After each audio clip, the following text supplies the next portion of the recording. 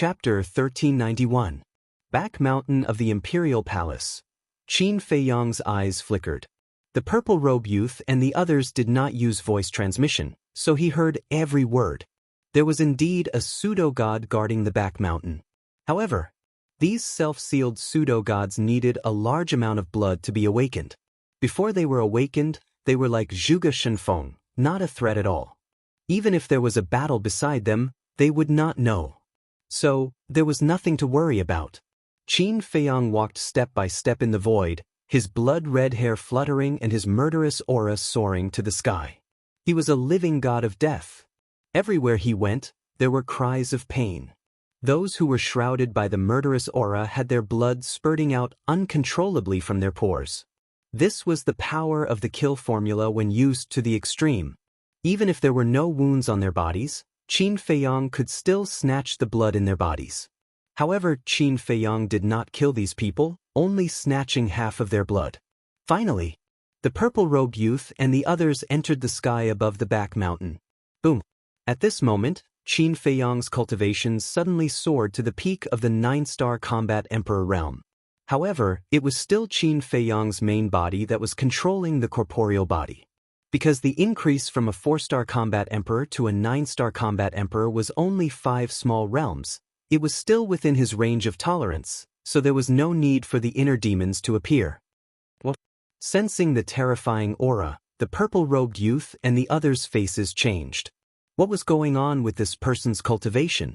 From a 4-star combat emperor to a peak 9-star combat emperor, how did he do such a heaven-defying thing? A red-robed girl stammered, "Brother Feng, he won't raise his cultivation to the pseudo-god realm later, right?" Hearing the red-robed girl's words, the group of people's hearts sank. The purple-robed youth's mood instantly became incomparably heavy. At this rate, it might really be possible. But they did not know that they were completely scaring themselves. Qin Feiyang had specially tried. Although the kill formula was heaven-defying, it could not superimpose his cultivation to the pseudo-god realm. Qin Feiyang also entered the back mountain of the Imperial Palace openly. None of the Kirin army, who were guarding the back of the mountain, dared to block the way. They all retreated to the side in fear. A young man in black turned his head and glanced at Qin Feiyang. His pupils suddenly shrank and he said in surprise, "Brother Feng, didn't you say that he didn't dare to come in? Faster! This is already my maximum speed. How can I be faster?" The purple-clad young man glared angrily at the black-clad young man and said, "Don't panic. Although his cultivation level has reached the peak, his speed is only on par with mine. He's dreaming if he wants to catch up with us." Hearing this, everyone heaved a sigh of relief. Just as the purple-clothed young man spoke, Qin Feiyang's eyes flashed and he instantly disappeared. Where is he? After listening to the purple-clothed young man, the black-clothed young man turned around to look at Qin Feiyang. But when he saw that there was no one behind him, his face was full of surprise. The purple-clothed young man and the others also turned their heads, their eyes full of surprise. Could it be that he knows that he can't catch up with us, so he took the initiative to leave? The group of people involuntarily stopped and turned around to look at the void and the earth in front of them. "Let's go!" All of a sudden, the woman in red seemed to have thought of something and shouted at the purple-clothed young man. The purple-clothed young man was stunned and seemed to have thought of something. He hurriedly led the group of people and fled into the back of the mountain. "What's going on?" Someone looked at the woman in red and asked in confusion. "Qin Feiyang must have gone to the castle. He wants to use the castle to make us relax our vigilance and think that he has left. In fact, he is secretly driving the castle to chase us." The woman in red lowered her voice and said in a low voice, "Is that so?"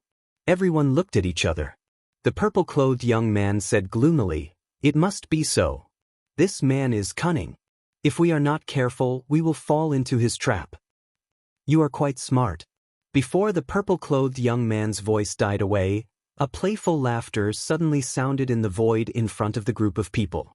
The next moment, Qin Feiyang appeared out of thin air in front of the group of people. That's right. He entered the castle to mislead these people into thinking that he had left. He had tried this method before. And every time, it was a tried and tested success. Damn it! The purple-clothed young man cursed in his heart. Without another word, he hurriedly led the group of people and fled in the direction of the entrance. Running away without fighting? Are you worthy of being the prodigies of the war god temple? Qin Feiyong had a mocking look in his eyes as he followed behind the group of people unhurriedly. The group of people remained silent, but their hands were unconsciously clenched tightly. Their eyes were also shining with a shocking cold light.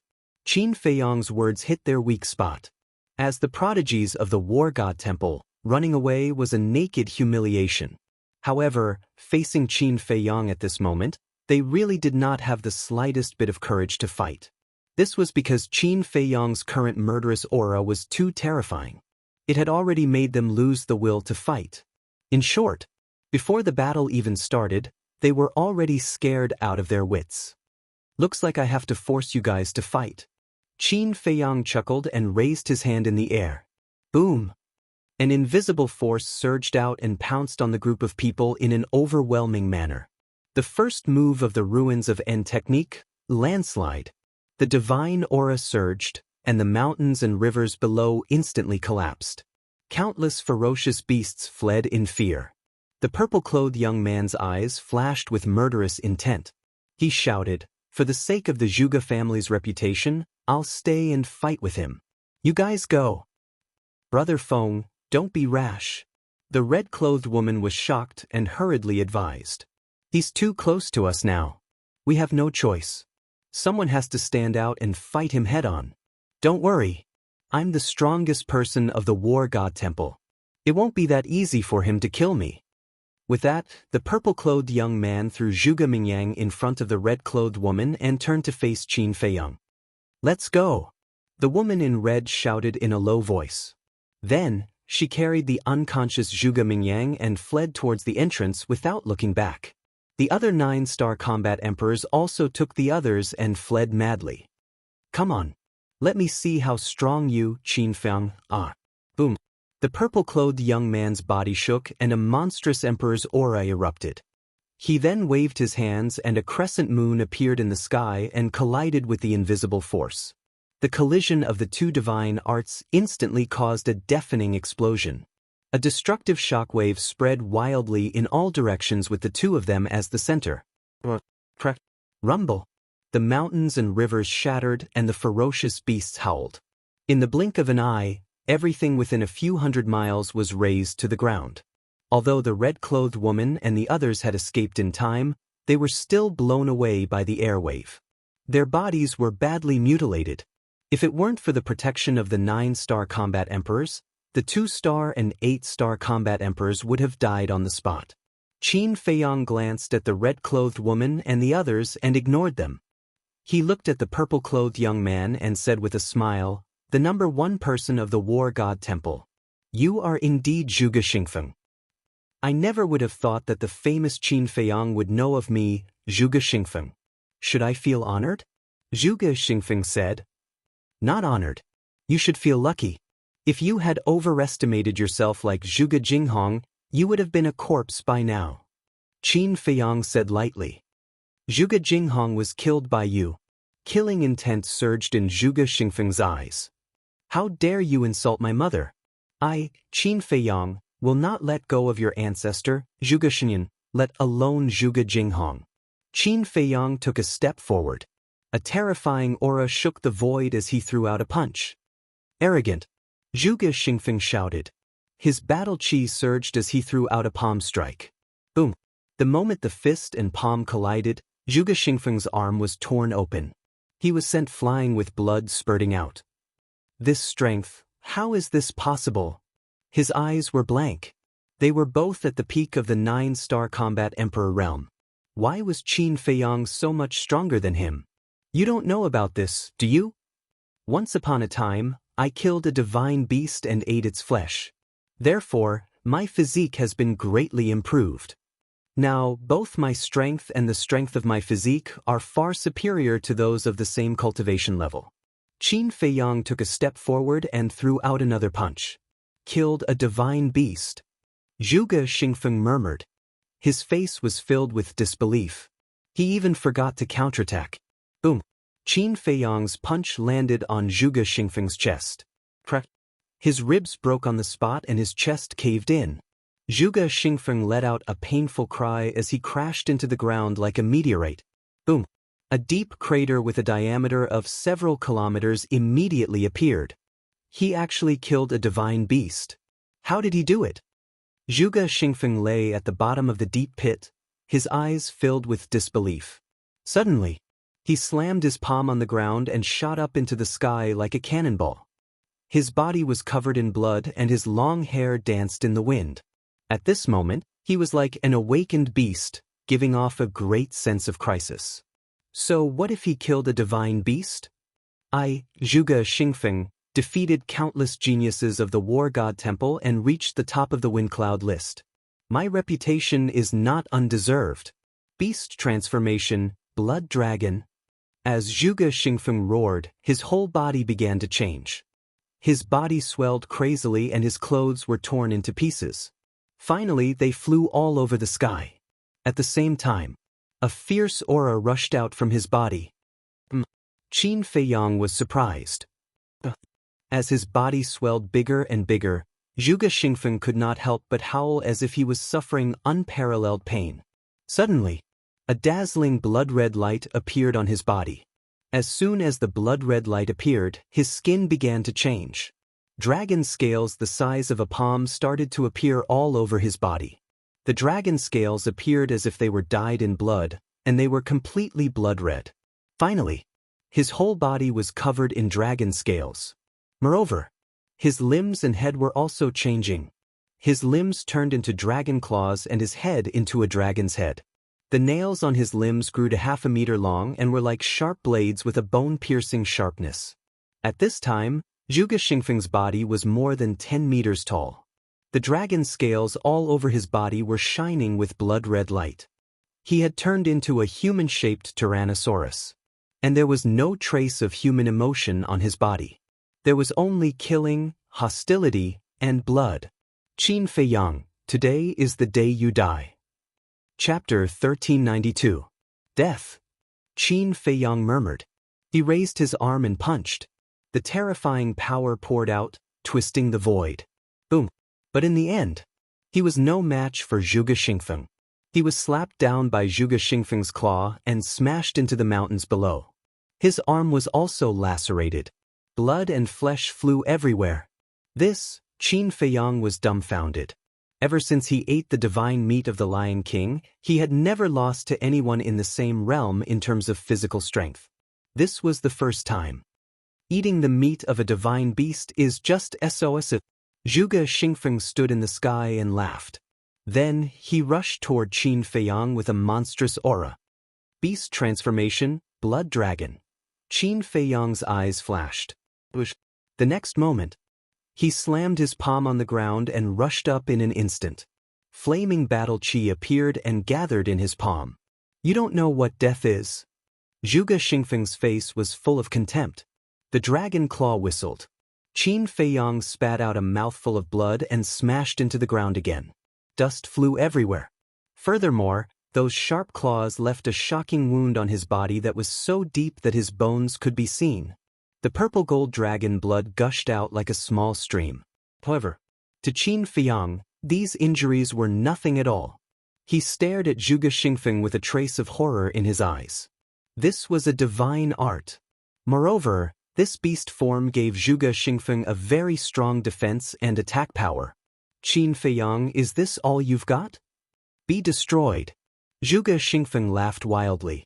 The blood and qi in his body surged and turned into a blood-red wave. It carried the power to destroy the world and blasted toward Qin Feiyang. I was just testing the power of your divine art. Why are you so arrogant? Qin Feiyang suddenly stood up and smiled disdainfully. The life force contained in the fire of life and the purple-gold dragon blood was quickly healing his wounds. Boom! He raised his hand and waved it. A golden light surged out like a torrent and collided with the wave of blood.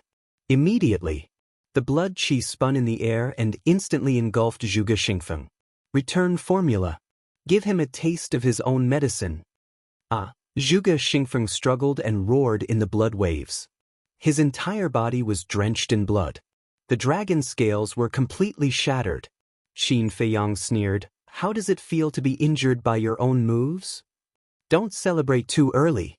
Zhuge Xingfeng roared.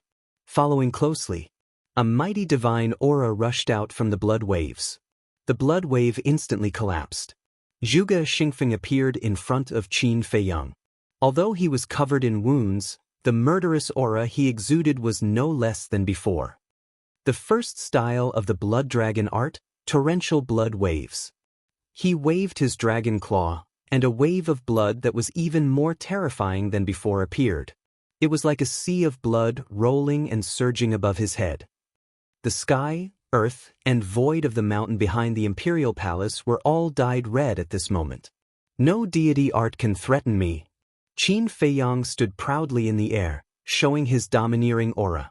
"Is that so?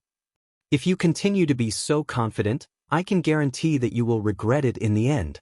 Zhuge Xingfeng smiled ferociously. He raised his dragon claw high and pressed it down. The blood waves above his head poured down in torrents, crazily pouncing towards Qin Feiyang. The terrifying aura shrouded all directions. The earth suddenly trembled violently, and cracks spread out. However, Qin Feiyang was indifferent. When the wave of blood came, he raised his arm and met it with a palm. Golden light surged in his palm. As long as he had the return formula, no matter what divine art the opponent used, it would become his trump card. Boom! There was no suspense. The wave of blood turned in the air and drowned Zhuge Xingfeng again. For a moment, Zhuge Xingfeng's shrill scream, his unwilling roar, resounded through the sky. But why did God give him such a divine art? I don't accept it. The second move of the blood dragon formula, rolling blood thunder. The wave of blood rolled crazily. Streaks of blood-red lightning swept out from the wave of blood, carrying a destructive aura, and continuously bombarded Qin Feiyang. "It's useless." Qin Feiyang shook his head and suddenly stretched out his hand. Waves of golden light roared out. All the blood-red lightning was reflected back and entered Zhuge Xingfeng's body. In just a moment, Zhuge Xingfeng's beast body was full of holes and blood flowed out. "Why is this happening? I am the number one of the War God Temple. How can I be defeated by him?" The third move, Blood Dragon. Zhuge Xingfeng had completely lost his mind. The blood qi in Xiao Chen's body and the battle qi in his qi sea poured out without reservation, turning into a huge blood dragon that was several kilometers long. The blood dragon bared its fangs and brandished its claws as it charged at Qin Feiyang. "I told you it's useless. Why don't you believe me?" Qin Feiyang shook his head. Accompanied by a dragon's roar, the divine dragon seal appeared in the sky and instantly grew to thousands of feet in size to meet the blood dragon. Boom! A loud explosion rang out, shocking the entire imperial city. The blood dragon, without any resistance, was directly crushed by the divine dragon seal. Zhuge Xingfeng was so angry that he spat out blood. This was the difference between the divine arts. Although they were both deity skills, a lower-level deity skill would be able to destroy a higher-level deity skill. Qin Feiyang said indifferently, "What else do you have? Show me all of them. I'll let you die knowing why."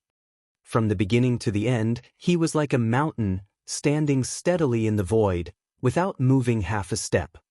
Roar? Zhuge Xingfeng roared and roared as if he had gone mad. He was already covered in wounds, but Qin Feiyang did not move at all. For him, this was not only a humiliation, but also a torture. "You will regret it. You will." The fourth move, Blood Dragon True Form. As he roared, his beast body swelled again, and the murderous aura around him became even more terrifying. Finally, Zhuge Xingfeng had completely turned into a real blood dragon. His body was hundreds of feet long, covered in dense scales, and his murderous aura was monstrous. He raised his huge head and let out a deafening dragon roar. He opened his bloody mouth and pounced on Qin Feiyang. "Interesting," Qin Feiyang murmured. It was his first time seeing a divine art that could turn a living person into a blood dragon. He raised his big hand and waved gently. The purple-gold dragon qi surged, and the divine dragon seal appeared again. With monstrous dragon power, it cut through the sky and collided with the blood dragon that Zhuge Xingfeng had turned into. Zhuge Xingfeng immediately let out a miserable howl as his 2 dragon claws were shattered. However, he did not retreat half a step. He raised his huge dragon tail and slapped at the divine dragon seal. With a boom, the divine dragon seal was smashed into pieces. Qin Feiyong's body trembled slightly, and a trace of blood flowed from the corner of his mouth. Not bad. You can compete with the first move of the divine dragon technique. However, the divine dragon technique still has 3 moves. How many can you withstand? Qin Feiyong murmured. The purple-gold dragon chi surged, and a purple-gold divine dragon appeared in the sky. Divine dragon roar. The purple-gold divine dragon let out a loud roar. Waves of invisible sound waves suddenly appeared and rushed toward Zhuge Xingfeng like a tide. Roar? In an instant. The sound waves arrived. Like a sharp blade, they drowned Zhuge Xingfeng. Zhuge Xingfeng's beast body was immediately torn apart, and he howled again and again.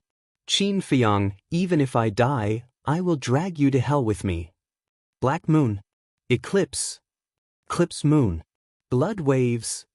Blood thunder. Blood dragon. Innate superpower, blood dragon eye. Zhuge Xingfeng roared unwillingly. In the blink of an eye, he had evolved all the divine arts and even activated his fighting soul. His fighting soul was also a blood dragon. In an instant, the entire back mountain of the imperial palace was drowned in divine power. Countless beasts fled at the sight of this. The Kirin army guarding the entrance, as well as the red-clothed woman and others who had fled to the entrance, all looked in the direction of Qin Feiyong and Zhuge Xingfeng in horror. What a terrifying aura! But they also knew that Zhuge Xingfeng had reached the end of his road. With you, Qin Feiyong, to die with me even if I die, it will be worth it. Zhuge Xingfeng laughed again and again. With all the divine arts and fighting soul, he forcibly shattered the sound waves and charged toward Qin Feiyong. But Qin Feiyong was very calm. There was even a hint of appreciation in his eyes. If he remembered correctly, Zhuge Mingyang had only inherited the first and second moves of Eclipse Moon, but this person had obtained the third move. No wonder he was the number 1 in the War God Temple. However, he would not show mercy to his enemies. Boom! Qin Feiyong raised his arm and pointed to the sky. There was a sudden loud noise in the sky. The wind suddenly blew, lightning flashed, and thunder rumbled. The next moment, a statue appeared, and its divine power shook all directions. The third move of the divine dragon art, supreme of 9 and 5. It's your honor to die under the third move of the divine dragon art. Qin Feiyong smiled coldly and waved his hand. The statue raised the broken sword and slashed toward Zhuge Xingfeng. This slash was about to split the void. Stop! But at this moment, an old voice resounded from the depths of the cave. Following closely, a magnificent godly aura surged toward Qin and like a thunderbolt, drowning the sky. Qin Feiyong raised his eyebrows. He had actually awakened the fake god in the depths. However, not only did he not stop, the murderous intent in his eyes became even more terrifying. The broken sword fell mercilessly, and the sharpness was destructive. Zhuge Xingfeng's divine arts and fighting soul were instantly turned into ashes. Zhuge Xingfeng's beast body was also split in half by the sword, and blood stained the sky. From now on, Zhuge Xingfeng will no longer exist in this world. Qin Feiyong smiled coldly, turned around and used phantom steps, and rushed toward the entrance without looking back. The emperor's statue dissipated as well. An old man in black descended above the broken mountain range, looking at Zhuge Xingfeng's corpse with a strong murderous intent in his eyes. Qin Feiyong, why did you come back? He suddenly turned around, locked onto Qin Feiyong's disappearing figure, and roared angrily. Qin Feiyong did not respond. The appearance of the fake god was somewhat unexpected. Therefore, he had to hurry and meet up with the Thunder Leopard, Wang Yangfeng, and the others. Otherwise, everyone would be in danger. Chapter 1393. Seeing that Qin Feiyong ignored him, the black-robed old man flew into a rage out of humiliation. Swoosh! He took a step forward and traversed dozens of kilometers in an instant. He was several times faster than Qin Feiyang. Qin Feiyang raised his brows. Initially, he wanted to kill Zhuge Mingyang and the others while he was at it. That was because he knew that Zhuge Mingyang and the others would definitely stop at the entrance and watch.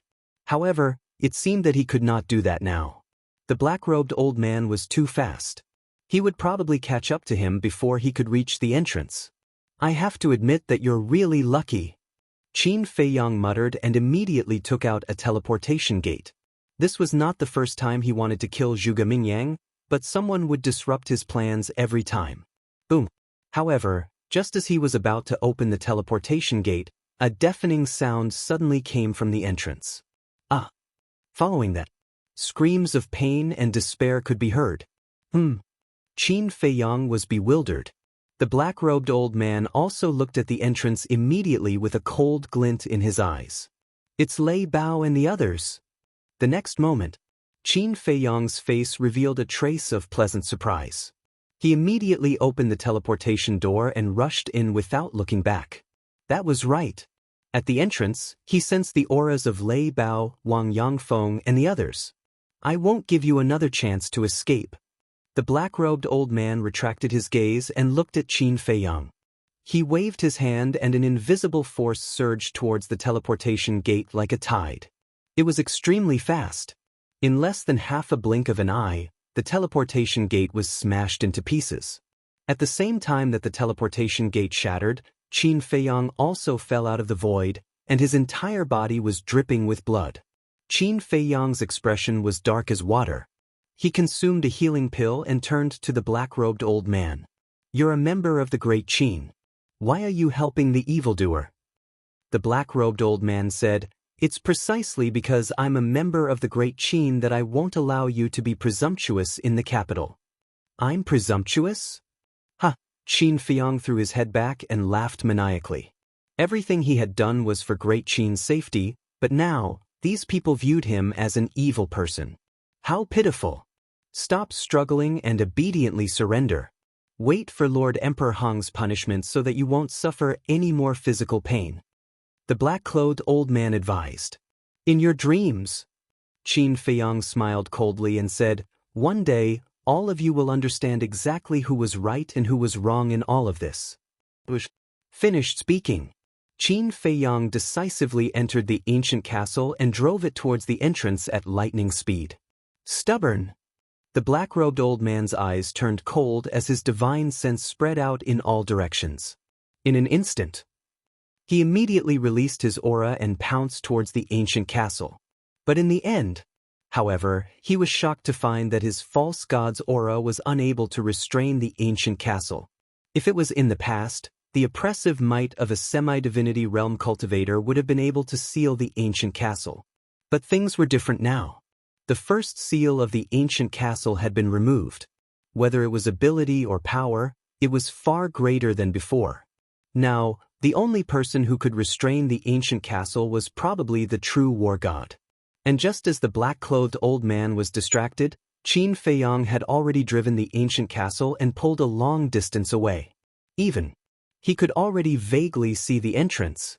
The back mountain of the Imperial Palace is really dangerous. Qin Feiyang was still in fear. The scene changed and locked onto the rear. Teleportation gate. Immediately, Qin Feiyang's expression changed abruptly.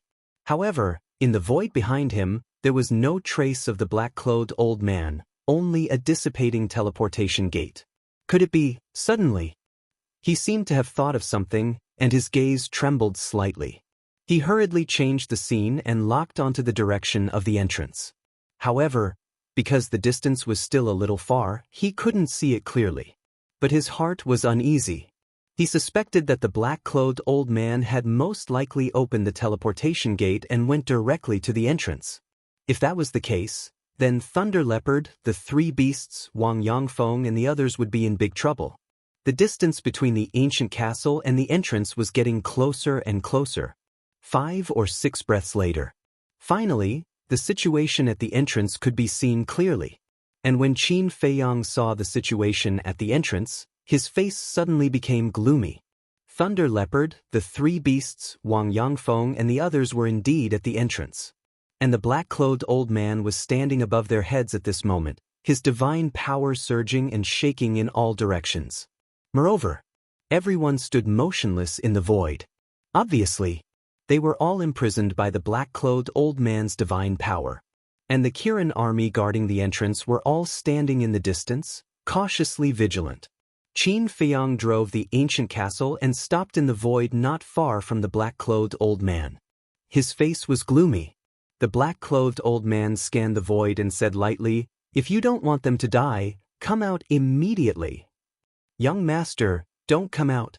It doesn't matter if we die, but you must not fall into the hands of the imperial preceptor. Don't worry about us, go quickly." Wang Yangfeng and the others roared. But before they finished speaking, Qin Feiyang appeared out of thin air. The black-clothed old man looked at Qin Feiyang and said, "As the rumors say, you are indeed a person who values friendship and righteousness, but sometimes, being too loyal will get you killed." Qin Feiyang ignored him and lowered his head to look down. On the ground below, there were corpses lying quietly, still bleeding. They were the group of people who were with Zhuge Xingfeng before. Qin Feiyang glanced at them one by one and raised his eyebrows slightly.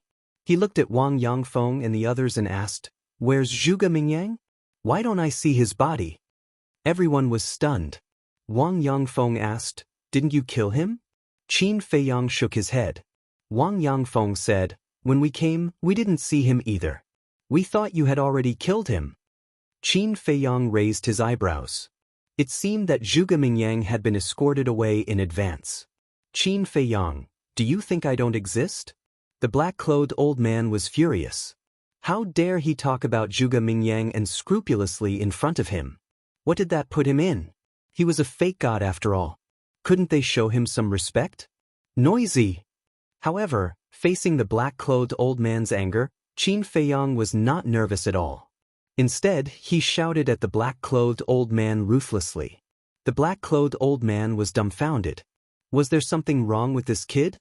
How dare he scold him? Did he know what kind of situation he was in now? The Kirin army was also dumbfounded. This guy's courage was indeed not for show. Qin Feiyang looked at the black-clothed old man and said indifferently, "Do you think I escaped into the castle because I was afraid of you?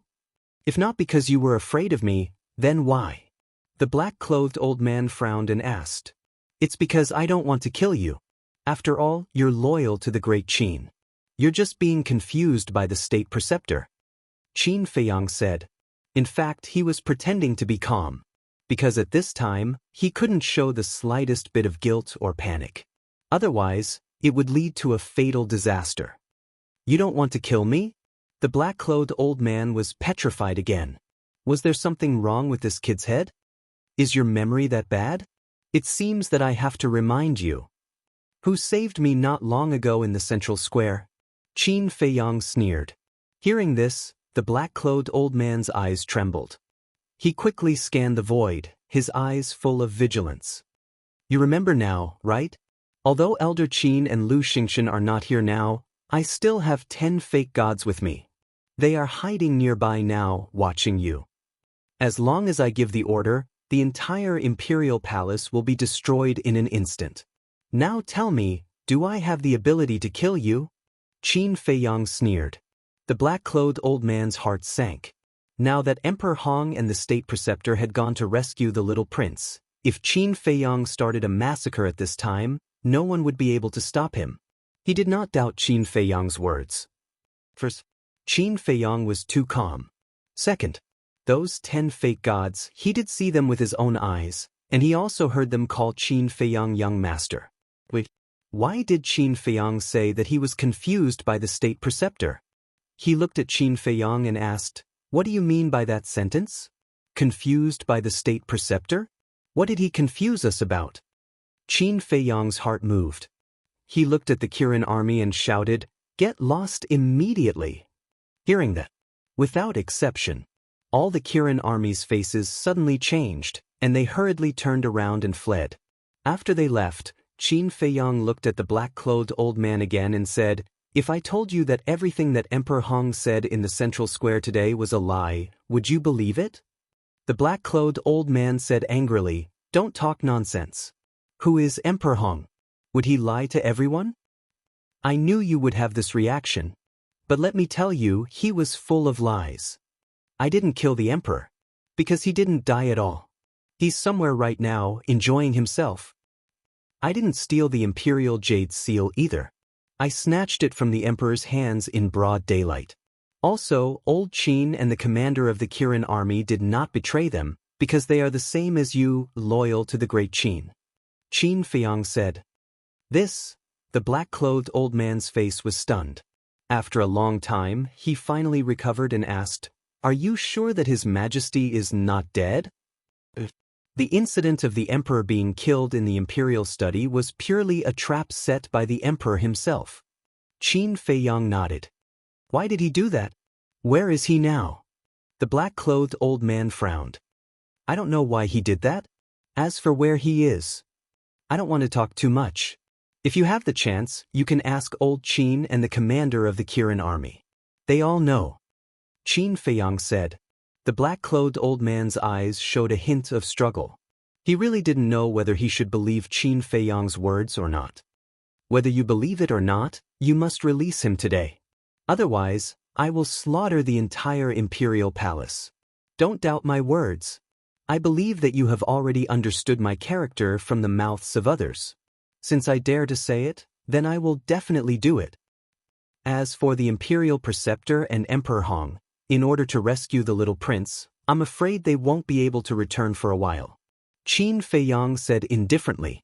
The black-clothed old man's pupils constricted, and he said in a deep voice, using the little prince to trick the imperial preceptor and Emperor Hong, and slaughtering the entire Zhuge family, you really know how to scheme.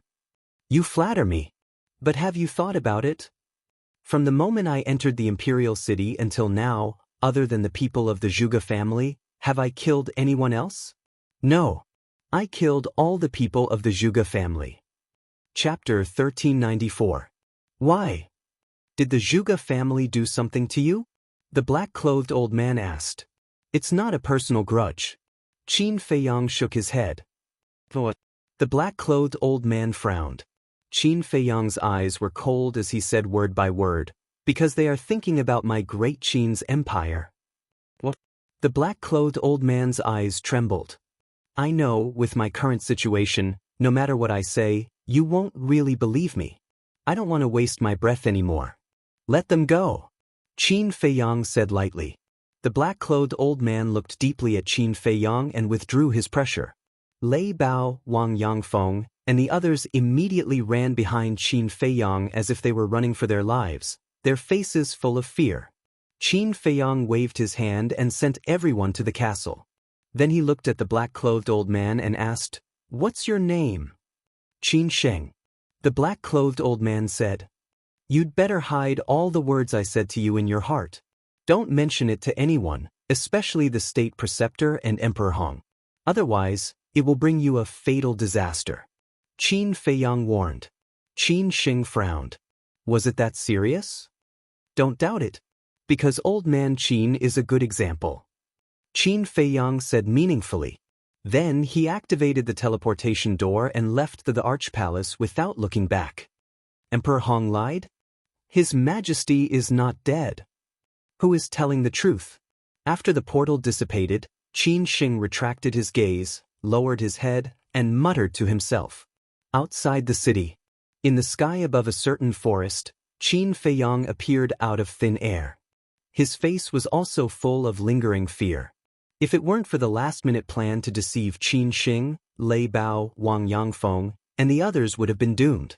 But then again, although this time he almost fell and didn't go to the law enforcement hall, the harvest was still great. Not only did he get rid of the entire Zhuge family, but he also figured out Qin Sheng's position. Previously, although Qin Sheng did not express his opinion directly, it was not difficult to tell from Qin Sheng's expression that if everything he said was true, then Qin Sheng would definitely stand on his side. One had to know. Qin Sheng was a veteran false god. If he really became an ally, it would be of great help to him. Letting out a long breath, Qin Feiyang entered the castle. Looking at Lei Bao, Wang Yangfeng, and the others, he asked, "How was it?" "Not a single survivor. The entire Zhuge manor has been razed to the ground. Furthermore, we also found a treasure vault in the Zhuge family and obtained a large amount of wealth and medicinal herbs. They are all with old man Wang." Lei Bao snickered. "Very good." Qin Feiyang nodded. He looked at Wang Yangfeng and said, "Give those things to Fatso and Dan Wangkai. Let them sort them out." "All right." Wang Yangfeng nodded. With a wave of his hand, dozens of cosmos sacks appeared and piled up on the ground. "So many!" Qin Feiyang was shocked. Fatso and Dan Wangkai immediately surrounded him, their eyes shining with greed. Wang Yangfeng shook his head in amusement. Suddenly, he seemed to have thought of something. He turned to Qin Feiyang and asked, "Young master, are the 10 false gods of the Lu family really at the back mountain of the imperial palace?" "I lied to Qin Sheng." Qin Feiyang smiled. "What?" Everyone looked at each other. He was too good at pretending. Previously, when they saw Qin Feiyang's calm expression, even they believed it to be true. Qin Feiyang smiled and took out the image crystal. Lu Hong opened her eyes at this time and sighed. "It's a pity that although we eliminated the Zhuge family, we didn't manage to kill Zhuge Mingyang. This person's threat can't be underestimated. There will be a chance sooner or later." Qin Feiyang snorted and activated the image crystal. Buzz. So, Old Man Qin's shadow appeared in the void in front of him. "Give me your current coordinates," Qin Feiyang said. Old Man Qin immediately gave Qin Feiyang a coordinate. Qin Feiyang put away the image crystal, left the castle, opened the teleportation door, and arrived in the sky above a mountain. As soon as he appeared, he sensed 4 terrifying auras. Moreover, there was also a tense atmosphere. He looked down and saw a huge mountain peak below. At the peak of the mountain, Old Man Qin and Lu Xingchen stood together. Lu Xingchen grabbed the little prince, and a wisp of divine sense floated in front of him, emitting a great pressure. Old Man Qin held the Chang Shui in his hand and stared at the state preceptor and Emperor Hong opposite him. On the other side, the state preceptor and Emperor Hong stood side by side, their bodies also surrounded by killing intent. "So lively." Qin Feiyang chuckled and landed beside Old Man Qin. The state preceptor's gaze turned and landed on Qin Feiyang, and said in a deep voice, "What did you do to the Zhuge family? Is there a need to say that? Not a single one was left alive. Killed them all, including Zhuge Wuhou, Zhuge Nanhua, and Zhuge Nangong, the 2 Peak Realm 9-star war empress." Qin Feiyang laughed. "You beast!" Hearing this, the state preceptor was furious. Old Man Qin sneered, don't move, the Chang Shui in this old man's hands is not to be trifled with." Upon hearing Chang Shui, the state preceptor's pupils suddenly contracted, filled with fear. "And the monsters of the Zhuge family in the War God Shrine, they were all killed by me," Qin Feiyang said again. "What?" The state preceptor's body trembled and asked, "What about Zhuge Xingfeng and Zhuge Mingyang?" "I killed Zhuge Xingfeng with my own hands. As for Zhuge Mingyang, he was lucky enough to escape," Qin Feiyang said regretfully. "Bastard!" The state preceptor immediately roared, and his eyes turned blood red, like a wild beast that had gone berserk. Qin Feiyang asked curiously, "You care so much about Zhuge Xingfeng? Just who is the descendant of the Zhuge family?" The state preceptor turned a deaf ear to him and said sinisterly, "Just you wait, this state preceptor will definitely make you pay with your blood. I'm waiting every day. Bring it on at any time." Qin Feiyang sneered. At this time, Emperor Hong said expressionlessly, "Your goal has been achieved, it's time to let the little prince go." Qin Feiyang waved his hand and said, "Return it to them. Catch it well.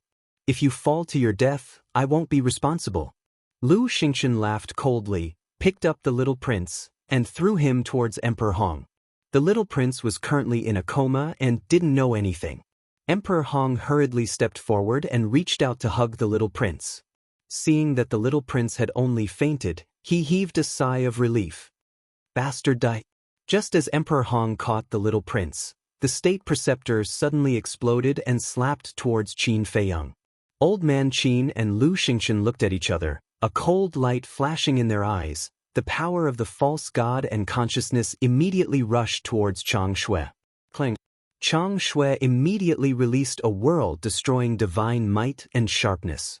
Emperor Hong's expression changed as he looked at the state preceptor and shouted, "What are you doing?" Stuff. The state preceptor unwillingly stopped in his tracks. Emperor Hong waved his hand and a teleportation gate opened. He said gloomily, "Go." With that, he stepped into the teleportation gate without looking back. The state preceptor did not move. He stared at Qin Feiyang, his old eyes filled with ferocity. "If you want to fight, then fight. If you don't want to fight, then scram. What are you waiting for?" Qin Feiyang looked at him provocatively.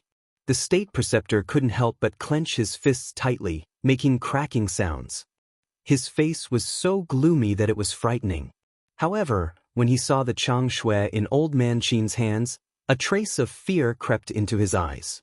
He had already seen the power of Chang Shui when he fought with Ren Duxing last time. Even a divine artifact could be easily destroyed. If Old Man Qin and Old Man Qin really revived Chang Shui, even if he and Emperor Hong joined hands, they might not be a match. Emperor Hong stood in the teleportation gate and looked at Qin Feiyang and the other two. He looked impatiently at the state preceptor and shouted, "I told you to leave, didn't you hear me?" Boom. The state preceptor stomped on the ground, and the entire mountain instantly collapsed with a deafening sound. Thick smoke covered the sky. One day, your fate will be the same as this giant mountain. Perhaps, it will be even worse than this giant mountain. After leaving behind these harsh words, the state preceptor turned around and entered the teleportation gate. So, the two of them and the little prince disappeared from the sight of Qin Feiyang and the other two. "How delightful!" Lu Xingchen laughed loudly. Old Man Qin also laughed. After returning the Chang Shui to Qin Feiyang, he gave Qin Feiyang a thumbs up and praised, "Well done. Now that the Zhuge family has been completely annihilated, the state preceptor has lost his left and right arms. In a short period of time, he definitely won't dare to stir up trouble again." Although the Zhuge family has been destroyed, there is still the law enforcement hall. The people of the law enforcement hall are all the confidants of the state preceptor. These people can't be underestimated. Qin Feiyang waved his hand. Lu Xingchen stopped laughing and frowned. "Then why didn't you get rid of them all just now?" Qin Feiyang said helplessly, "I also want to, but a fake god has awakened in the back mountain, so I have to give up." "What bad luck." Lu Xingchen cursed in his heart. Old Man Qin glanced at Lu Xingchen and transmitted his voice to Qin Feiyang. "I think we can't kill the people of the law enforcement hall." But Qin Feiyang was suspicious. Although they are the confidants of the state preceptor, they are after all the people of the Great Qin. As long as we get rid of the state preceptor, I believe that they will definitely turn over a new leaf. Old Man Qin said. "Turn over a new leaf," Qin Feiyang murmured. The old man in front of him was still too benevolent and thought of everything as simple. However, he couldn't refute it face to face. Qin Feiyang looked at Lu Xingchen and asked, "What are you going to do next?" "Now I definitely can't go back to the temple. Let's find a place to meditate and wait for the miracle to open." Lu Xingchen smiled and said, a light flashing in the depths of his eyes. Qin Feiyang's eyes flashed and said, "You want to go to the miracle so much, what exactly is there in the miracle that makes you envious? Who in this world doesn't want to go to the miracle? Aren't you also looking forward to it?" Lu Xingchen said. Qin Feiyang looked at him meaningfully and said, "Then let's part ways for the time being." Lu Xingchen smiled, looked at Old Man Qin and said with a smile, "Old Man Qin, this cooperation was very pleasant. I hope there will be a next time." Finished. Lu Xingchen flashed and disappeared without a trace. However, at this moment, in the sky above the imperial city, a loud sound suddenly exploded, like a thunderclap, deafening. Qin Feiyang and Old Man Qin froze and immediately raised their heads to look. Lu Xingchen, who had just disappeared, once again appeared beside the two of them, looking at the sky above the imperial city in surprise. At the same time, the state preceptor and Emperor Hong, who had just returned to the imperial palace, didn't have time to wake up the little prince. Hearing the loud sound in the sky, they immediately looked up. Anqin Sheng. He stood in the air at the entrance and looked up at the sky above the first city district. His old face was also full of surprise, because the loud sound came from the sky above the central square of the first city district. Chapter 1395. The loud sound was like thunder, and the lingering sound rumbled, echoing over the imperial city for a long time. However, under the watchful eyes of everyone, the loud sound gradually subsided, and nothing appeared in the sky above the first city district. Everything returned to calm. What's going on? Old Qin's face was full of surprise. Qin Feiyang and Lu Xingqian on the side were also full of suspicion. Why would there be a loud sound for no reason? It's really strange. A moment later, Lu Xingqian muttered, looked at Qin Feiyang and said with a smile, "Let's meet again when the miracle opens." After saying that, he was ready to enter the space divine object. Boom. However, at this moment, another deafening explosion erupted. It still came from the sky above the central square of the first city district. What's the situation? Lu Xingqian raised his eyebrows and looked up again. Rumble, but this time, that loud sound did not disappear, and it kept roaring over the first city district, as if the sky was falling and the earth was splitting, deafening. At this moment, there were also countless people gathered in the central square. Everyone raised their heads one after another, looking at the void above, their eyes full of suspicion. Look! The void is twisting. Suddenly, someone pointed to a certain void and roared. Immediately, everyone looked at the void that the person pointed to, and their faces changed greatly. That void was indeed twisting. Moreover, it was spreading crazily in all directions. In the end, the entire sky above the square trembled violently. That scene, coupled with the endless rumbling sound, felt like some peerless monster was born. Swish! Above the fragrant moon house, two figures suddenly appeared. It was the Imperial Preceptor and Emperor Hong. What the hell is going on? The Imperial Preceptor raised his eyebrows. This kind of thing has never happened before, and this old man doesn't know. Emperor Hong shook his head. Greetings, Emperor Hong. Greetings, Imperial Preceptor. A figure cut through the sky, landed in front of the two, and bowed respectfully. It was Yen Wei. The Imperial Preceptor retracted his gaze, looked at Yen Wei, and asked, "What's the situation of the Zhuge family?" "It's all gone, leaving only ruins." Yen Wei sighed. Damn it. The Imperial Preceptor clenched his fists and gritted his teeth. He looked as if he wanted to eat someone. The ancestors of the Zhuge clan were marquises personally conferred by the late emperor. They have been passed down from generation to generation. Qin Feiyang massacring the Zhuge clan is tantamount to offending the late emperor's divine might. Lord Emperor Hong, please punish Qin Feiyang severely and give the Zhuge family justice. Yen Wei's eyes flashed, and he knelt in front of Emperor Hong, crying out in grief. The imperial advisor glanced at Yen Wei, then faced Emperor Hong and cupped his hands. "My lord, please forgive my subordinate's offense and rudeness, but what he said is reasonable. If Qin Feiyang is not eliminated, I'm afraid it will be difficult to convince the masses." Emperor Hong remained silent. Also, before the previous emperor left, he left behind an imperial order. The 100 martial marquises of the Great Qin cannot be more or less. Therefore, this lowly one earnestly requests Lord Emperor Hong to allow Zhuge Mingyang to inherit the position of Zhuge Wuhou. Yen Wei said again, "Let Mingyang inherit the position of Martial Marquis?" The imperial advisor was slightly stunned. Although Zhuge Mingyang is young, he is the only child left in this world by Zhuge Wuhou. Furthermore, Zhuge Mingyang's talent is obvious to everyone. For him to inherit the position of Zhuge Wuhou, this lowly one believes that it is the most suitable. Yen Wei said. Hearing these words, the imperial advisor couldn't help but secretly give a thumbs up to Yen Wei. He also liked Yen Wei more and more. Emperor Hong pondered for a moment, then nodded and said, "The position of Martial Marquis of the Zhuge family cannot be left vacant for too long. This old man will seriously consider your suggestion."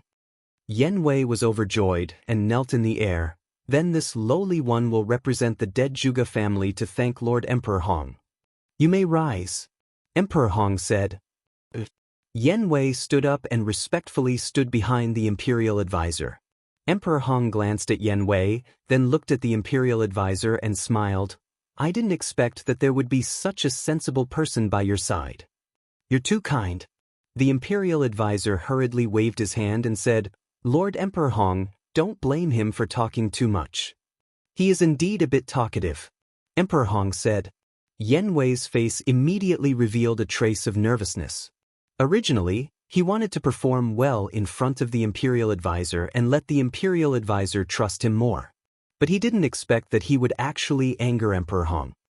However, although he is a bit talkative, what he said and what he thought were all reasonable. My great Qin also needs a talent like him who dares to speak and do. Nurture him well. In the future, he will definitely become your right-hand man. Emperor Hong looked at the imperial advisor and said with a smile. The imperial advisor was stunned. He never thought that Emperor Hong would actually say such words.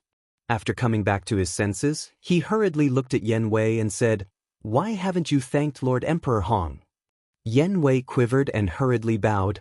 Thank you, Your Excellency. Emperor Hong nodded his head and raised his head to look at the void above again.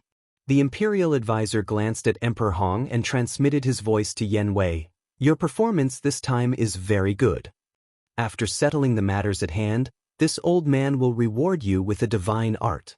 Divine art. Yen Wei's body trembled and he secretly said, Your Excellency, did this subordinate hear wrongly? The imperial advisor said. Yen Wei was wild with joy and hurriedly thanked. Many thanks for Your Excellency's kindness of grooming. From today onwards, this lowly one will definitely do my best for Your Excellency, until my death. This was truly a meat pie falling from the sky, too unexpected.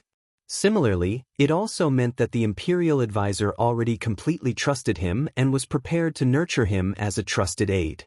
Just as Yen Wei was secretly rejoicing, in the void not far away, another 3 figures suddenly appeared. The moment these 3 people appeared, it immediately caused a commotion. Because these 3 people were precisely Qin Feiyang, Lu Xingchen, as well as Elder Qin. After slaughtering the entire Zhuge family, they actually still dare to brazenly come to the central plaza? Do they think that Emperor Hong and the imperial advisor don't exist?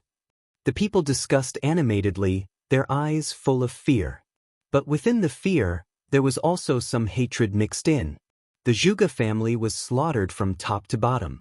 To be able to do such a tragic thing, this Qin Feiyang was truly inhumane. At the same time, sensing the auras of Qin Feiyang trio appear, Emperor Hong, the imperial advisor, and Yen Wei also immediately retracted their gazes and looked at Qin Feiyang trio. Emperor Hong's expression was still indifferent. But the imperial advisor and Yen Wei's faces were full of anger. The imperial advisor disregarded his status and directly shouted, This place does not welcome beasts, scram immediately. Qin Feiyang glanced at him indifferently, took out Chang Shui, and threw it to Elder Qin. Elder Qin grabbed Chang Shui and turned his head to look at the imperial advisor without saying a word, his eyes full of contempt. Although he didn't say anything, that contemptuous attitude was enough to explain everything. I have Chang Shui in my hands, what can you do to me? If you have the guts, then come and drive us away. See if I don't destroy you. As for Lu Xingchen, even more so, his disdain was displayed incisively and vividly. From beginning to end, he didn't even look at Emperor Hong and the other 2. As soon as he appeared, he raised his head and stared at the void above. The imperial advisor blew his beard and glared, angry to the extreme. But the Chang Shui in Elder Qin's hands was like a towering mountain, pressing down on him until he couldn't breathe. I really didn't expect that such a highly respected person like Elder Qin would actually collude with Qin Feiyang to usurp the throne. This is in line with the old saying, you can't judge a book by its cover. Often, people who look very honest on the surface are very treacherous in their hearts. Someone in the crowd snorted coldly, full of sarcasm. Elder Qin was originally fine. But when he heard this, he immediately bristled with anger and roared, What do you know? What qualifications do you have to criticize this old man here? A traitor, everyone has the right to kill. Can't we talk about it? Since you dare to do it, don't be afraid of us saying it. His Majesty trusted you so much in vain, but in the end, you are a white-eyed wolf. Disgusting. Look at Lord Imperial Advisor. He is upright, selfless, and loyal to the Great Qin. They are both pillars of the Great Qin. Why is the difference between you two so great? The crowd began to clamor without restraint. Because with the Imperial Advisor and Emperor Hong holding down the fort, they were not afraid. Preposterous, preposterous. Elder Qin was so angry that he was about to vomit blood. A person who sincerely wanted the good of the Great Qin was reviled by others. A person who truly wanted to usurp the throne was praised by the people of the world. What kind of justice was this? The Imperial Advisor looked at all of this with a smug expression. "Oh man, do you see that? This is a method. Although I lost a lot, I gained the hearts of the people. And you? Now you are like a rat crossing the street, everyone is shouting to beat you up.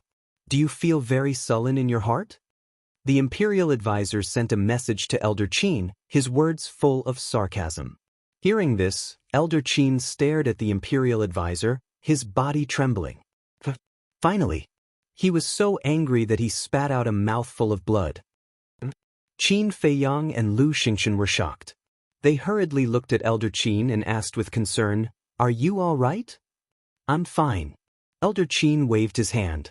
Qin Feiyang looked at the Imperial Advisor and frowned. Then, he retracted his gaze and said to Elder Qin in a low voice, "Why do you have to be so serious? As long as you have a clear conscience, it's fine." "That's right. To argue with a group of ignorant people, aren't you looking for trouble?" Lu Xingchen shook his head helplessly. Looking at Qin Feiyang and Lu Xingchen's calm expressions, Elder Qin could not help but feel ashamed. He was an old antique who had lived for thousands of years, but his mentality could not keep up with the two little fellows. He was truly ashamed. It seems that this old man's state of mind still needs to be improved. Elder Qin smiled bitterly, wiped off the blood from the corner of his mouth, took a deep breath, and finally calmed down the anger in his heart.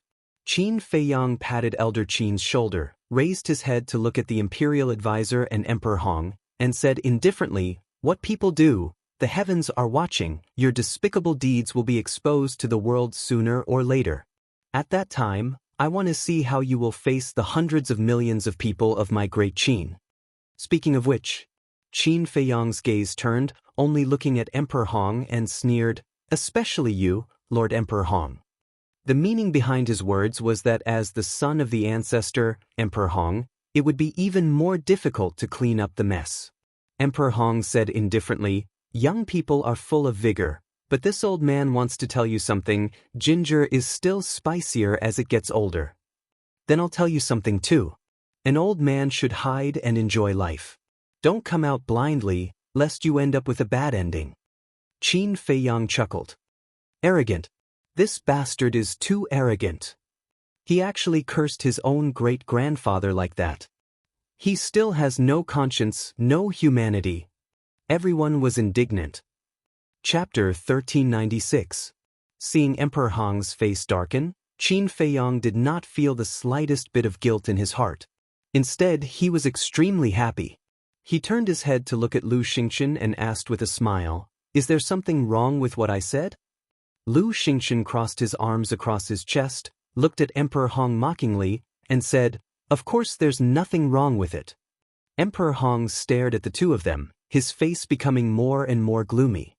Qin Feiyang and Lu Xingchen looked at each other, and then looked at Emperor Hong in unison, their eyes full of provocation. The atmosphere here gradually became solemn. "I can't help it. These two are too arrogant. If we don't kill them, the heavens will not tolerate it." In the crowd, a middle-aged man suddenly roared, carrying a monstrous emperor's might, and charged towards Qin Feiyang and Lu Xingchen. This person was wearing a pair of large black pants. His upper body was exposed, and he was filled with a wild aura. And his cultivation had reached the 9-star war emperor. "Kill them, get rid of evil for the people." Among the crowd, 3 more people rushed out. They were also 9-star war emperor, wearing black robes. So many 9-star war emperor? Qin Feiyang was surprised. And these 4 people were all unfamiliar faces, and there were no signs on their bodies. Retreat! Almost at the same time, the Imperial Preceptor's roar rang out. Qin Feiyang looked at the Imperial Preceptor and found that the Imperial Preceptor's face was anxious. Immediately, Qin Feiyang revealed a look of realization. Looking at these 4 people, they should be the inner hall's law enforcers. Since they were the Imperial Preceptor's confidants, then he would not be polite. Boom! He raised his hand and waved it. The first move of the ruins art, landslide, instantly appeared. With a terrifying divine might, it blasted towards the 4 people. You dare! The Imperial Preceptor was furious and was about to make a move. It's not your turn to interfere. But Elder Qin took a step forward and stood in front of the Imperial Preceptor. Killing intent surged in his eyes, and the Chang Shui in his hand was also buzzing. The Imperial Preceptor immediately became vigilant. An invisible force arrived in an instant. Accompanied by a series of screams, the bodies of the 4 people were torn apart on the spot, and blood stained the sky. One had to know. Qin Feiyang had yet to deactivate the kill formula. His cultivation had reached the peak of the 9-star combat emperor realm. With the divine art, killing 4 ordinary 9-star combat emperors was as easy as drinking water. However, this scene caused the people below to no longer dare to utter a word. He actually dared to kill in front of the Imperial Advisor and Emperor Hong? Oh my God! Does this guy have any regard for the law? Who dares to be noisy? Qin Feiyang's blood-red hair fluttered in the wind. His killing intent soared to the heavens as he coldly swept his gaze over the crowd. No one dared to look him in the eye, not even daring to breathe loudly. A moment later, Qin Feiyang finally withdrew his gaze. His big hand made a grabbing motion in the air, and the 4 people's Chenkuan bags flew up into the air and fell into his hand. In these 4 Chenkuan bags, he really did find the identity medallion of an inner court law enforcer. Qin Feiyang grinned and looked up at the state preceptor. He chuckled and said, "Sorry, I accidentally killed another 4 of your subordinates." Faced with such a blatant provocation, the state preceptor almost went mad. All of a sudden, he turned his head to look at Emperor Hong and said in a deep voice, "Your Excellency, we really can't let him continue to be so arrogant. Otherwise, the world will definitely talk behind our backs. Our great Qin Empire is incompetent." Emperor Hong looked at Qin Feiyang gloomily. He suddenly rushed into the clouds and looked down at Qin Feiyang and the other 2. He said word by word, "Come up and fight with this old man." Killing intent flashed in the state preceptor's eyes as he also rushed to Emperor Hong's side. Looking at the indifferent Qin Feiyang and the other 2, he laughed sinisterly. "It's finally as you wish. What are you still hesitating for? You want to fight? All right. This old man will accompany you." Elder Qin took a step forward. His entire body emitted a monstrous aura as he walked up to the peak of the clouds step by step. We've finally started the battle. The people below were all looking forward to it. Clang. However, right at this moment, in the sky above the plaza, a loud sound of metal colliding suddenly exploded. This loud sound was several times louder than the previous rumbling sound. Moreover, it carried an extremely strong penetrating force. Those below the 9-star war emperor had their eardrums torn apart on the spot as blood spurted out. Everyone was shocked. Just what was the birth of this thing? It was actually so terrifying? Qin Feiyang, Lu Xingchen, Elder Qin, the state preceptor, and Emperor Hong all looked towards the source of the sound. Their expressions suddenly changed. The void above the plaza was actually crazily cracking. How could this be? The void shattered. Could it be that a war god had broken through? Or was it the birth of a divine weapon?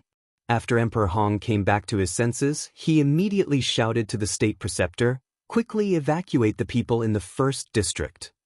"What about Qin Feiyang and the others?" the state preceptor asked. "We can't control them now. If a war god really descends, then it definitely won't be a good thing. We might even need their help." Emperor Hong said in a deep voice. The state preceptor looked at Elder Qin unwillingly and roared, "Everyone, leave the first district immediately." His voice was like a loud bell echoing in everyone's minds. At this moment, the people gathered in the first district immediately turned around and fled towards the second district. Clang. The sound became louder and louder. The entire world was trembling. Right now, not only the imperial city, but all the living beings in the imperial capital could hear this mysterious loud sound. What's going on? This sound seems to be coming from the imperial city. Could it be that Qin Feiyang is causing trouble in the imperial city again? But it shouldn't be. With his cultivation, it's impossible for him to cause such a big commotion. Everyone looked in the direction of the imperial city in bewilderment. Qin Feiyang stared at the shattered void and sent a sound transmission. "Elder Qin, quickly come down and prepare to evacuate at any time." Hearing this, Elder Qin immediately swooped down and landed beside Qin Feiyang. His expression was also extremely solemn. Time passed breath by breath. Suddenly, rays of dazzling divine light emerged from the shattered space. As soon as this divine light appeared, a vast and mighty divine might immediately surged out in all directions like a waterfall with the first district as the center. This divine might is so terrifying. At this moment, not only Qin Feiyang, even Emperor Hong and the state preceptor couldn't help but feel panic. This was a divine might that surpassed the false god. It was as if a god had descended, intimidating everyone's heart. However, no one noticed that Lu Xingqian's eyes were flashing with an inexplicable light at this moment. Clang! That loud sound once again exploded, shaking the heavens and earth. Following closely, in the midst of that divine light, a giant stone door actually emerged. The stone door was 999 feet tall and 99 feet wide. Its entire body was suffused with a dark light, like a gate to hell. It stood in the sky above the first district, emitting a shocking aura. A stone door? What is this divine tool? How could it appear out of thin air above the imperial city? Everyone was dumbfounded. What a familiar aura! Qin Feiyang looked at the stone door and muttered to himself. Suddenly, he seemed to have thought of something. His body trembled slightly as he turned his head to look at Lu Xingqian. However, he saw Lu Xingqian looking at the stone door with an expression of unconcealable excitement. Qin Feiyang sent a sound transmission. Why did the space-time gate appear? That's right. This stone door is the Mujia's space-time gate. Lu Xingqian secretly said, "The space-time gate is in the hands of the snow python. If you want to ask, you should ask her." Qin Feiyang raised his eyebrows and looked up at the space-time gate. Clang! The space-time gate trembled in the void. The divine power was vast and mighty. About 100 breaths passed. With an unprecedented loud noise, the space-time gate stopped trembling, and the shattered void slowly healed. Finally, the space-time gate seemed to be embedded in the void, motionless. The divine light and divine power also gradually dissipated. Could it be that the snow python is coming to the imperial city? Qin Feiyang frowned. The snow python is a real god of war. No one in the world can defeat it. If it really comes to the imperial city, I'm afraid it's not a good thing. I've seen this stone door before. Suddenly, the imperial preceptor said, "When did you see it?" Emperor Hong was stunned and asked. The imperial preceptor said in a deep voice, "When Qin Feiyang sneaked into the divine prison to rescue his mother and friends, there was a masked old man who opened this stone door. It seems to be able to directly teleport to the Forgotten Continent. The person he was talking about was Yiglao. Yiglao has always been wearing a mask.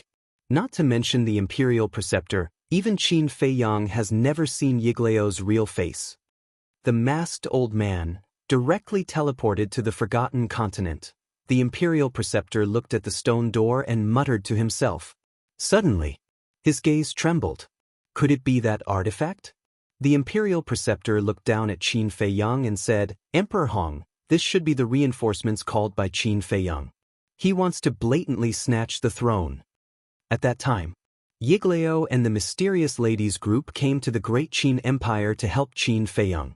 So now, the imperial preceptor naturally thought that it must be Qin Feiyang who called these people. Boom! And before the Imperial Preceptor's voice fell, the space-time gate slowly opened with a thunderous sound. "It's open!" Everyone looked at the stone door nervously. Especially the Imperial Preceptor, his head was already dripping with sweat. Qin Feiyang already had old Qin, Lu Xingchen, and the 10 fake gods that appeared not long ago. If the people behind the stone door were really Qin Feiyang's helpers, then today would be his end. Boom! When the space-time gate opened a gap, an astonishing aura suddenly rolled out from the gap like a tide. This is the aura of the snow python. Qin Feiyang's gaze trembled. Having known the snow python for so many years, he could recognize the aura of the snow python without seeing it in person. What followed was a head full of doubts. What did the snow python come to the Imperial City for? Rumble, the gap in the space-time gate became bigger and bigger. Finally, Qin Feiyang saw the silhouette of the snow python. At this moment, her body was only a meter long. Although her aura was astonishing, she did not release any divine power. She floated behind the space-time gate. Her long and narrow eyes revealed a ruthless indifference. How could it be her? When the Imperial Preceptor saw the snow python, his face suddenly turned pale. He still remembered the incident that happened in the Central Divine Kingdom. At that time, he was preparing to kill Qin Feiyang, but this snow python suddenly appeared and directly suppressed him and sent him back to the Great Qin Empire. And with his false god cultivation, he could not resist at all. So he knew very well how terrifying the snow python's strength was. This was an existence that he absolutely could not provoke. However, except for Qin Feiyang and a few others, the others had never seen the snow python before and their eyes were filled with curiosity. Because this situation was greatly beyond their expectations. Chapter 1397. Boom.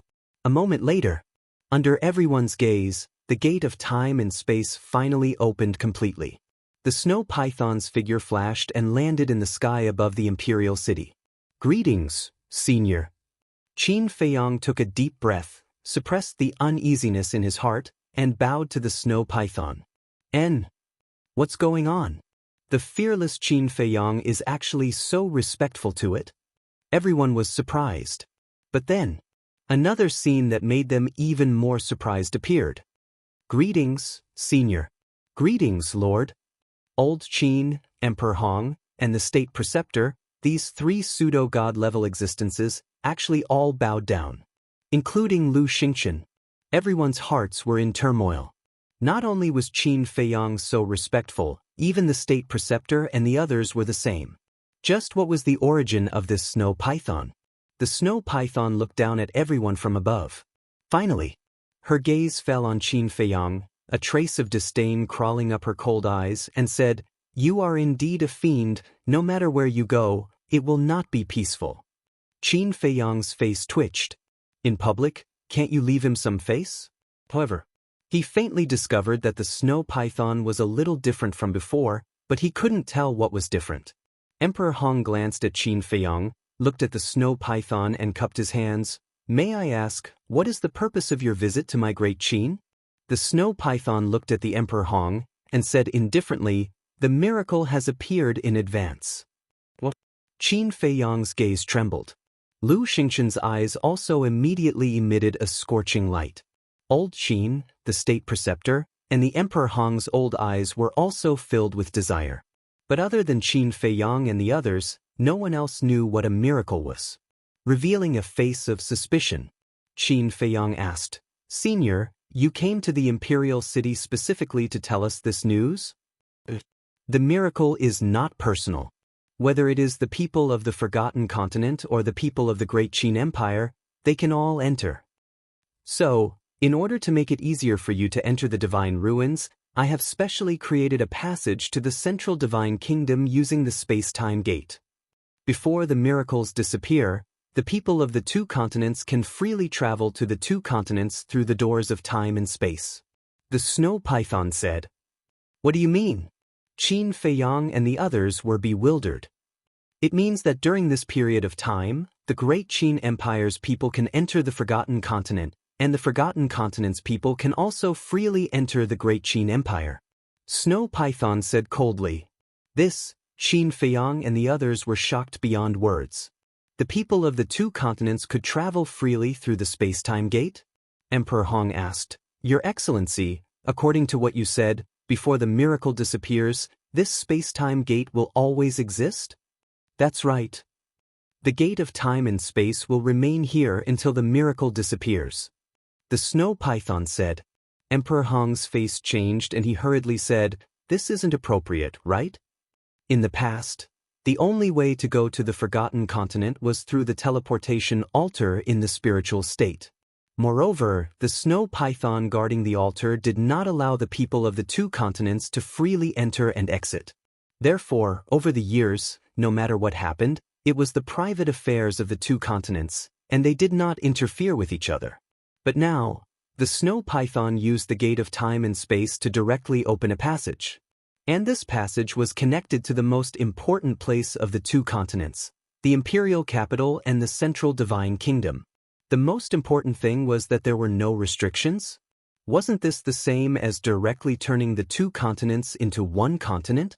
Linking the two continents together, although it seemed to be a good thing, it would actually involve a lot of problems. The biggest problem was the situation. Because of the emperor, the current situation of the Great Qin Empire was already chaotic enough. The little prince had just ascended the throne. Qin Feiyang was also eyeing covetously from the side.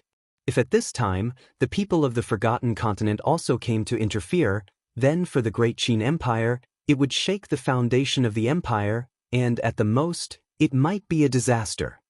Inappropriate? The snow python lowered its head to look at Emperor Hong and said lightly, So, your Great Qin Empire doesn't want to go to the miracle? Emperor Hong nodded without hesitation and said, But there's no need to use the gate of time and space to connect the two continents. Then what do you think should be done? The snow python said. My Great Qin spirit state has a teleportation altar that connects to the Forgotten Continent. We can use the teleportation altar to enter the Forgotten Continent. Emperor Hong said. The snow python's gaze turned cold and said, Don't you know that this sovereign's cultivation place is on the altar? Is there a problem? Emperor Hong was puzzled. Nonsense. There's a big problem. You people of Great Qin go to the Forgotten Continent through the altar every day. How can this sovereign cultivate? The snow python said angrily. Seeing the snow python angry, Emperor Hong's gaze trembled, and he hurriedly said, I was careless. Please forgive me. Don't be ungrateful. This sovereign is doing this purely for the good of your Great Qin. Because using the gate of time and space to connect the imperial capital and the central divine kingdom can save you a lot of time. The snow python snorted coldly. Yes. Emperor Hong nodded repeatedly, then looked at the snow python and carefully said, But sir, I have a small request. Can you not let the people of the Forgotten Continent enter my Great Qin Empire? Are you joking? Only your Great Qin people can enter the Forgotten Continent, but the people of the Forgotten Continent can't enter Great Qin? Even if this sovereign agrees, the people of the Forgotten Continent will not agree. This sovereign must be fair and just. Either neither is allowed, or both are allowed. Choose for yourself. But you have to consider carefully, if the choice is not allowed, then this sovereign will not allow your Great Qin people to step into the Forgotten Continent. To put it bluntly, your Great Qin people can forget about entering the divine ruins. The snow python said. Emperor Hong fell silent, his heart incomparably bitter. The divine ruins were in the Forgotten Continent, and if the people of Great Qin wanted to enter the divine ruins, they had to pass through the Forgotten Continent. In other words, the Forgotten Continent had an innate advantage. So, he had no choice. In other words, as long as his Great Qin wanted to enter the divine ruins, then he had no qualifications to negotiate.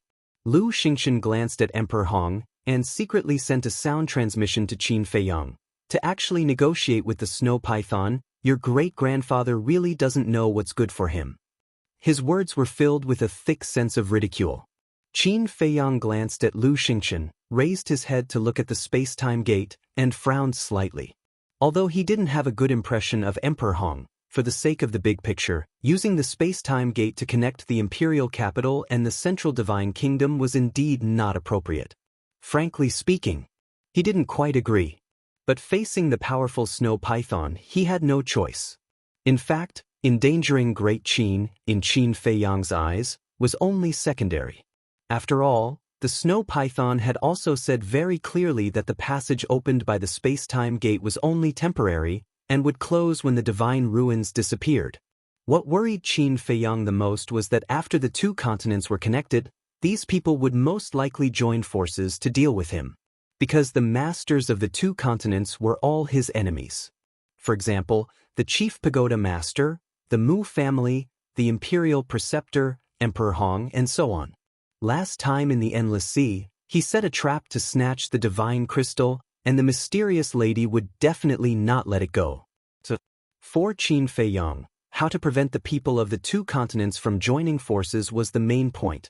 The snow python glanced at Qin Feiyang's group and asked, "Who else has any objections?" Everyone fell silent. With the strength of the snow python, who would dare to have any objections? Since there are no objections, then you should prepare to open the divine ruins in half a month. After the snow python finished speaking, it disappeared without a trace. What exactly is the divine ruins? Even Emperor Hong is so eager.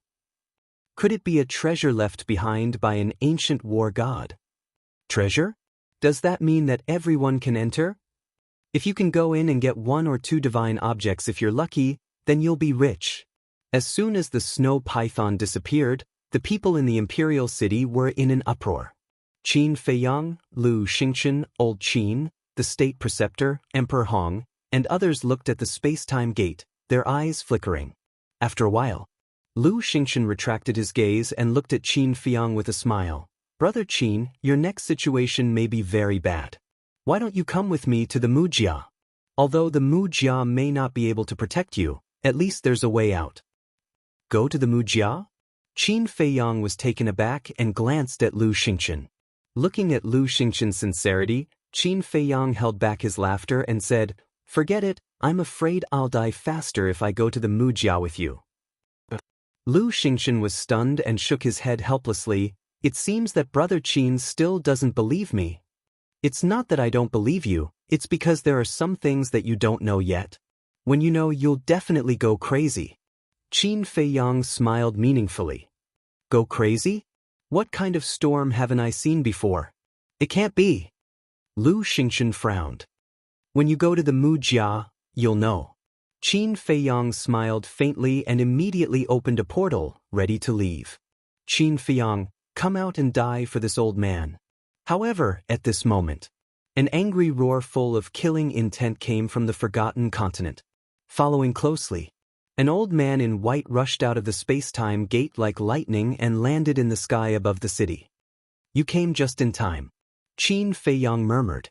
Without looking up, just by listening to the voice, he knew that it was Wang Yu's grandfather, Wang Su. "Qin Feiyang, if you have the guts, don't run away today." After Wang Su appeared, another old man appeared. He wore a mask and stood next to Wang Su. He glanced down at the imperial city, his killing intent soaring to the heavens. "Another old acquaintance has come," Qin Feiyang murmured. This voice belonged to the Mujia's white-robed old man, Mu Changyun. "What's going on?" People looked at Wang Su and Mu Changyun, their faces full of surprise.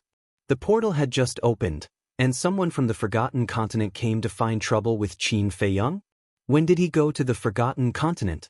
There were many people in the imperial city, such as the civilians, in fact, didn't know that Qin Feiyang was in the Forgotten Continent a few years ago.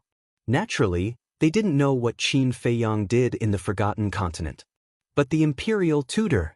He looked at Wang Su and Mu Changyun, his eyes couldn't help but flicker. As for Qin Feiyang, he didn't pay attention to Wang Su and Wang Yu and directly entered the teleportation gate. "Don't even think about leaving." Chapter 1398. Old Man Qin raised his eyebrows and looked at Mu Zhongyan, coldly snorting, "My great Qin will not allow you people from the Forgotten Continent to be presumptuous." Boom. Divine power surged out, roaring towards Mu Zhongyun. "False god!" Mu Zhongyun was stunned. But then, a hint of disdain climbed up the corner of his mouth. With a flick of his sleeve, the mighty divine power rolled in all directions, and Old Man Qin immediately spat out a mouthful of blood. What? Peak False God Realm! Old Man Qin exclaimed, his face pale. Peak False God Realm? What's going on? There's actually a Peak False God Realm who came to find trouble with Qin Feiyang? Hearing Old Man Qin's exclamation, everyone's faces were full of horror. Old Man Qin, ignore them, follow me. Qin Feiyang's voice came from the teleportation gate. Old Man Qin glanced at Mu Zhongyun gloomily, turned around, and rushed into the teleportation gate. Little bastard, I will make you pay the price today. Mu Zhongyun's face was ferocious, and his whole body was like a comet, crashing into the teleportation gate. Qin Feiyang, a man, don't be a coward. Wang Su also roared and rushed towards the teleportation gate. What do you want to do? However, at this moment, Lu Xingchen took a step forward, blocking in front of Mu Zhongyun. Get lost. Mu Zhongyun didn't even look and directly shouted. Lu Xingchen was taken aback. His face darkened as he asked, say that again? His eyes were filled with a cold light. Mu Zhongyun was stunned, looking at Lu Xingchen. A trace of surprise climbed up on his face. You are? Yes, it's me. Lu Xingchen said expressionlessly. Mu Zhongyun's body trembled, and he hurriedly bowed, greetings. But before he could finish his words, Lu Xingchen stretched out his hand to stop Mu Zhongyun. Take me to the Forgotten Continent. But Mu Zhongyun was about to talk about how Qin Feiyang had gone to the Forgotten Continent to set up a trap for the Mu family, but Lu Xingchen's gaze turned cold as he shouted, do you need me to repeat myself? Mu Zhongyun's neck shrank. He could only suppress the anger in his heart. He took Lu Xingchen and flew towards the space-time gate. Looking at the space-time gate, the anger in Mu Zhongyun's heart was uncontrollable. The gate of time and space originally belonged to the Mu family. But now it was shared by everyone. He was unwilling to accept this. At the same time, Lu Xingchen looked at the gate of time and space as he passed through it. A hint of hostility flashed in his eyes. However, without any hesitation, he followed behind Mu Zhongyun and quickly disappeared in the direction of the Fire Phoenix mountain range.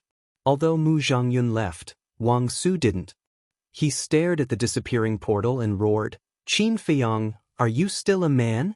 If you are still a man, come back immediately and explain it to this old man face to face. Old Wang, all these grievances are only between me and the Chief Tower Master. It has nothing to do with you. Why do you have to do this? Qin Feiyang's sigh came from the portal. What a joke. This old man is a member of the Chief Tower. The Chief Tower Master's business is naturally this old man's business. Ask yourself with your conscience, how did my Chief Tower treat you? How did I, Wang Su, treat you?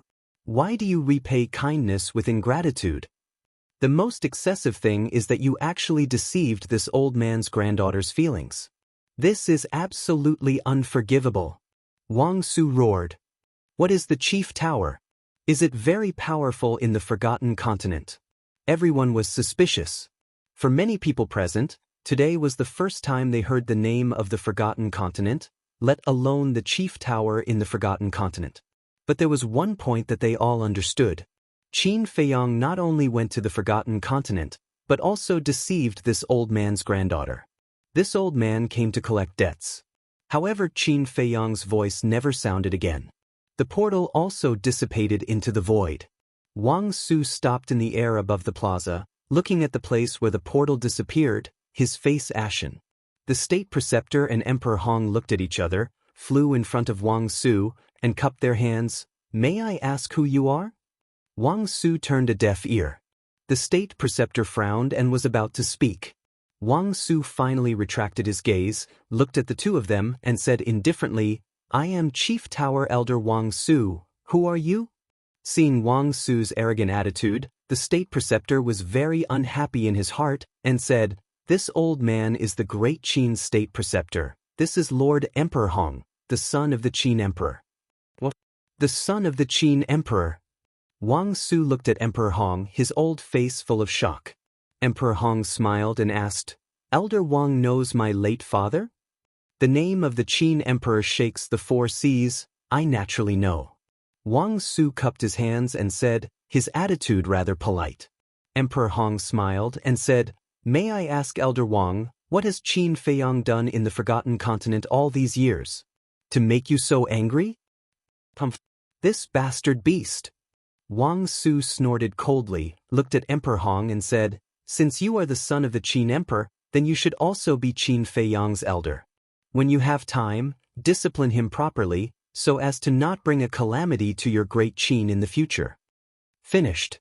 Wang Su then soared into the air, disappearing into the gate of time and space.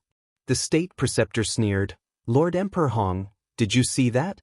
This is Qin Feiyang. No matter where he goes, he is a rat crossing the street. Everyone wants to kill him." Emperor Hong glanced at the state preceptor, and also flew up into the sky, standing in front of the gate of time and space. The gate of time and space that was connected was like a large open door. Standing at the door, one could clearly see the situation on both sides. And opposite the gate of time and space was the main tower's Pill Tower Plaza. At this moment, the Pill Tower Plaza was also packed with people. There were people from the various super tribes, disciples of the main tower, and disciples of the Holy Tower and Holy Mountain. They also looked at the gate of time and space curiously, discussing animatedly. Among the crowd, a young man about 25 or 26 years old, wearing a pair of big pants, his skin was slightly tanned, and his temperament was extraordinary. He looked at the gate of time and space and said, "Tell me, how is the young master doing in the great Qin Empire?" That's right. This person was Wang Zicheng. Next to Wang Zicheng, there were 7 young men and women. Their appearances were all different and uneven. But without exception, whether it was their aura or temperament, they were all very outstanding. Standing in the crowd, like a crane in a flock of chickens, it was hard not to notice. They were the Black Monkey, Dead Face, Big Barbarian Bull, Ice Queen, Ghost Queen, and the Shin Yi brothers. Hearing Wang Zicheng's words, the Black Monkey laughed and said, "Is there a need to say? As the descendant of the Qin Emperor, and also received the inheritance of the Qin Emperor, the young master will definitely be doing well in the great Qin Empire." That's not necessarily true. Back then, the young master said that his relationship with the great Qin Empire was not that good. Dead Face said with a straight face. That was back then.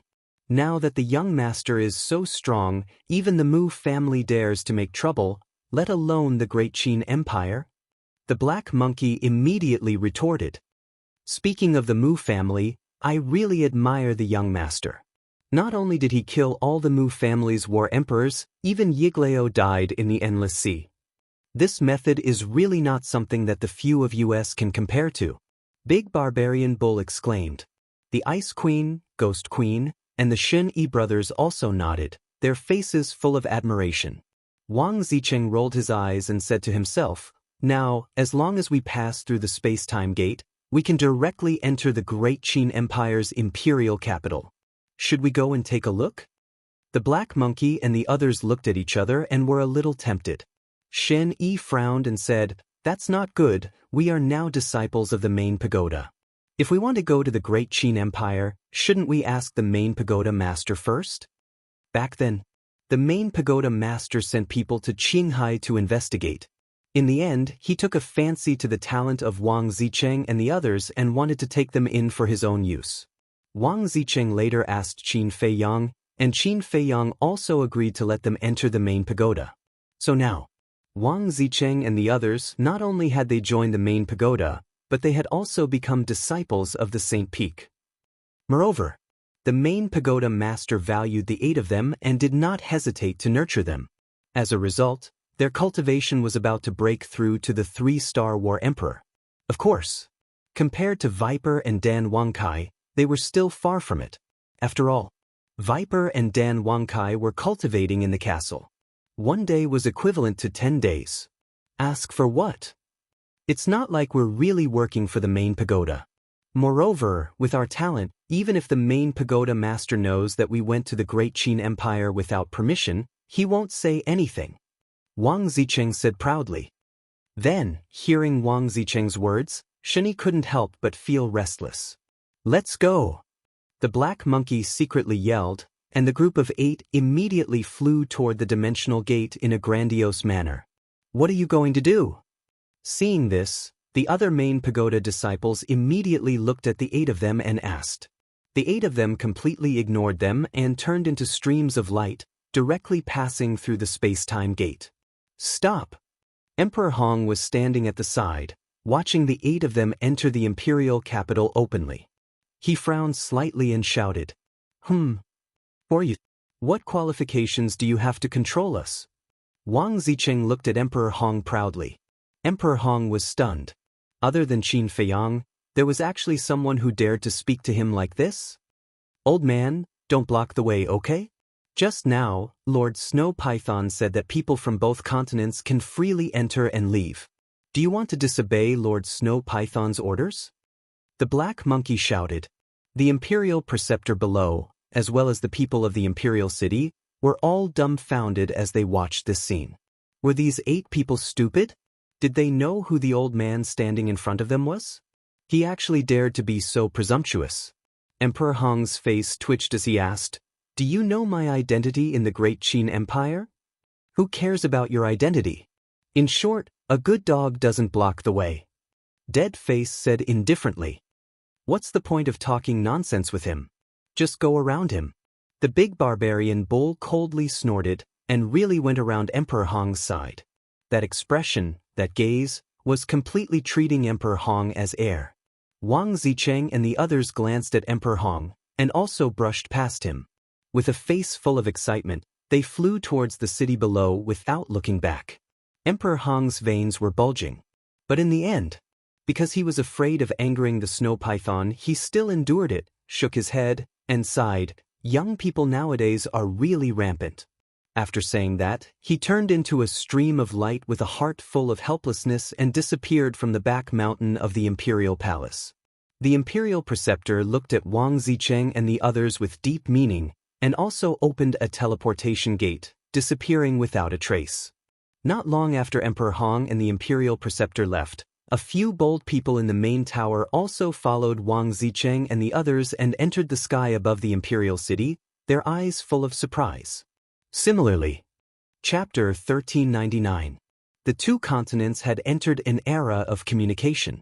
Qin Feiyang didn't care at all.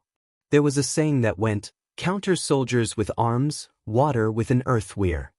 It was useless to worry all day, so it was better to face it calmly. On a mountain peak, Qin Feiyang and Old Man Qin stood side by side. Old Man Qin looked in the direction of the imperial city and frowned. "Lu Xingchen is really Mu Tianyang?" Qin Feiyang nodded. "Then you have to be careful in the future.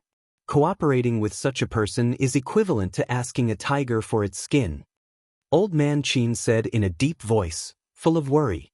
Qin Feiyang smiled and said, "Isn't he also asking a tiger for its skin by cooperating with me?" "You brat." Old Man Qin shook his head helplessly and said, "You are very smart, but after all, you are still young. And Mu Tianyang, as the emperor of the previous dynasty, is on the same level as the late emperor." Without waiting for Old Man Qin to finish, Qin Feiyang said, "But in the end, didn't he still lose to the ancestor?" Old Man Qin said, "The late emperor is the late emperor, and you are you. There is no comparison between you and the late emperor." "I don't think so. I always believe that as long as I work hard, what the ancestor can do, I, Qin Feiyang, can also do." Qin Feiyang clenched his hands tightly, and his eyes were filled with a determined light. Seeing this, Old Man Qin couldn't help but shake his head with a hint of ridicule. In Old Man Qin's heart, no.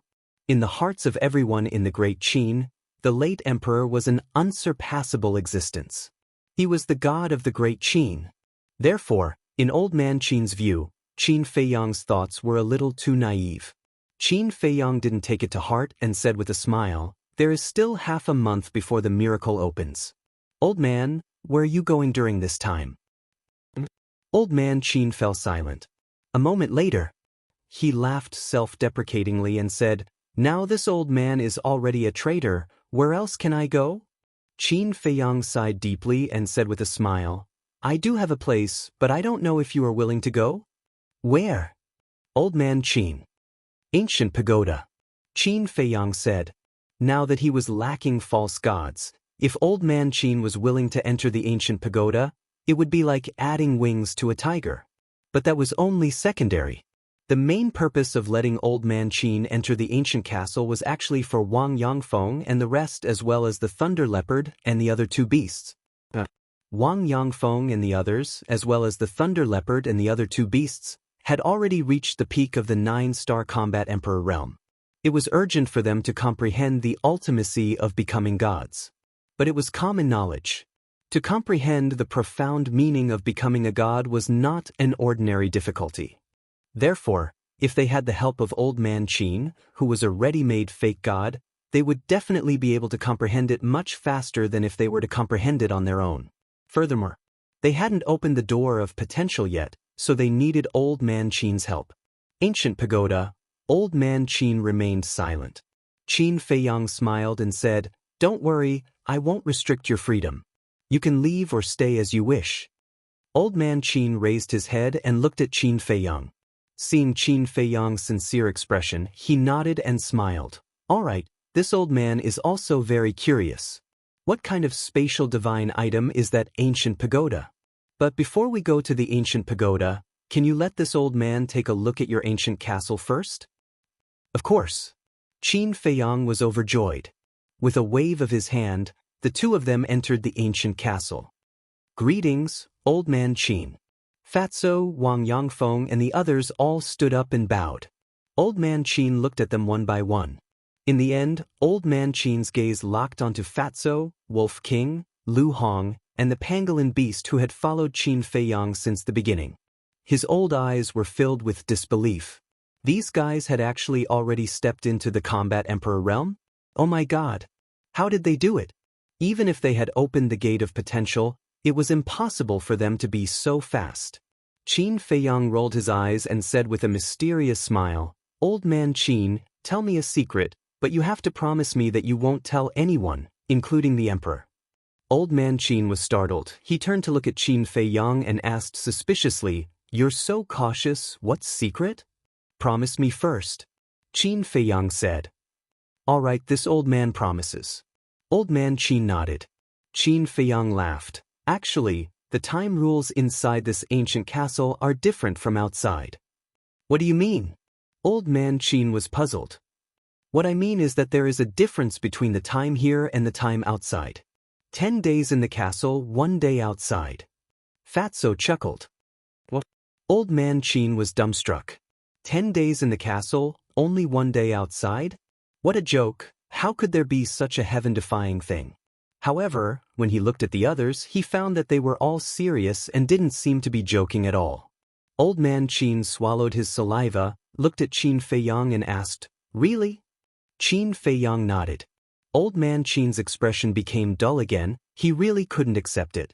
This was simply too ridiculous. After a long time, Old Man Qin finally calmed down the shock in his heart and scanned the crowd. It turned out that this was the reason why everyone had improved so quickly. Phew. He let out a long sigh of relief, looked at Qin Feiyang and said, "Let's go to the ancient pagoda to take a look." "All right." Qin Feiyang nodded. Suddenly, he seemed to have thought of something, looked at Thunder Leopard, Wang Yangfeng and the others, and said, "You guys accompany Old Man Qin to the ancient pagoda." "What about you?" Thunder Leopard asked. "I suddenly remembered that I still have something to deal with." After Qin Feiyang finished speaking, he sent a sound transmission. "Make good use of it, because if you want to open the gate of potential, you will need Old Man Qin's help." As soon as they heard about the gate of potential, Thunder Leopard, Wang Yangfeng and the others couldn't help but become excited. Thunder Leopard thought to himself, "Don't worry, I will definitely take good care of him." Qin Feiyang smiled faintly, waved his hand, and the group immediately disappeared. Qin Feiyang also took an illusory form pill and turned into a middle-aged man. Then he left the ancient castle, opened the teleportation gate, and directly entered the inner city. At the same time, Mu family. In the great council hall, Lu Xingchen sat on the main seat, staring at Mu Changyun and Mu Changfeng who were standing opposite him, his face as gloomy as water. At the side, Mu Qing's hands were tightly clenched together, his eyes were bloodshot, and his entire body was filled with an astonishing amount of hostility. And opposite him, Mu Changyun and Mu Changfeng stood respectfully, their heads lowered, not daring to look at Lu Xingchen. The two supreme existences at the peak of the false god realm were like two children who had done something wrong in front of Lu Xingchen, terrified and uneasy. Bang!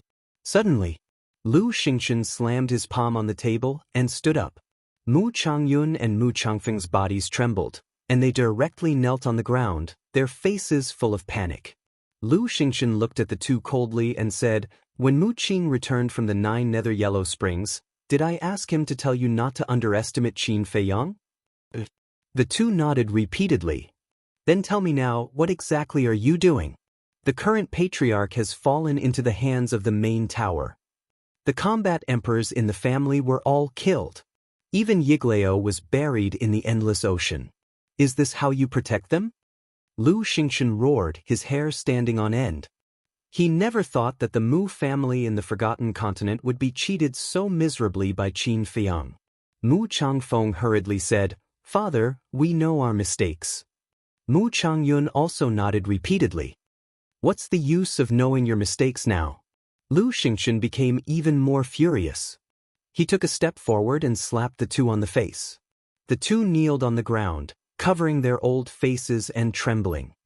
"You have disappointed me too much. When I asked you to bring your family to the Forgotten Continent, I wanted you to hide your strength and recuperate to prepare for the revival of the Heavenly Sun Empire. But now, apart from the two of you, what is left of the Mu family? What are you standing there for? Answer me." Lu Xingchen roared. Mu Changfeng's body trembled, and he said in a low voice, "The strongest people left now are combat saints." "I can't hear you, speak louder," Lu Xingchen shouted. Mu Changfeng quivered and shouted, "Among the people left in the Mu family, the strongest is a 9-star combat saint." "The strongest is a 9-star combat saint?" Lu Xingchen coldly looked at the two and said, "Then tell me, with the strength of the Mu family now, how can we destroy the great Qin Empire?" The two lowered their heads, not daring to breathe loudly. Mu Qing glanced at Mu Changfeng and Mu Xingchen before walking to Lu Xingchen's side. He cupped his hands and said, "My lord, you can't blame the two ancestors for this. It's all because Qin Feiyang is too hateful." "Qin Feiyang," Lu Xingchen muttered to himself, his eyes filled with murderous intent. From the time the two ancestors said, when Qin Feiyang came to the Forgotten Continent, it just so happened that Shen Mei was kidnapped by the imperial tutor. In my opinion, Shen Mei being kidnapped by the imperial tutor was most likely a trick set up by this bastard. Mu Qing said again, his tone was quite gloomy. "You mean, Qin Feiyang used Shen Mei to pin us down so that we couldn't do anything else, and then took the opportunity to come to the Forgotten Continent to weaken the strength of the Mu family?" Lu Xingchen said. "That's right. While cooperating with us, he is also thinking of ways to deal with the Mu family. This bastard is really a despicable person." Mu Qing gnashed his teeth. "This debt, I will find him to settle it." Lu Xingchen coldly snorted, looking at the two, and said, "Mu Qing told me that the Mu family has given birth to many fake gods in these years. Where are they now?"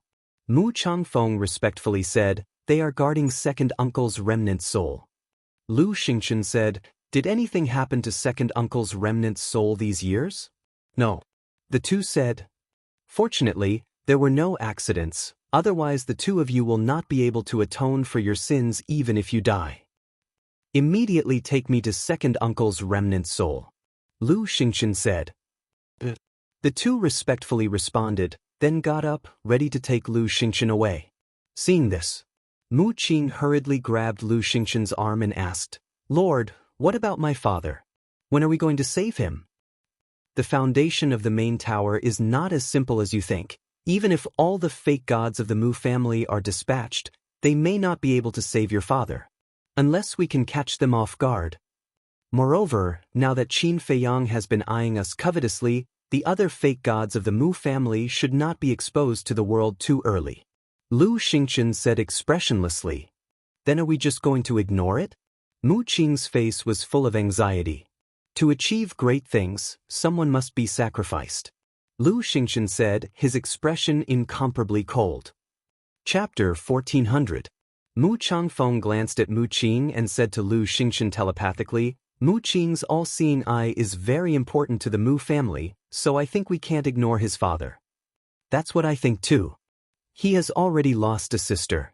If he loses his father as well, I'm afraid he will be disheartened. They might even harbor grudges and resentment toward you and the Mu family. Mu Changyun thought to himself. Lu Xingchen raised his eyebrows and looked at Mu Qing. Well, for your sake I'll try my best to save your father. Really? Mu Qing's spirit was lifted. Lu Xingchen nodded. Thank you. Mu Qing hurriedly kowtowed and thanked him. Lu Xingchen smiled and said, Get up. You probably haven't seen my second brother's remnant soul, right? Come with me to take a look. Mu Qing replied and stood respectfully behind Lu Xingchen. Lu Xingchen nodded to Mu Changfeng and Mu Changfeng.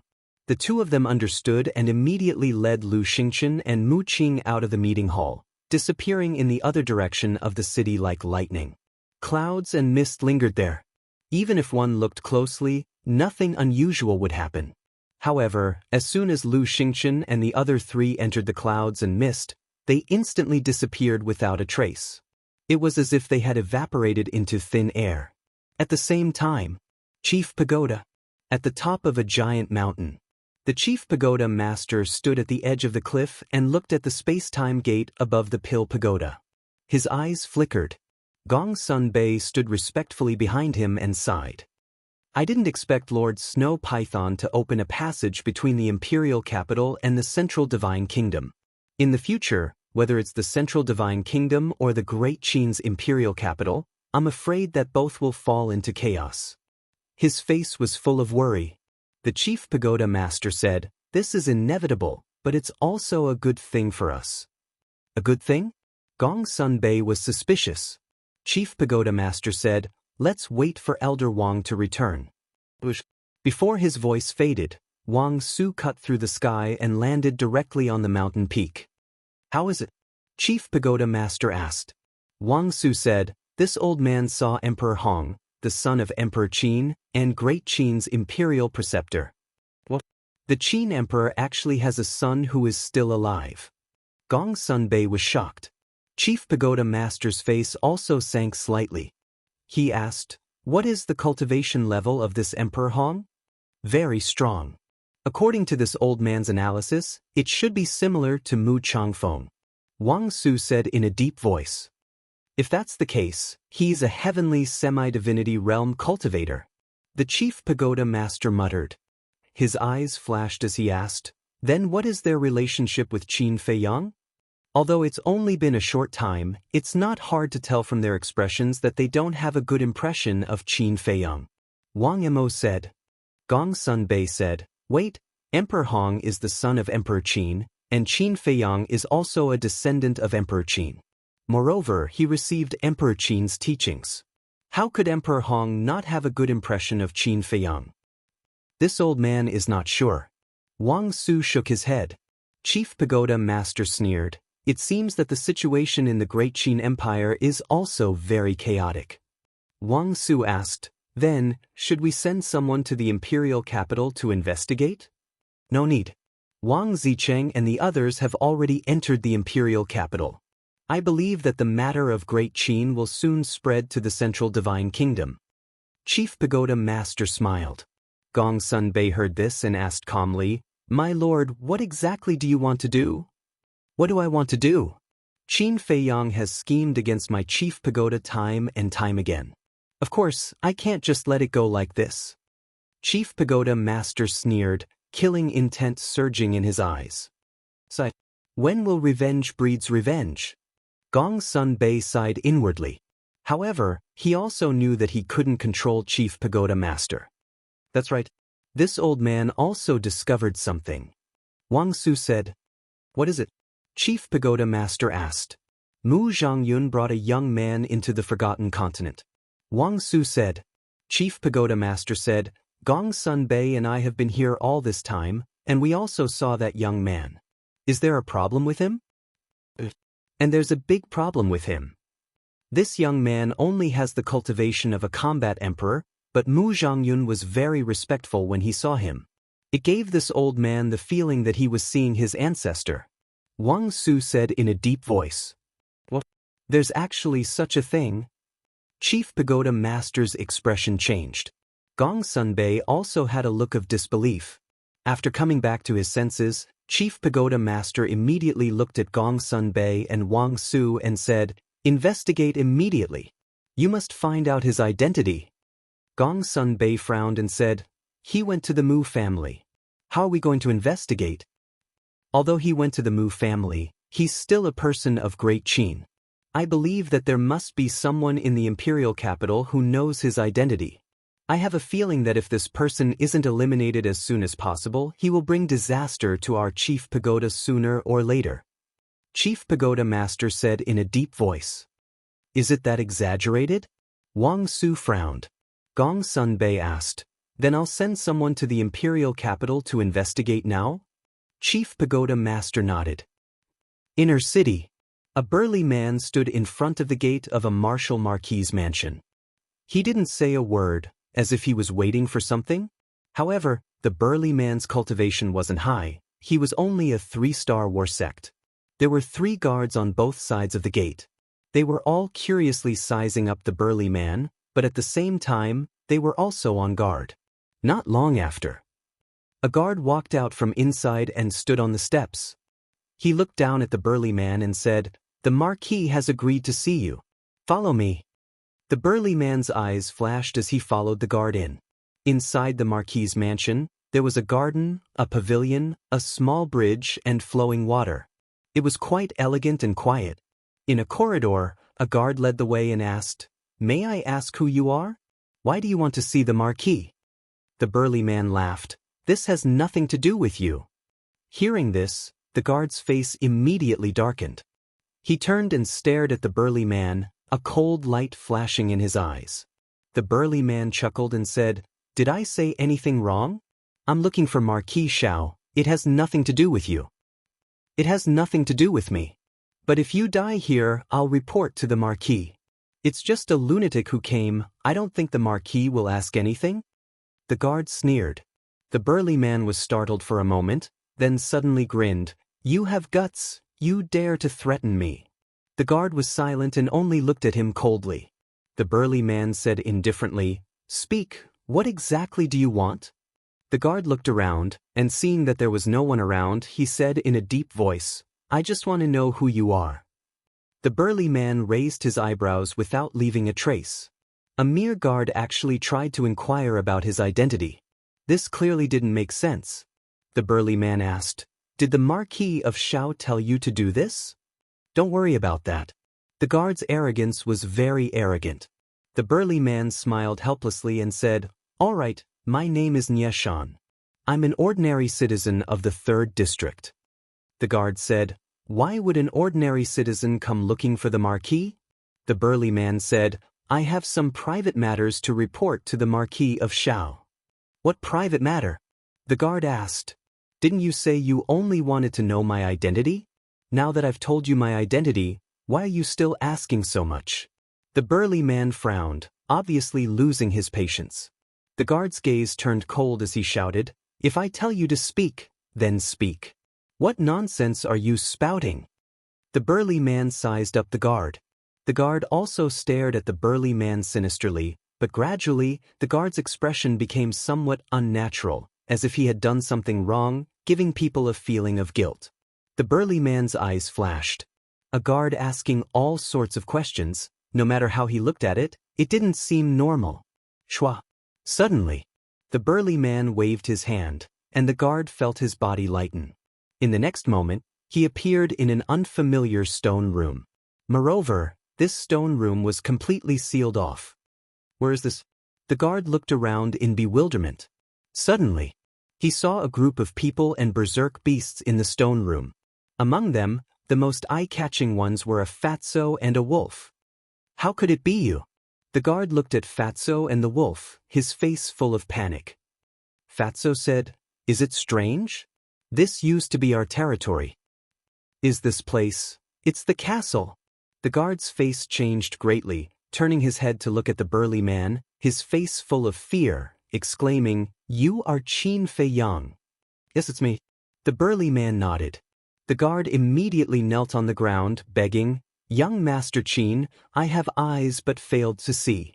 Please be magnanimous and forgive me this time." Qin Fei Yang laughed. "If you have eyes but failed to see, I will definitely not bother with you." "What do you mean?" The guard panicked and asked nervously. "Don't you understand?" "Then let me tell you. Although I have changed my appearance and you can't recognize me, but your marquis has already agreed to see me, so I am your marquis guest. But you actually asked me again and again about my identity, and even forced me to tell you the purpose of looking for your marquis. Tell me, which guard of the House of Marquis has such guts? The most important thing is that when you asked me these questions, you still chose a place where there was no third person. Doesn't this show that there are many problems with you?" Qin Fei Yang laughed. The guard's face was gloomy. "Just based on these, you can actually see that there is a problem with me. Qin Fei Yang is indeed Qin Fei Yang. Since you have already seen through me, then go to hell." Suddenly, the guard laughed sinisterly and suddenly jumped up.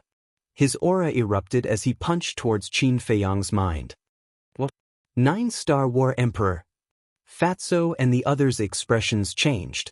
Unexpectedly, this person was actually hiding his cultivation. Wolf King shouted, "Little Qin Zi, quickly throw him out." If the Thunder Leopard, the Three Beasts, and Wang Yangfeng were still here, even if this person was a 9-star War Emperor, they would not be moved. But now, everyone went to the ancient pagoda. With their current strength, they could not stop this person at all. "When I kill you, none of the people and beasts around you will live." The guard laughed sinisterly. "I'm afraid you don't have the ability." Qin Fei Yang smiled contemptuously and waved his hand. The guard immediately disappeared. At this time, only then did everyone breathe a sigh of relief. Fatso asked, "Where did you send him?" "Have you seen any guard of the House of Marquis with a 9-star War Emperor cultivation? So of course, I sent him to the ancient pagoda and interrogated him clearly," Qin Fei Yang said with a faint smile.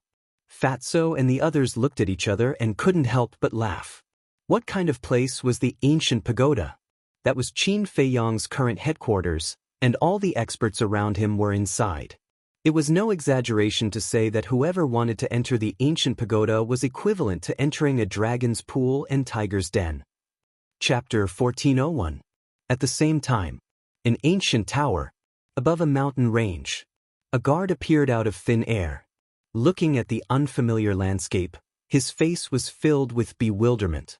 Where was this? What was going on? Where was Qin Fei Yang? Suddenly, a series of deafening beast roars sounded. The guard was shocked. He lowered his head and scanned the mountains and rivers below. His eyes were suddenly filled with horror. He saw more than a dozen ferocious-looking beasts flying out of the jungle and standing in midair. They raised their heads and looked at him curiously. The aura that these beasts exuded was that of a 9-star combat emperor.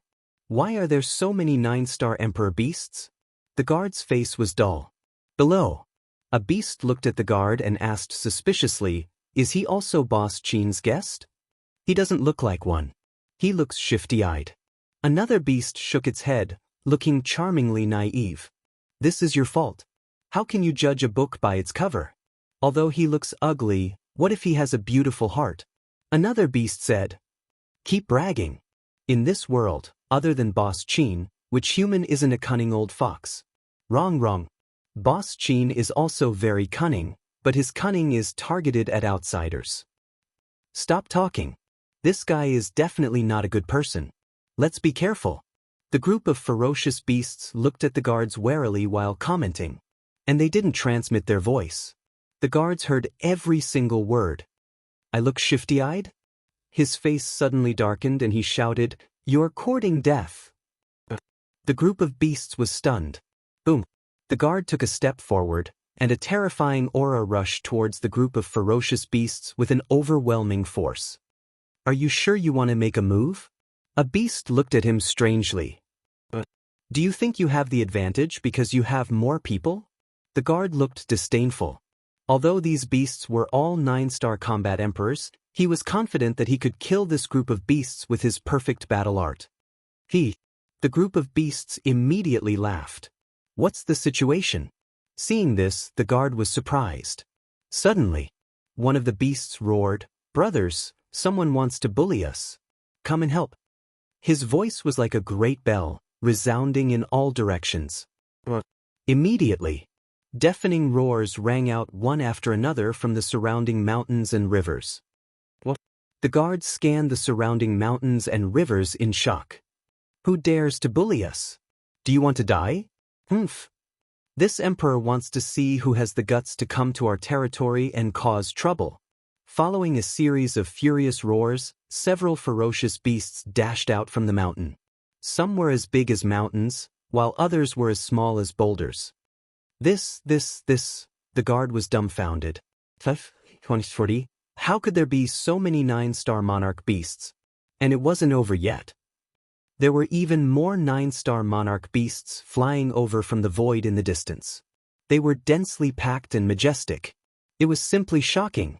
What did you just say? We didn't hear you clearly. Say it again. Don't worry, we won't beat you up. Those ferocious beasts that appeared at the beginning stared at the guard playfully at this moment. The guard stammered and his face turned pale. Say it. What's wrong? Are you scared? Where's your arrogance just now? Facing the clamoring of a group of ferocious beasts, the guard didn't dare to say a word. His heart was drowned in deep fear. The other ferocious beasts flew over and directly surrounded the guard without saying a word. Their eyes were filled with astonishing ferocity. We have the numbers. What can you do? Come. We are courting death. Come and kill us if you have the guts. Have you lost your temper? If you don't do it, then we will. Don't blame us for being too heavy-handed later. Brothers, beat him up. A group of ferocious beasts suddenly swarmed forward. No, the guard howled in despair. In less than 3 breaths, his sea of chi was destroyed by a group of ferocious beasts. His entire body was dripping with blood and he was in a sorry state. Don't beat him up, don't beat him up. If he's really Boss Qin's guest and we beat him to death, Boss Qin will be angry. Seeing that the situation wasn't good, the dozen or so ferocious beasts that appeared first repeatedly shouted. Damn. You guys didn't even figure out whether he's Boss Qin's guest or enemy, and you guys called us here to beat him up. Aren't you just trying to harm us?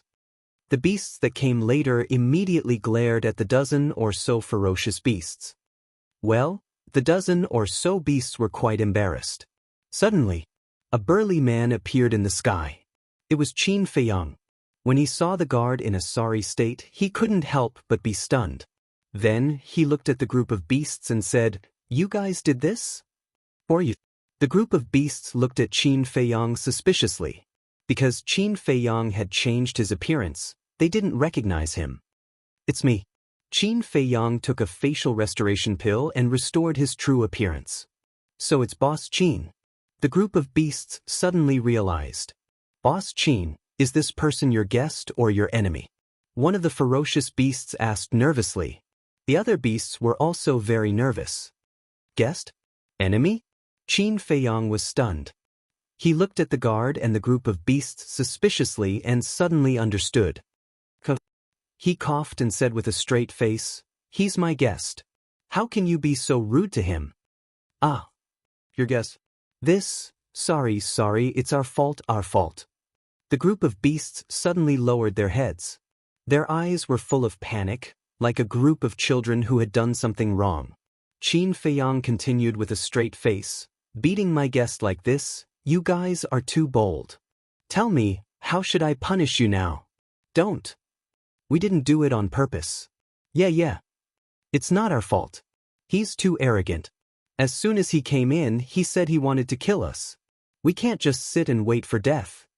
The group of beasts felt wronged. Qin Feiyang couldn't help but laugh. "Boss Qin, what are you laughing at?" The beasts looked at him suspiciously. "You know what? You guys are too cute right now. I'm just teasing you guys. This person is not my guest." Qin Feiyang laughed. "Teasing us?" The group of beasts looked at each other. Boss Qin, how can you do this? Don't you know that this will scare us to death? When they came back to their senses, the beasts immediately stared at Qin Feiyang with dissatisfaction and kept complaining. Qin Feiyang shook his head and waved his hand. Okay, it's my fault. I apologize to you guys. Now get out of the way, I have something to ask him. You have to compensate us for the mental damage. Yes, our little sweetheart was almost scared to death by you just now. All the beasts groaned in agreement. Are you guys so timid? Qin Feiyang rolled his eyes. The guard whose cultivation was crippled was imprisoned in the void by a beast. At this moment, he was staring at Qin Feiyang with resentment. Qin Feiyang walked to the front of the guard, shook his head and smiled. You're really bold. You actually dare to be arrogant here. Don't talk nonsense. If you want to kill me, then do it. The guard laughed sinisterly. You want to die? It's not up to you now. Qin Feiyang chuckled, took out a facial restoration pill, and directly stuffed it into the guard's mouth. The guard's face and figure suddenly distorted. So, a rough face appeared in Qin Feiyang's sight. Qin Feiyang looked at the guard. This was a burly man. He was more than 9 meters tall, like a small giant. The muscles all over his body bulged like dragons, full of explosive power. There's indeed a problem. Qin Feiyang's eyes flashed with a cold light, his hands formed a seal, and the enslavement seal appeared, instantly entering the burly man's head. The burly man howled miserably, incomparably mournful.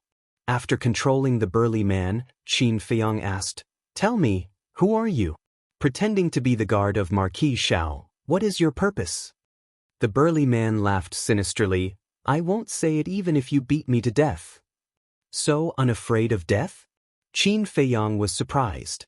Originally, he thought that he could get the answer from the burly man's inner thoughts, but he didn't expect that this person was now bent on seeking death. After pondering for a while, Qin Feiyang raised his arm, reached into the burly man's arms, and took out a Qiankuan bag. The burly man sneered, Don't waste your time, there's nothing inside. Qin Feiyang didn't believe it, and lowered his head to check carefully. In the end, in this person's Qiankuan bag, other than some daily necessities, medicinal herbs, pills, and gold coins, he really couldn't find anything that could prove this person's identity. Qin Feiyang was silent for a moment, and a light suddenly flashed past his eyes. He raised his head to look at the burly man, and laughed. Actually, your identity is not difficult to guess. Then why don't you guess? The burly man looked at him with a face full of ridicule. The 9-star war emperor of the Great Qin are basically gathered in the Imperial Palace, War God Shrine, Law Enforcement Hall, and the various Martial Marquis Palace. And you pretended to be a guard and lurked beside the Marquis of Shao. You should be monitoring him. But as far as I know, the Marquis of Shao is an upright and low-key person. He rarely has any grudges with others, so the various Martial Marquis Palace can be excluded. Then only the Imperial Palace, War God Shrine, and Law Enforcement Hall are left. I remember that in the Central Plaza, because of the matter between me and the Emperor, the Marquis of Shao repeatedly raised objections to the Imperial Tutor. I think that with the Imperial Tutor's personality, he will definitely hold a grudge. In addition, the Imperial Palace, War God Shrine, and Law Enforcement Hall are all under the control of the Imperial Tutor. Therefore, I speculate that you are one of the Imperial Tutor's men. Qin Feiyang said, his eyes shining. The burly man's gaze trembled, and there was a trace of disbelief on his face. Looking at your expression, it seems that my guess is not wrong. Since you are one of the Imperial Tutor's men, then it won't be difficult to find out your identity. Qin Feiyang smiled faintly, took out the image crystal, and surged with battle chi. Buzz. Not long later, Yan Wei's shadow appeared. The burly man looked at Yan Wei, his face suddenly changed and instinctively cried out, How could it be him? You know Yan Wei? Then it seems that he should be from the Law Enforcement Hall. Qin Feiyang muttered. Chapter 1402. Qin Feiyang could see Yan Wei's worry and laughed. Don't worry, he is already my prisoner. Even if he knows that you are my man, he will not be able to tell the Imperial Tutor. Prisoner? Yan Wei was slightly startled. then heaved a sigh of relief. Qin Feiyang's men? The burly man was also stunned, and then shouted at Yen Wei, "You are actually a spy that Qin Feiyang placed by Sir's side. You really deserve to die." Yen Wei laughed disdainfully, looked at Qin Feiyang and asked, "Where did you catch him?" Qin Feiyang said, "Marquis Xiao's house." I never thought that the imperial tutor would really make a move on the Marquis of Xiao. Yen Wei frowned. "What do you mean?" Qin Feiyang was suspicious. When the young prince inherited the throne, the Marquis of Xiao continuously raised objections. This made the imperial tutor very dissatisfied, and he even personally told me that he wanted to deal with the Marquis of Xiao. I originally thought that he would leave this matter to me, but I didn't expect that this person would go. This person is called Gu Yong, and he is also one of the imperial tutor's most trusted aides. Yen Wei explained. After hearing this, the corner of Qin Feiyang's mouth lifted slightly. He did not expect that when he came to find the Marquis of Xiao, he would actually capture one of the imperial tutor's trusted aides. This was truly an unexpected surprise.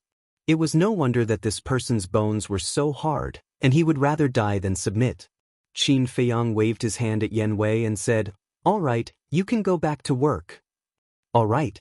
Yen Wei nodded, looked at Gu Yong, and then looked at Qin Feiyang worriedly, and said, "This person, we must not let him return to the imperial tutor's side alive. You don't have to worry at all." Qin Feiyang laughed, and with that he turned off the image crystal, and then appeared in the castle with Gu Yong in hand. "Boss, since the imperial tutor wants to deal with the Marquis of Xiao, then why didn't he directly get rid of the Marquis of Xiao? Isn't that a little redundant?" As soon as Qin Feiyang appeared, Fatso asked suspiciously. "Redundant? The various martial marquises have the protection of their ancestors. No matter how bold the imperial advisor is, he would not dare to kill a martial marquis." Qin Feiyang said. "Then we can assassinate him. With the imperial preceptor's ability, it should be very easy." Fatso said. "It is very easy." However, when the Marquis of Xiao raised his objection in the central square, all the civil and military officials saw it. Don't look at those civil and military officials. They usually seem weak, incompetent, and timid, but they are all very shrewd. They all know in their hearts that the Marquis of Xiao had angered the imperial advisor. If the Marquis of Xiao is assassinated at this time, then there will definitely be people who suspect the imperial advisor. At this critical juncture, the imperial preceptor does not dare to take this risk. Qin Feiyang sneered. "I see."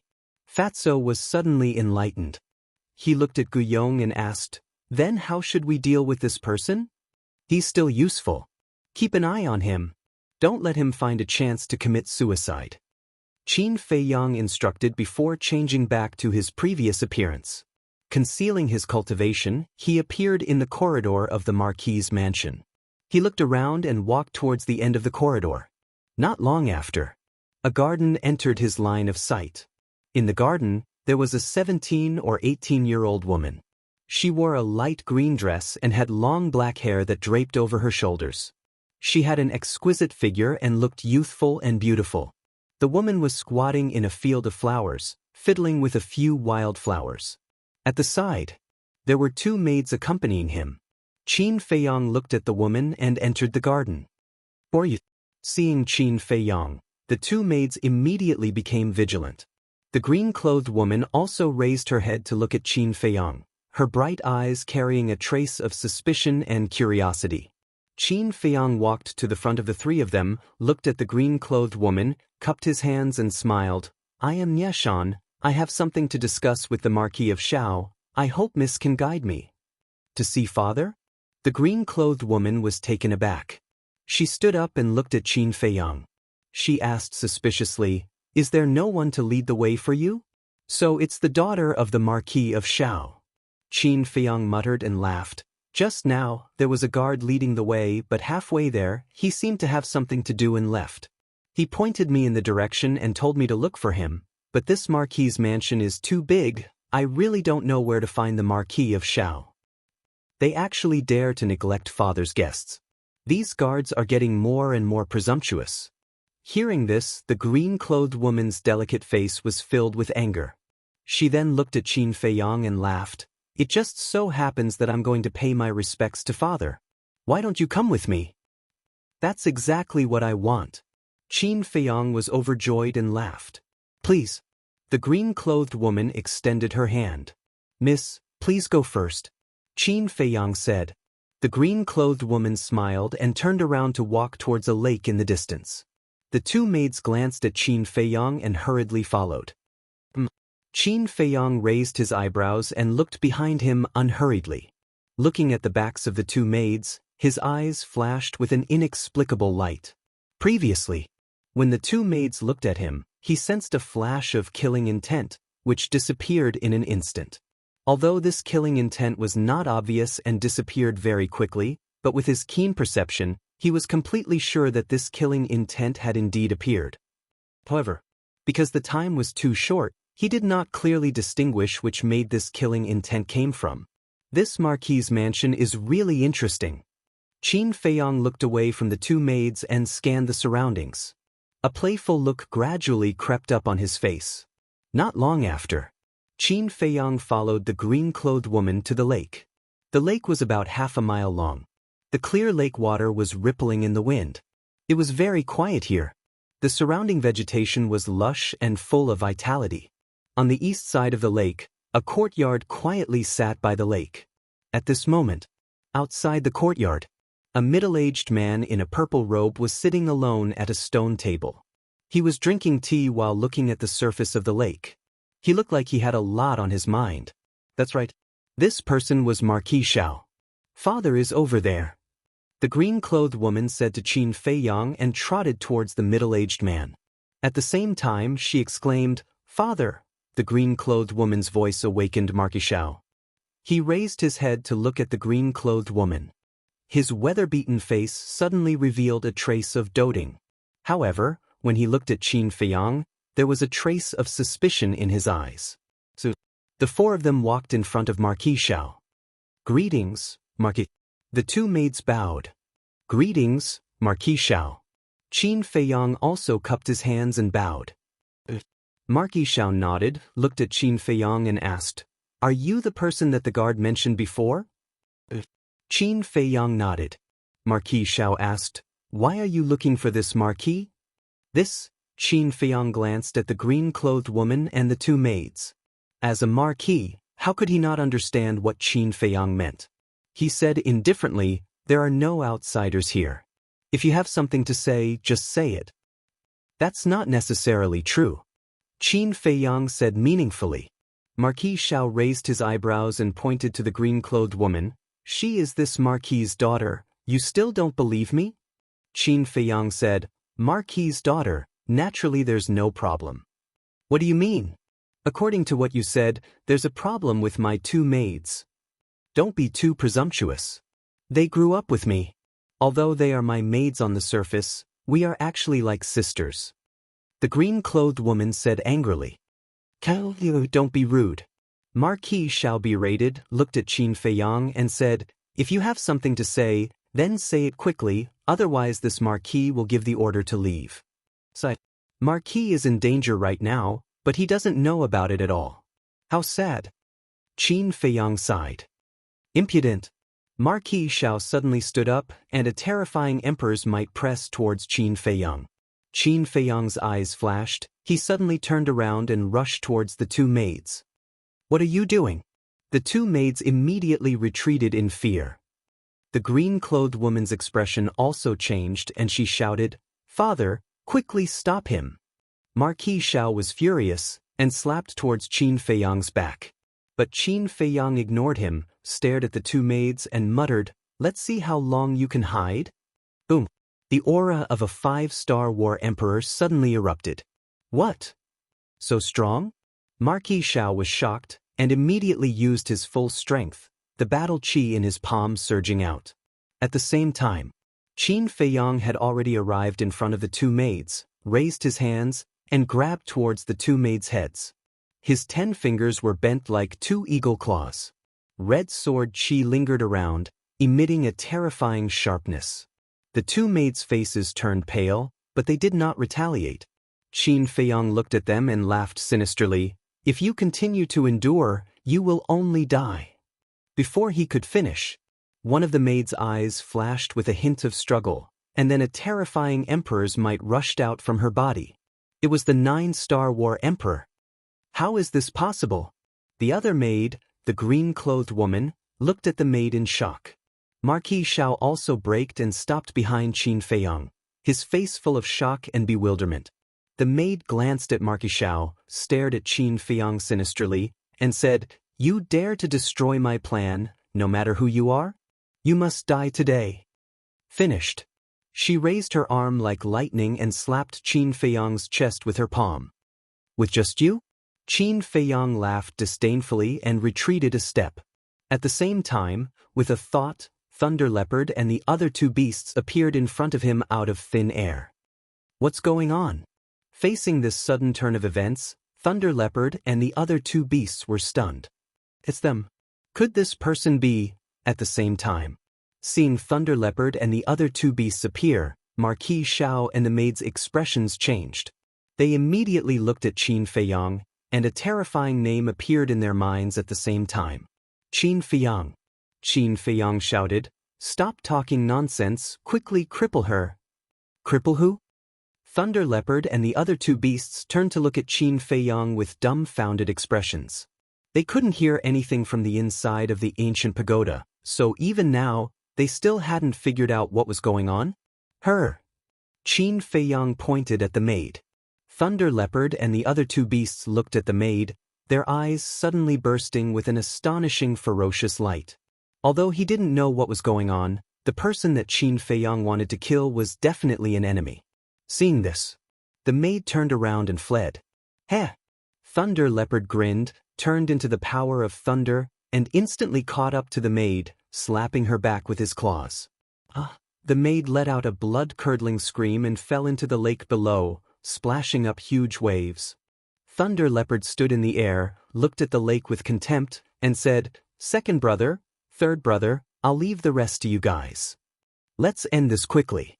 Qin Feiyang added, "Don't worry. We don't need 5 breaths of time to end the battle.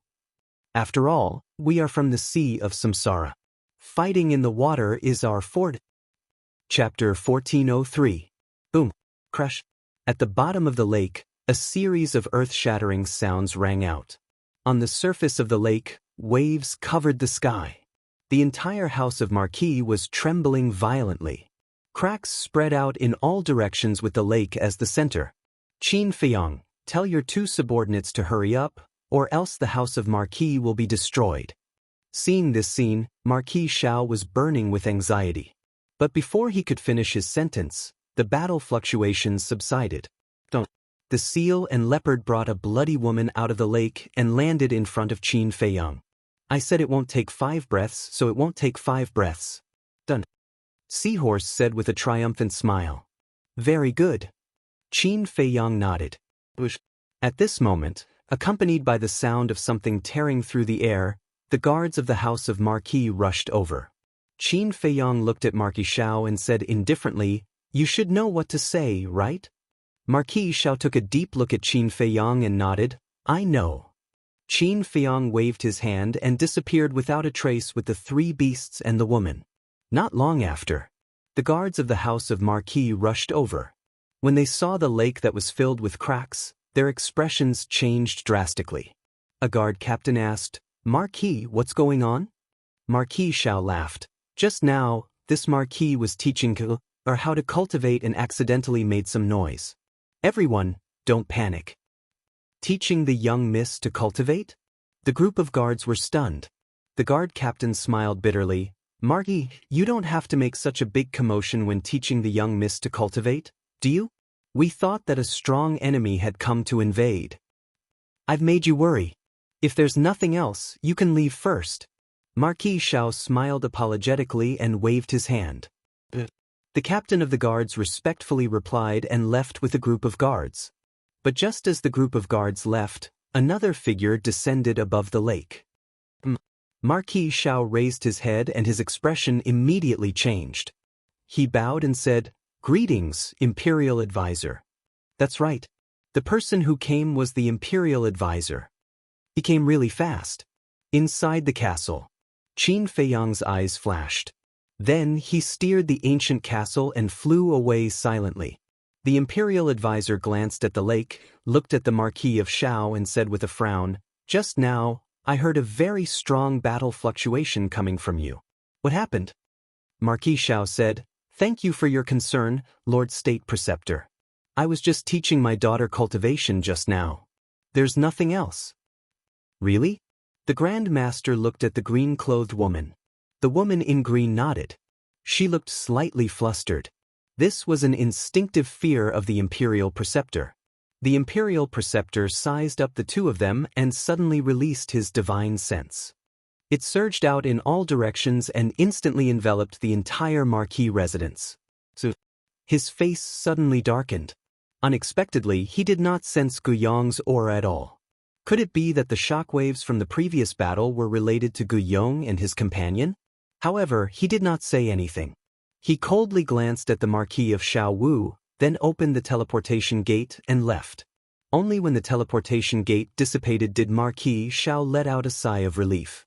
The woman in green asked, "Father, isn't this Imperial Preceptor too concerned about us?" Marquis Shao said in a deep voice, "It's not as simple as you think." "What do you mean?" The green-clothed woman was suspicious. That maid's identity had just been exposed by Qin Feiyang, and the Imperial Preceptor had already arrived at our Marquis residence. "What does this mean?" "It means that the Imperial Preceptor has been paying attention to the movements of our Marquis residence. I guess that maid is most likely a spy that the Imperial Preceptor planted by your side." Marquis Shao said. "What? Why would he do that?" The green-clothed woman's expression changed. The remaining maidservant was also shocked. "Well, it must be because I repeatedly raised objections to Emperor Hong in the central square and angered him." Marquis Shao coldly snorted. "This old thing is too much." The green-clothed woman's face was filled with anger, and her bright eyes were filled with disgust. His Majesty Hao Tian is young and ignorant, and is unable to handle state affairs. As for Emperor Hong, he lives in seclusion and has no intention of managing these things. Right now, the person controlling the power behind the scenes is the Imperial Preceptor. In the past, when His Majesty was still alive, the Imperial Preceptor dared to deceive everyone, let alone now. Marquis Shao sighed deeply. He couldn't help but worry about the future of the Great Qin. "To be able to hear your words, it's not a waste of my trip." Suddenly, Qin Feiyang's voice sounded in the air. Following closely, Qin Feiyang and the three thunder leopard beasts appeared beside Marquis Shao. Marquis Shao was startled and asked, "Why didn't the Imperial Preceptor notice you?" Qin Feiyang said, "As soon as I saw the Imperial Preceptor appear, I left." Marquis Shao said, "You knew that he would use his divine sense to find you?" "He's not looking for me, he's looking for his lackeys." Qin Feiyang waved his hand, and Guyong and the maid appeared in front of Marquis Shao. Both of them had their chi-seas crippled and were dripping with blood. Marquis Shao sized up Guyong and asked in surprise, "Who is he?" Qin Feiyang said, "He is the guard who came to report to you before." "How could this be?" Marquis Shao's face was lifeless. "When he brought me to see you, he asked me about my identity and my purpose for coming to find you. At that time, I felt that there was something wrong with him. As expected, when I crippled his chi-si and interrogated him, he was one of the Imperial Preceptor's men." Qin Feiyang said. "Damn it." When Marquis Shao heard this, he flew into a rage. The green-clothed woman asked, "Then how did you know that there was a problem with this maid?" Qin Feiyang asked, "Do you remember the first time we met?" The green-clothed woman nodded. "It was at that time that a trace of killing intent appeared when she looked at me. But at that time, she concealed it very well. I was unable to determine which maid this killing intent came from. However, if there is killing intent, it means that there must be a problem with one of them." Qin Feiyang said. "Killing intent?" The green-clothed woman was stunned. "Then why didn't I sense it at that time?" Qin Feiyang was stunned, not knowing how to answer. Marquis Shao said helplessly, "Kai, don't mess around. You and Qin Feiyang are not on the same level at all. What he can sense, even father might not be able to sense, let alone you. The green-clothed woman smiled embarrassedly and then stared at Qin Feiyang without blinking. Her moving eyes were filled with curiosity. What kind of man was this? Who? Marquis Xiao took a deep breath and bowed to Qin Feiyang, saying, "Thank you. If it wasn't for you, I'm afraid I wouldn't have known that there were two biting dogs hiding by my side." Marquis Xiao was also a smart person. After knowing the identities of the two, he knew the intentions of the imperial preceptor. Qin Feiyang had saved his life. He had saved his entire house of Marquis. It's just a small matter. Qin Feiyang smiled faintly as he glanced at the other maid. Then what should we do with them now? Marquis Xiao glanced at Guiyong and the other two, then looked at Qin Feiyang and asked. Qin Feiyang said indifferently, "You can do whatever you want. These damn things should be thrown into the lake to feed the fish." Killing intent flashed in Marquis Xiao's eyes. He reached out with both hands and directly twisted Guiyong and the other two's necks. Then, like throwing trash, he threw them into the lake. Qin Feiyang glanced at the lake, then looked at the other maid and said, "She can't be left alive either." The maid's expression changed. She hurriedly ran behind the green-clothed woman and looked at Qin Feiyang in fear. "Don't be afraid, I will protect you." The green-clothed woman comforted her and glared at Qin Feiyang. "Why?" Marquis Xiao was also puzzled. "The imperial preceptor has already set his eyes on you. The imperial preceptor must have already discovered the deaths of Guiyong and the other two. So, he will definitely think of a way to investigate this matter," Qin Feiyang said. Marquis Xiao frowned. He looked at the maid and said, "You mean, the imperial preceptor will make a move on her?" "That's right. Until the last moment, the imperial preceptor would not dare to make a move on you and your daughter. Then she is the only one left because she is the only one who knows," Qin Feiyang said. The green-clothed woman said, "Don't worry, she won't say anything." Yes. "I will definitely keep my mouth shut." The maid also nodded her head. Qin Feiyang looked at the maid and said, "When you fall into the hands of the imperial preceptor, it will not be up to you to decide whether you want to say it or not." He then looked at Marquis Xiao and said, "You are also clear about my current situation. If the imperial preceptor knows that I came to find you, then even if you have 100 mouths, you won't be able to clear your suspicions." Marquis Xiao's heart sank. What Qin Feiyang said was not without reason. With the imperial preceptor's methods, if he knew that Qin Feiyang had come, he would definitely accuse him of colluding with Qin Feiyang and betraying him. At that time, no one would be able to save him, and no one would be able to save his daughter. With that thought in mind, Marquis Xiao looked at the maid, his eyes filled with killing intent. The maid panicked and grabbed the green-clothed woman's arm, saying, "Miss, save me, I don't want to die." The green-clothed woman looked at Marquis Xiao and said anxiously, "Father, I promise you she definitely won't speak carelessly." "Kai, you are still too naive. Even if we don't kill her now, she will die at the hands of the imperial preceptor sooner or later. You can save her from us now, but in the future, can you save her from the imperial preceptor?" Marquis Xiao sighed. The green-clothed woman stood in front of the maid and shook her head. "No matter what, I won't allow you to kill her." Marquis Xiao became angry and shouted, "Impudent, retreat immediately." The green-clothed woman shook her head. Marquis Xiao looked at the green-clothed woman, and a trace of helplessness gradually crept up in his eyes. He looked at Qin Feiyang for help. Qin Feiyang's brows also tightened. A moment later, Qin Feiyang sighed helplessly, "Fine, I'll send her to a place where no one can hurt her." Marquis Xiao asked, "Inside my spatial divine object. But before we go, just in case, I still have to check her identity." After Qin Feiyang finished speaking, he took out a pill and threw it to the maid. "For now, I can only trouble you." Marquis Xiao smiled apologetically at Qin Feiyang, looked at the maid and said, "Hurry up and take the pill. Thank you, young Master Qin." "Thank you, young Master Qin, for not killing me." The maid hurriedly stepped forward and bowed. She then grabbed the pill and put it into her mouth. Finally, the maid's face didn't change in the slightest. Chapter 1404. Buzz. Just as Qin Feiyang was about to send the maid to the ancient pagoda, Marquis Xiao suddenly extended his hand and said, "Wait." "What is it?" Qin Feiyang looked at him suspiciously. Marquis Xiao pondered for a moment, then raised his head to look at Qin Feiyang, cupped his hands and said, "I have a presumptuous request." "Speak." Qin Feiyang said. Marquis Xiao said, "I want Kai to go to your space-time divine object." Qin Feiyang frowned. "You have to be clear, this is not a shelter." "I know. But now, the Imperial Tutor has his eyes on us. What if he makes a move on Kai? I only have one daughter. I don't want anything to happen to her, so I'm begging you." Marquis Xiao bowed. Qin Feiyang said, "Then aren't you afraid that I will harm your daughter? You should know that I am not a good person either." Marquis Xiao laughed. "Although you are indeed not a good person, but in front of righteousness, I still trust you."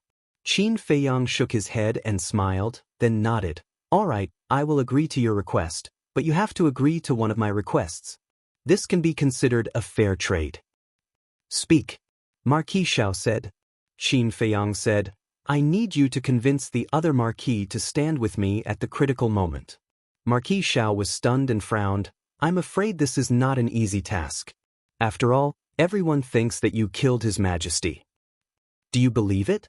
Qin Feiyang asked. Marquis Xiao didn't know how to answer. Qin Feiyang said, "I can tell you clearly that the Emperor is not dead, nor is he imprisoned by me.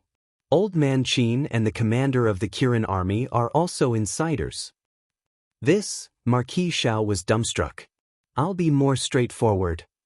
Old Man Qin and the commander of the Kirin army are standing with me because they believe that I won't do anything to harm the great Qin Empire. Of course, I won't force you. It's your freedom to believe it or not." Qin Feiyang said lightly. Marquis Xiao's eyes revealed a look of struggle. A moment later, he nodded fiercely and said, "All right, I believe you. I will try my best to convince the other Marshal Marquis." Actually, it's not difficult to convince them. The only thing you have to be careful of is that among these Marshal Marquis, there might be a few who have already joined the Imperial Advisor. Qin Feiyang said.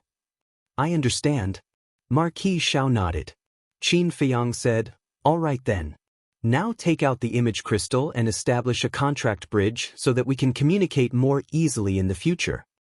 After establishing the contract bridge, Qin Feiyang disappeared with the Thunder Leopard, the three beasts, and the green-clothed woman. Alas, Great Qin's future is worrying. Marquis Xiao walked to the lakeside and looked at the sky. He let out a long sigh, and there was a hint of worry between his brows. The ancient pagoda. Above the herb field. "This is your spatial divine object? It's too big. And this herb field, oh my God, how many medicinal herbs are there?" Looking at the boundless mountains and rivers around them, as well as the boundless herb field, the two women in green were shocked. Qin Feiyang smiled faintly and looked at the center of the herb field. In the center of the herb field, beside the tree of good fortune, there was now a courtyard. The courtyard was about 100 feet long. Although it was not big and was very simple, it was very clean and neat. At this moment, the old man, Luo Qianxue, Lu Ji, and Yen Nanshan were sitting around a stone table in the courtyard. The old man and Yen Nanshan sat opposite each other, playing chess and drinking tea. Lu Ji and Luo Qianxue sat at the side and watched. From time to time, they would laugh. The four of them were equivalent to the owners of this herb field.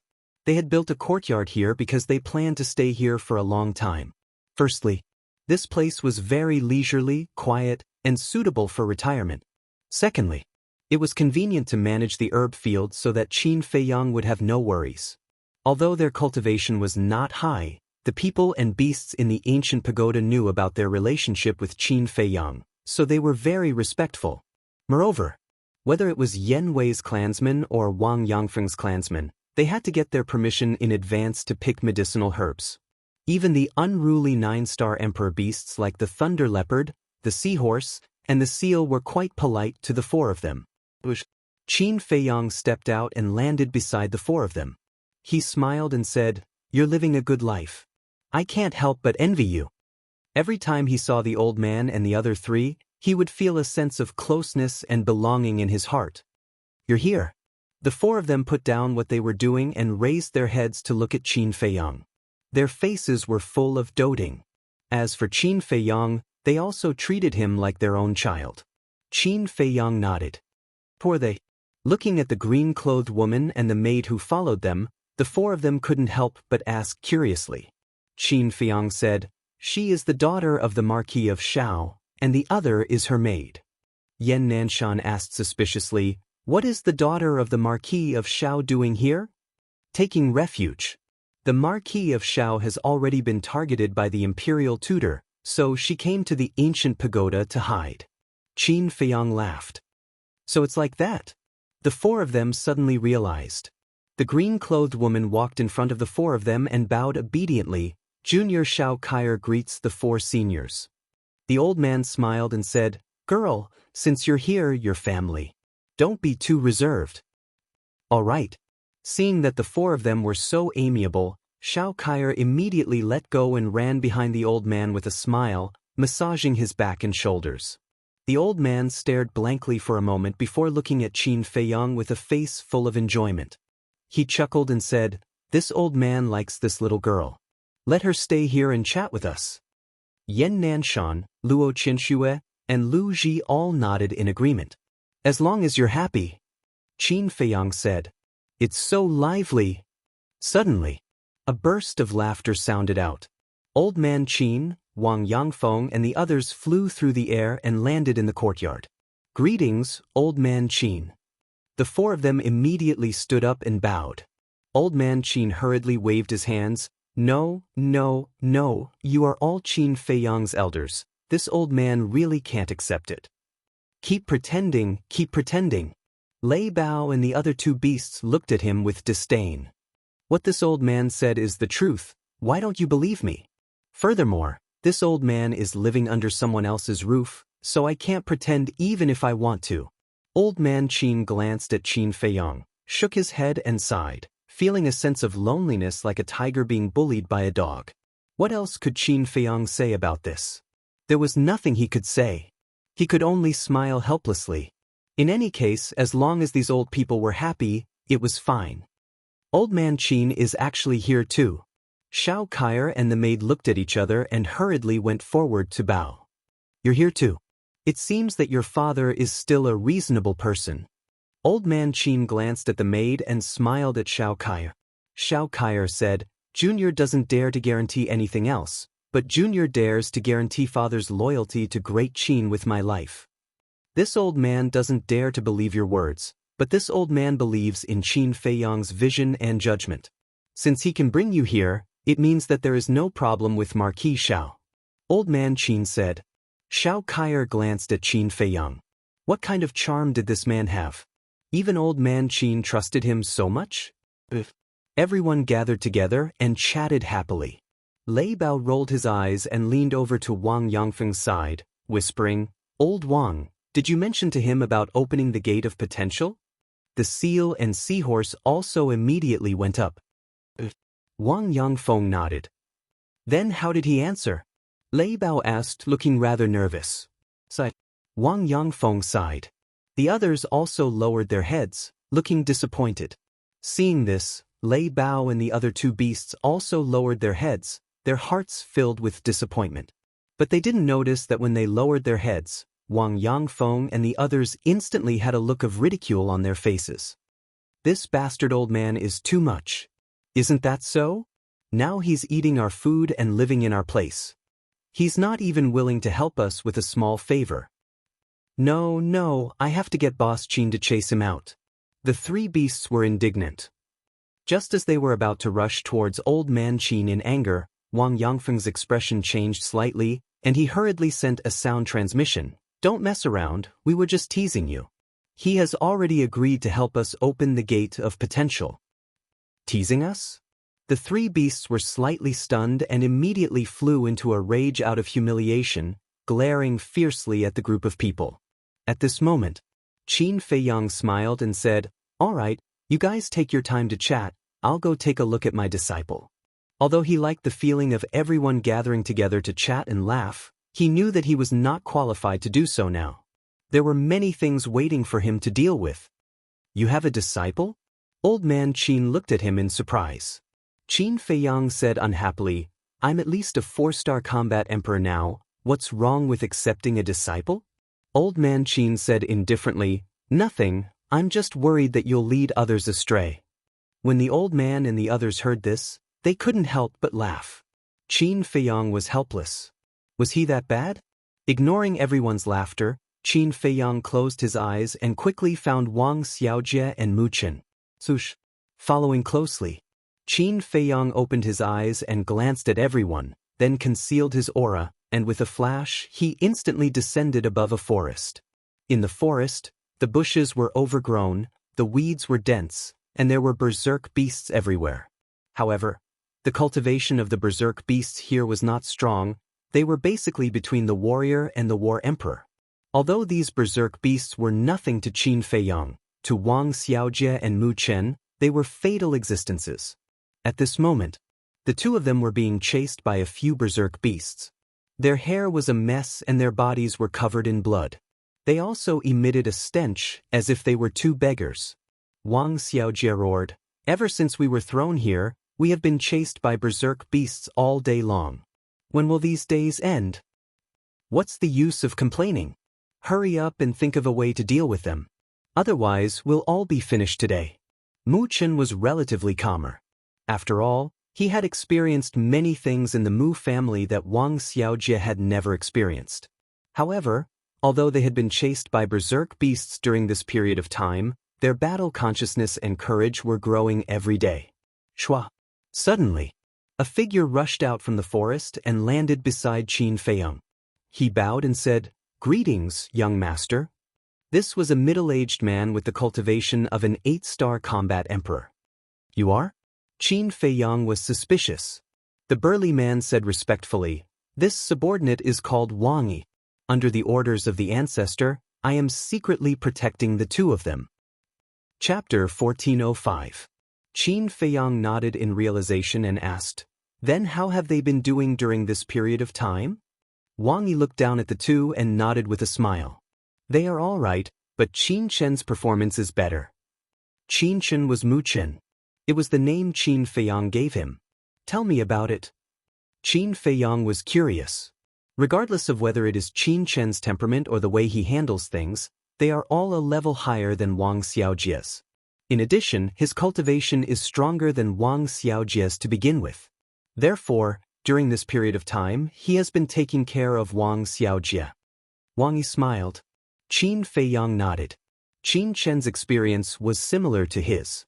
He was poisoned by Mu Qing and became a cripple.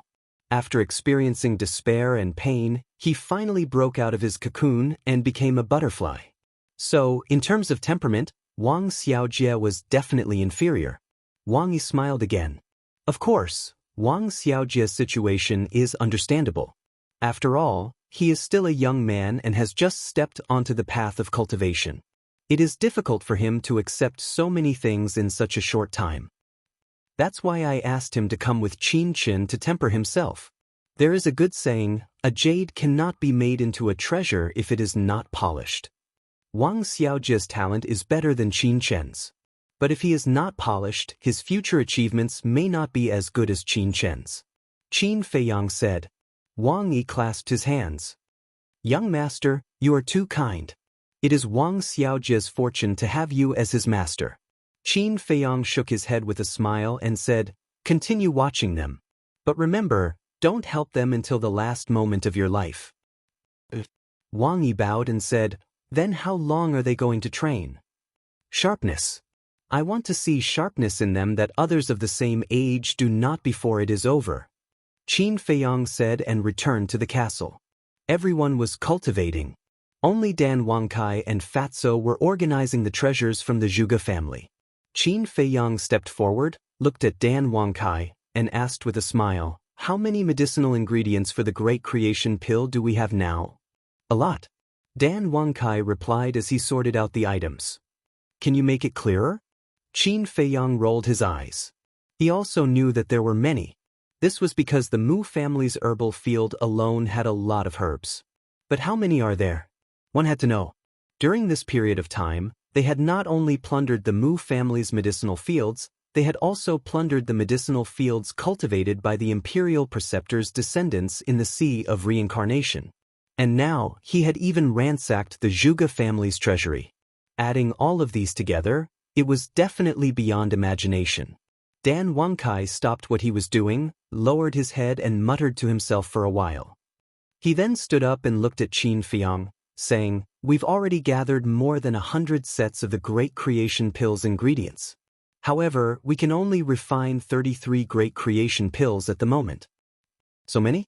Qin Feiyang was shocked. This was truly beyond his imagination. Wait a minute. We've already gathered more than 100 sets of ingredients. Why can we only refine 33 pills? Qin Feiyang asked suspiciously. Because we only have 33 fruits of creation, Dan Wangkai said. Qin Feiyang was stunned, then a wry smile appeared on his face. Although they had the tree of creation, only the Mu family's tree of creation had 30 fruits of creation. The other tree of creation only had 3 fruits. The fruit of creation was the most important ingredient for the Great Creation Pill. Without the fruit of creation, it was impossible to refine the pill. I've carefully checked the elixir. According to the records, the tree of creation takes 100 years to bloom, 100 years to bear fruit, and 100 years to mature. In other words, the whole process will take a full 300 years. So, if we want to refine more Great Creation Pills, we have to find another fruit of creation. After all, 300 years is too long, we can't afford to wait. Dan Wangkai looked at Qin Feiyang and said. Qin Feiyang nodded. Apart from the Great Creation Pill, the ingredients for the Soul Concentrating Pill have been gathered for 30 portions. But the ingredients for the Spirit Concentrating Pill have only been gathered for 10 portions. Dan Wangkai said. So little? Qin Feiyang frowned. The Soul Concentrating Pill and the Spirit Concentrating Pill both have the effect of condensing the divine soul. But the difference is that the Soul Concentrating Pill is taken when breaking through to the pseudo-god realm, which is the early stage of condensing the divine soul. The Spirit Concentrating Pill is taken when breaking through to the war god realm. So, in terms of grade, these two elixirs are a little higher than the Great Creation Pill. So the ingredients are also rarer than the Great Creation Pill. Dan Wangkai explained. What about the 5 Elements Universe Pill? Qin Feiyang asked. Hearing the 5 Elements Universe Pill, Dan Wangkai suddenly smiled bitterly. Although the 5 Elements Universe Pill is of the same level as the Great Creation Pill, the ingredients are rarer than the Spirit Concentrating Pill and the Soul Concentrating Pill. Because the essence of water, the essence of fire, the essence of wood, the essence of earth, and the essence of earth are all natural treasures that can only be found by chance. Dan Wangkai sighed. Qin Feiyang also smiled helplessly and said, in fact, the 5 Elements Universe Pill is not that important. Anyway, we have opened the door of potential and the ancient castle is a cultivation artifact. We don't care about the benefits that the 5 Elements Universe Pill brings. That's true. The most important thing is the Great Creation Pill, the Soul Concentrating Pill, and the Spirit Concentrating Pill. Especially the Great Creation Pill, the door of everyone's potential must be opened. Dan Wangkai said. Qin Feiyang nodded and said, after finishing the things at hand, go to the herb field and collect the ingredients for 21 portions of the Great Creation Pill and the Soul Concentrating Pill. You need so much at once? What do you want to do? Dan Wangkai was surprised and puzzled. Lei Bao and Wang Yangfeng have already stepped into the peak of the 9-star combat emperor realm. Before comprehending the profound meaning of becoming a god, I must help them open the door of potential. As for the Soul Concentrating Pill, although they don't need it at the moment, I'll give it to them in advance. When they break through to the semi-god realm, they don't have to bother us anymore and can take it directly. Qin Feiyang said with a smile. Fatso, who had been burying his head in organizing the treasures, immediately looked up at Qin Feiyang and said with dissatisfaction, Boss, you're too generous. Dan Wangkai also frowned. I know what you're thinking. Right now, we can only refine 33 Great Creation pills and 30 Spirit Concentrating pills. Now we have to give out 21 pills. What will you do when you need them in the future?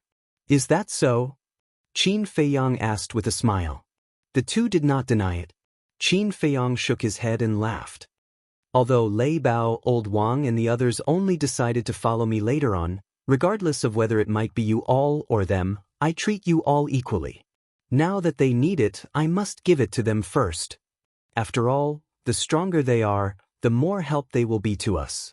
As for your future, don't worry, I will think of a way to find more herbs.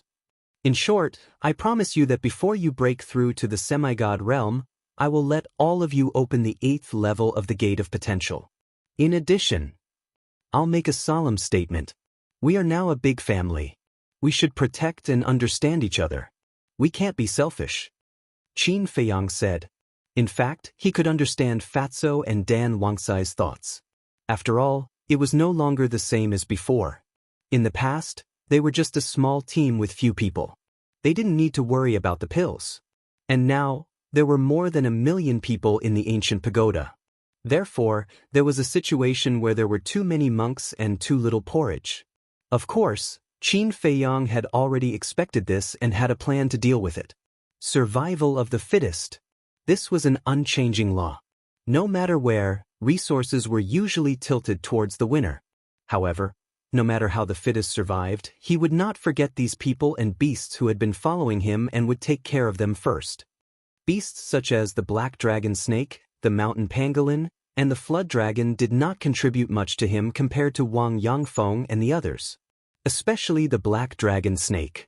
Ever since it followed Qin Feiyang, it had been cultivating in seclusion. But had Qin Feiyang ever given up on it? Not only did he not give up, as long as it was what the black dragon snake wanted, Qin Feiyang would satisfy it. This was Qin Feiyang's character. He cherished his comradeship and friendship very much. As long as you treated him sincerely, he would repay you 10 times, or even 100 times. Hearing Qin Feiyang's words, Fatso and Dan Wangkai both fell silent, with a hint of shame on their faces. Fatso looked at Qin Feiyang apologetically, and said, "Boss, I'm sorry, I was selfish, I promise I won't do it again." "Me too." Dan Wangkai lowered his head and said. Qin Feiyang laughed. "It's great to know your mistakes and be able to correct them." Seeing that Qin Feiyang did not look angry at all, the two of them secretly heaved a sigh of relief, and a smile crept onto their faces. "You guys go ahead." Qin Feiyang smiled, then walked to the front of the altar, opened the iron box, flipped open the 6-word divine formula, and continued to copy the Xing character formula. Actually, in terms of contribution, Dan Wangsai's contribution to Qin Feiyang was the greatest. Because ever since Dan Wangkai entered the castle, Qin Feiyang had basically never touched the pill furnace again. One had to know. With so many people and so many fierce beasts cultivating in the castle, the amount of pills they needed was not a small amount.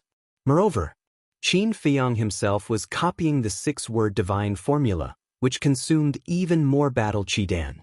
If not for Dan Wangsai's help, Qin Feiyang would definitely not have been able to concentrate on cultivating like he was now. Moreover, it was also because Dan Wangkai often refined pills that he delayed his cultivation. Originally, his cultivation was not as good as Dan Wangsai's, but now he had surpassed Dan Wangkai. Therefore, Qin Feiyang was extremely grateful to Dan Wangkai. He would do his best to satisfy Dan Wangsai's requests. Time flew. The next day, Dan Wangkai and Fatso finally finished sorting out the treasures of the Zhuge family. Fatso directly entered a state of cultivation. Dan Wangkai went to the ancient tower to collect the medicinal ingredients for the Great Creation Pill and the Soul Concentrating Pill. After that, Qin Feiyang personally opened the furnace to refine pills, while Dan Wangkai assisted from the side. After all, Dan Wangsai's talent in alchemy was ultimately not as good as Qin Feiyang's. Whether it was the Great Creation Pill or the Soul Concentrating Pill, they were the same as the 9-turn Dragon Blood Pill and the Small Creation Pill. The more pill patterns there were, the higher the success rate. Therefore, Qin Feiyang had to personally refine them. However, even if Qin Feiyang personally refined them, he also wasted a portion of the Great Creation Pill and the Soul Concentrating Pill's medicinal ingredients, because these two pills were too difficult to refine. Whether it was the heat or the technique, they all had to be done perfectly. After the refinement, Qin Feiyang was sweating profusely to the point that water could be wrung out of his clothes. It was also because of the waste of a set of medicinal ingredients that there were only 11 complete sets of medicinal ingredients left for the Great Creation Pill and 8 complete sets of medicinal ingredients for the Soul Concentrating Pill. However, Dan Wangkai looked at Qin Feiyang with a face full of admiration. For such a difficult pill to refine, only one set of medicinal ingredients was wasted. His attainments in alchemy were truly astonishing. If it were him, he might not even be able to successfully refine a pill with 5 sets of medicinal ingredients. Chapter 1406. After refining the Great Creation Pill and Soul Condensing Pill, Qin Feiyang rested for a while and refined some small creation pills. As for the potential pill, he already had it, so there was no need to refine it. After doing all this, Qin Feiyang continued to copy the Xing formula. Elixir King Kai brought the pills into the ancient pagoda and handed them to Wang Yangfeng and the Thunder Leopard. When they received the pills from Dan Wangkai, whether it was the Thunder Leopard, the other 2 beasts, or Wang Yangfeng and the others, they were all extremely excited. However, Dan Wangkai was very nervous. He was worried that everyone would fail when opening the 7th and 8th level of the Door of Potential, because once they failed, it meant that they would have to waste another set of medicinal herbs. One had to know. Now, every time he used one of these pills, there would be one less. However, everyone was very hardworking. After half a day, with the help of Elder Qin, they successfully opened the 8th level of the Door of Potential. And Dan Wangkai still had one more set of pills in his hands. This was prepared for Wang Yishan. Wang Yishan accompanied the commander of the Kirin army to find the emperor and had not returned yet. Time passed day by day. The imperial capital and the central divine kingdom were very lively now. Every day, people came and went from both sides. At first, everyone was just curious. But whether it was the imperial capital or the central divine kingdom, there were some arrogant people or some people who wanted the world to be in chaos. How could they always get along peacefully? As time passed, disputes slowly appeared. And the people in power of the Great Qin and the Forgotten Continent, because they were afraid of the snow python, did not interfere and allowed those people to cause trouble. In short, in their eyes, as long as no one died, it was fine. Because of this, some people became more and more presumptuous, running to the opposite side in groups to cause trouble. Among them, the ones who caused the most trouble were Wang Zicheng and his group. As the Qinghai 10 heroes, each of them had extraordinary talent, so they naturally felt that they were superior to others. In addition, their personalities were originally arrogant and unruly, so they caused a lot of trouble in the imperial capital these days. And the disciples of the war god temple in the imperial capital were all arrogant people, so they naturally would not let them continue to be so arrogant. The dispute between the two sides became bigger and bigger. Finally, the flames of war erupted. The younger generation often fought in the sky above the Pill Pagoda's plaza in the first city district. Of course, these people were all disciples of the War God Temple, Sacred Tower, and Sacred Peak, because no one else could interfere at all. In short, the monstrous geniuses on both sides didn't want to lose to the other side. As a result, both sides fell into an unprecedented state of chaos. Meanwhile, while the Chief Tower Master and the others were investigating the situation in Great Qin, the Imperial Tutor and the others were also investigating the situation in the Forgotten Continent. But they had a tacit understanding. Qin Feiyang was the one who made the most inquiries. The people on both sides didn't try to hide it. As such, in just a few days, whether it was Qin Feiyang's actions in Great Qin or in the Forgotten Continent, everyone knew about them. People on both sides were surprised. No one in the Forgotten Continent would have thought that Qin Feiyang had done so many shocking things in the Great Qin Empire. And no one in the Great Qin Empire would have thought that Qin Feiyang was so savage in the Forgotten Continent. Although Qin Feiyang hadn't appeared since the opening of the Gate of Time and Space, he had become the subject of heated discussion on both continents. At the same time, Everyone finally understood Qin Feiyang's current situation. The Forgotten Continent couldn't tolerate him, and the Great Qin Empire couldn't tolerate him either. This was simply making the entire world his enemy. I really didn't expect this Qin Feiyang to be so annoying. Yeah, there's no place for him on both continents. It's really funny. He can only blame himself for being too arrogant. Hasn't he heard of the old saying that the tallest tree in the forest will be destroyed by the wind? No wonder he hid when the gate of time and space opened. After offending so many people, does he dare to not hide? Believe it or not, if he didn't hide, he would have been cut into pieces by now. Everyone was discussing. In the eyes of the world, Qin Feiyang had already become the public enemy. There were people attacking him at every moment. On the 5th day of the opening of the Gate of Time and Space, Wang Yishan and the commander of the Kirin army finally returned. Qin Feiyang immediately welcomed them into the castle. Looking at the two of them, he smiled and asked, "How was it?" The commander of the Kirin army lowered his head, looking extremely downcast. Wang Yishan glanced at the commander of the Kirin army, shook his head and sighed. These days, he has been kneeling in front of the emperor and begging, but the emperor didn't even look at him. If I didn't forcefully pull him away, I'm afraid he would still be kneeling there.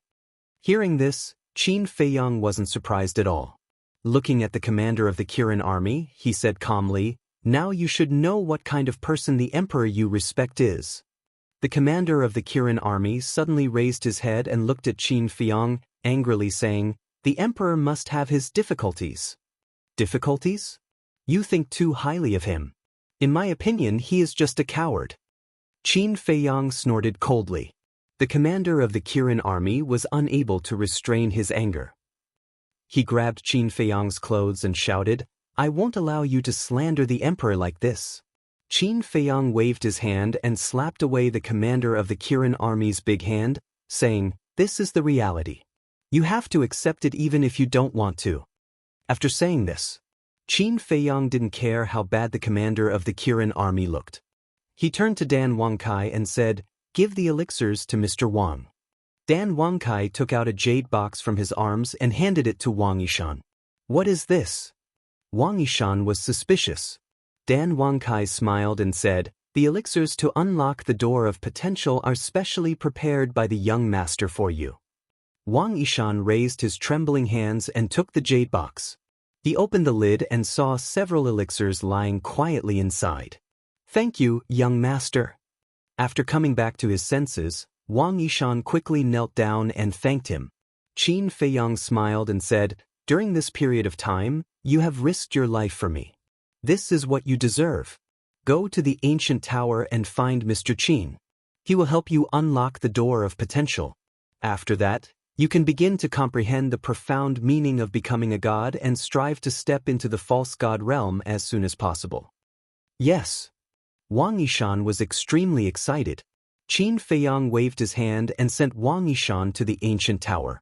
Then he looked at the commander of the Kirin army and finally sent the commander of the Kirin army to the ancient tower.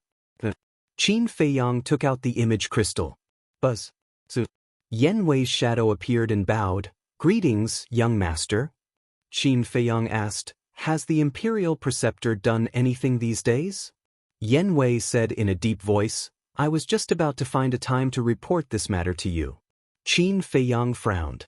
Looking at Yen Wei's expression, it seemed that there really was a situation. These days, the Imperial Preceptor has already understood what you have done in the Forgotten Continent. Just this morning, he asked me to go to the main tower to look for the Chief Tower Master. Yen Wei said, "Look for the Chief Tower Master?" Qin Feiyang was startled and said, "It can't be that he wants to join hands with the Chief Tower Master to deal with me, right?" Yen Wei said, "That's what he thinks." "Then what did the Chief Tower Master say?" Qin Feiyang asked. "Is there a need to say?" With the Chief Tower Master's vengeful personality, of course he nodded his head and agreed without hesitation. "In short, you have already become the public enemy of both continents. A lot of people are looking for you. There are even some reckless people who are shouting in the sky above the first district every day." Yen Wei sneered. "Let them shout as they wish as long as they don't insult my mother." Qin Feiyang waved his hand indifferently. That's not it. After all, everyone knows that the mistress is your reverse scale. Last time, everyone saw the death of Zhuge Jinghong. But there are a few people who have been very arrogant these days, and they don't even put Emperor Hong in their eyes. Do you know that they actually dared to say to Emperor Hong that a good dog doesn't block the way? Yan Wei joked. Well, there are still such daring people. Who are they? Qin Feiyang was surprised. Old acquaintances Wang Zicheng and the others. Yan Wei said. Qin Feiyang was stunned, shook his head helplessly and said, So it's them, then it's not strange at all. Right, there's one more thing. Yan Wei suddenly said. What is it? Qin Feiyang was suspicious. Yan Wei said, The imperial tutor is working to persuade the various martial marquis, and there are already 5 martial marquis who have agreed to follow the imperial tutor's lead. 2 of them are even your acquaintances, Qianwu Marquis and Anwu Marquis. This old bastard, he's really fast. Qin Feiyang frowned, his gaze suddenly turned cold and said, Other than Qianwu Marquis and Anwu Marquis, who are the other 3 martial marquis? Yan Wei said, Mo Wu Marquis, Qi Wu Marquis, Ge Wu Marquis. These scum, I won't let any of them go. Qin Feiyang's eyes flashed with killing intent. In addition, there's one more thing. In the morning court in 5 days, the imperial tutor will officially let Zhuge Mingyang inherit the title of Zhuge Wu Marquis. Yan Wei said. Worthy? Qin Feiyang raised his eyebrows. Yan Wei said, Regardless of whether he is worthy or not, Emperor Hong has already agreed. Furthermore, Zhuge Mingyang is the only son of Zhuge Wu Marquis, so he will definitely be the one to inherit the title of martial marquis. Qin Feiyang lowered his head and muttered to himself for a while, then asked, The morning court in 5 days, right? Yan Wei nodded. I understand. Continue to pay attention to the imperial tutor's movements. If there's any news, inform me immediately. After Qin Feiyang finished speaking, he turned off the image crystal and sent a message to the Marquis of Shao. So, the image of the Marquis of Shao appeared. Qin Feiyang asked, I asked you to persuade the various martial marquis, how is it going? It's not going very well. Marquis Shao shook his head. What do you mean? Qin Feiyang frowned. In the past few days, I've asked all the martial marquis who have a good relationship with me, but none of them answered me directly. Sometimes I wonder if I should tell them the truth. For example, His Majesty is not dead. But I'm worried that they'll secretly inform the imperial tutor. After all, these martial marquis are all old foxes. No one knows what they're thinking.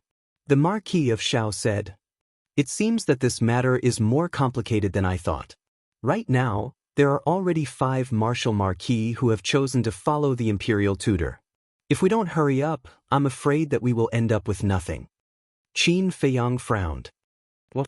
Which 5 martial marquis? The Marquis of Shao said in shock and anger. Qin Feiyang said, En Wu Ho, Qian Wu Ho, Ge Wu Ho, Mo Wu Ho, Qi Wu Ho. How can they do this?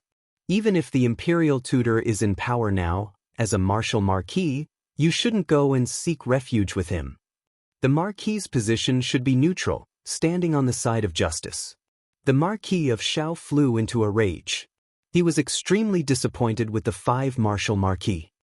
Neutral? Qin Feiyang sneered and said, Right now, the fist is in charge.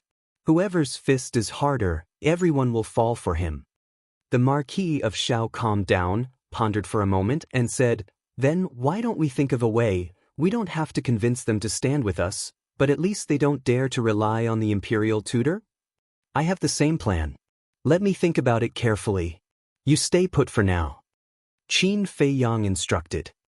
All right. Also, I've been feeling that someone is secretly monitoring me recently. I think it should be the imperial tutor's men. The Marquis of Shao said. At the moment, he doesn't dare to make a move on you, but you have to be careful. Don't let him catch you. Qin Feiyang warned. The Marquis of Shao nodded. After the conversation ended, Qin Feiyang put away the image crystal, lowered his head, and muttered to himself. Time passed breath by breath. Since persuasion won't work, then we can only use bloody methods to intimidate them. After a long while. Chapter 1407. According to the time in the ancient pagoda, the fourth stroke should take more than 150 days. But in the outside world, it was only half a month. At that time, Qin Feiyang's cultivation could step into the 5-star combat emperor realm. He was one step closer to the war god realm. Thinking back to the time when he was in Iron Ox Town, not to mention combat emperor and war god, he didn't even dare to think about becoming a war saint. He also never thought that he could reach this step today. Time flew by. On the 8th day of the spatial doors opening. Swish. On this day, Lu Xingchen, accompanied by Mu Zhongyun, entered the sky above the first district. The imperial tutor immediately flew into the sky and stood in front of the two. A good dog doesn't block the way. Lu Xingchen said indifferently. The imperial tutor's brows suddenly had a touch of hostility. He coldly looked at Lu Xingchen, looked at Mu Zhongyun and said, "I didn't expect that the people of your Mu family are still alive." "You already know?" Mu Zhongyun was surprised. "Last time, I saw you and found that you looked a little familiar. Later, I looked through the ancient history and found that you look very similar to Mu Tianyang's son, Mu Zhongyun. This is very surprising to Imperial Preceptor. However, the ancient history recorded you when you were young. Now that you are old, I can't be sure. So, I sent people to the Central Divine Kingdom to investigate. In the end, I found that you are actually Mu Zhongyun. I also heard that your big brother Mu Zhongfeng is still alive in this world. I wonder how he is now?" The imperial tutor sneered. "Thank you for your concern. We are all good. But this old man is very curious." "Who did you ask?" Mu Zhongyun said. The imperial tutor said, "Do you still need to ask? You should know in your heart. It really is the main pagoda." Mu Zhongyun's eyes flashed with killing intent. Because in the Forgotten Continent, only the people of the main pagoda knew the details of his Mu family. Of course, Qin Feiyang also knew. However, with the relationship between Qin Feiyang and the imperial tutor, he would definitely not tell the imperial tutor. "I heard from the chief tower master that your Mu family has been doing quite well in the Forgotten Continent. But it seems that your luck is also very bad. You have repeatedly fallen into the hands of Qin Feiyang. The most recent one was even more disastrous." The state preceptor sneered secretly. Mu Zhongyun clenched his fists as a bone-piercing cold light flashed in his eyes. The state preceptor ignored him and looked at Lu Xingchen. "And you, if I'm not wrong, should be Mu Tianyang." "Yes. That's me." Lu Xingchen looked at him proudly. "All these years, you've been lurking in the temple, but we didn't know about it. I have to admit, you've really hidden yourself well. But there's one thing that I don't understand. Since you are Mu Durong, who was Renduxing killed by Qin Feng." The imperial advisor transmitted his voice. Because Lu Xingchen and Mu Zhongyun's identities were too shocking, he had been transmitting his voice secretly. Because once Lu Xingchen and Mu Zhongyun's identities were exposed to the world, it would definitely cause a huge uproar in the Great Qin Empire. Lu Xingchen said, "He's a clone of me." "Clone?" The state preceptor frowned and asked suspiciously, "Why do you want to make such a clone? To hide the truth? Who do you think you are? Do you have the qualifications to make me answer your question?" Lu Xingchen said proudly, his eyes full of contempt. The state preceptor wasn't angry and secretly sneered, "What are you being arrogant for? Now you're just a ruler of a fallen country." Lu Xingchen said, "As long as I'm alive, the Heavenly Sun Empire will continue to exist." Wishful thinking. The Heavenly Sun Empire has been destroyed. Now it's the Great Qin Empire that controls the rivers and mountains. Even you, Mu Tianyang, are powerless to reverse the situation. Besides, you don't have the ability now, do you? The state preceptor mocked. Preposterous. Mu Zhongyun couldn't help but go down and was about to fight. Lu Xingchen waved his hand and said, "It's just a clown. There's no need to bother with him. Let's go." Finished. Lu Xingchen opened a teleportation door and walked in without looking back. Mu Zhongyun looked at the state preceptor gloomily and quickly followed. "I'm a clown." Looking at the backs of the two, the state preceptor muttered to himself, his eyes flashing with strong killing intent. Following closely, he also opened a teleportation door and descended in front of a courtyard. The scenery here was beautiful and pleasant. A waterfall poured down from the top of the mountain and converged into a lake beside the courtyard. The lake water was clear and rippling. An old man with white hair sat quietly by the lake. It was Emperor Hong. The state preceptor walked to the front of Emperor Hong and said in a deep voice, "They are really from the Mu family," and Lu Xingxian even personally admitted that he is Mu Tianyang. Mu. Emperor Hong pondered for a moment and sighed, "I really didn't expect that Mu Tianyang is still alive. Why didn't father eliminate the root of the problem?" Between the words, there was an unresolvable worry. That's right. If back then, the previous emperor could eliminate the root of the problem, how could today's matter happen? According to my inquiries in the past 10,000 years, the Mu family has been recuperating in the Forgotten Continent, and their overall strength has surpassed ours. Mu Zhongyun and Mu Zhongfeng have both broken through to the peak of the false god realm. But fortunately, Qin Feiyang recently went to the Mu family once, causing the Mu family to suffer heavy losses and even lost a false god. Otherwise, with our current strength, I'm afraid we really can't stop them. The state preceptor said. Heavy losses? Emperor Hong was stunned and asked, "How bad?" "I'm afraid you won't believe it even if I tell you. The Mu family's 8-star war emperor, 9-star war emperor, and 9-star war emperor, originally numbered in the thousands. But at that time, they were all killed by Qin Feiyang. As for Yiglao, I heard that his fate was even worse. He was forced to self-destruct in the Endless Sea. Moreover, the medicinal field that the Mu family had accumulated for tens of thousands of years was also looted by Qin Feiyang. Also, the Mu family's 1-star to 7-star war emperor were all massacred. In other words, in the current Mu family, other than Mu Tianyang and the others, the strongest is the 9-star war saint." The state preceptor laughed. Emperor Hong was dumbfounded. The dignified Mu family, because of a mere Qin Feiyang, had actually fallen to such a state? If these words didn't come from the state preceptor's mouth, he wouldn't believe it even if he was beaten to death. Emperor Hong said, "In that case, although Qin Feiyang has been opposing us all these years, he has also been silently contributing to the great Qin Empire?" The state preceptor's eyes flashed, and he coldly snorted, "I'm afraid it's not for our great Qin Empire." Then why did he deal with the Mu family? Emperor Hong frowned. "I think it's for his own selfish desires. He's thinking about the Mu family's medicinal field. Moreover, in the Forgotten Continent, the Mu family had repeatedly tried to kill him. With his personality, he will definitely think of ways to take revenge on the Mu family." The state preceptor sneered. "That makes sense." Emperor Hong nodded and asked, "Then now, how many fake gods does the Mu family have?" "According to my investigation, there are only Mu Changfeng, Mu Changyun, and Mu Tianyang himself," the state preceptor said. "Then the Mu family is nothing to worry about." Emperor Hong waved his hand. "The Mu family is nothing to worry about now, but according to my investigation, the Mu family has given birth to another monster. This person is called Mu Qing, and he has opened a battle soul called Heaven's Eye.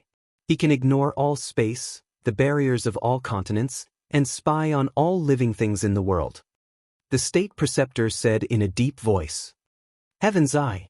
Emperor Hong's eyes trembled, and he said, "This old man has also heard of this battle soul. It's rarer than any other battle soul, and the threat is great. If there's a chance, we must eliminate this person." "I think so too," the state preceptor said, his eyes flashing with killing intent, and then he said, "In addition, there's one more thing that's very troublesome." "What is it?" Emperor Hong was suspicious. The state preceptor said, "I believe you also know that to open the miracle, you need a key." "I know. Back then, my father personally told me, and there are also records in ancient history. This key is in the hands of the main tower. They are Heavenly Star Flame, Heavenly Thunder Flame, Ice Flame.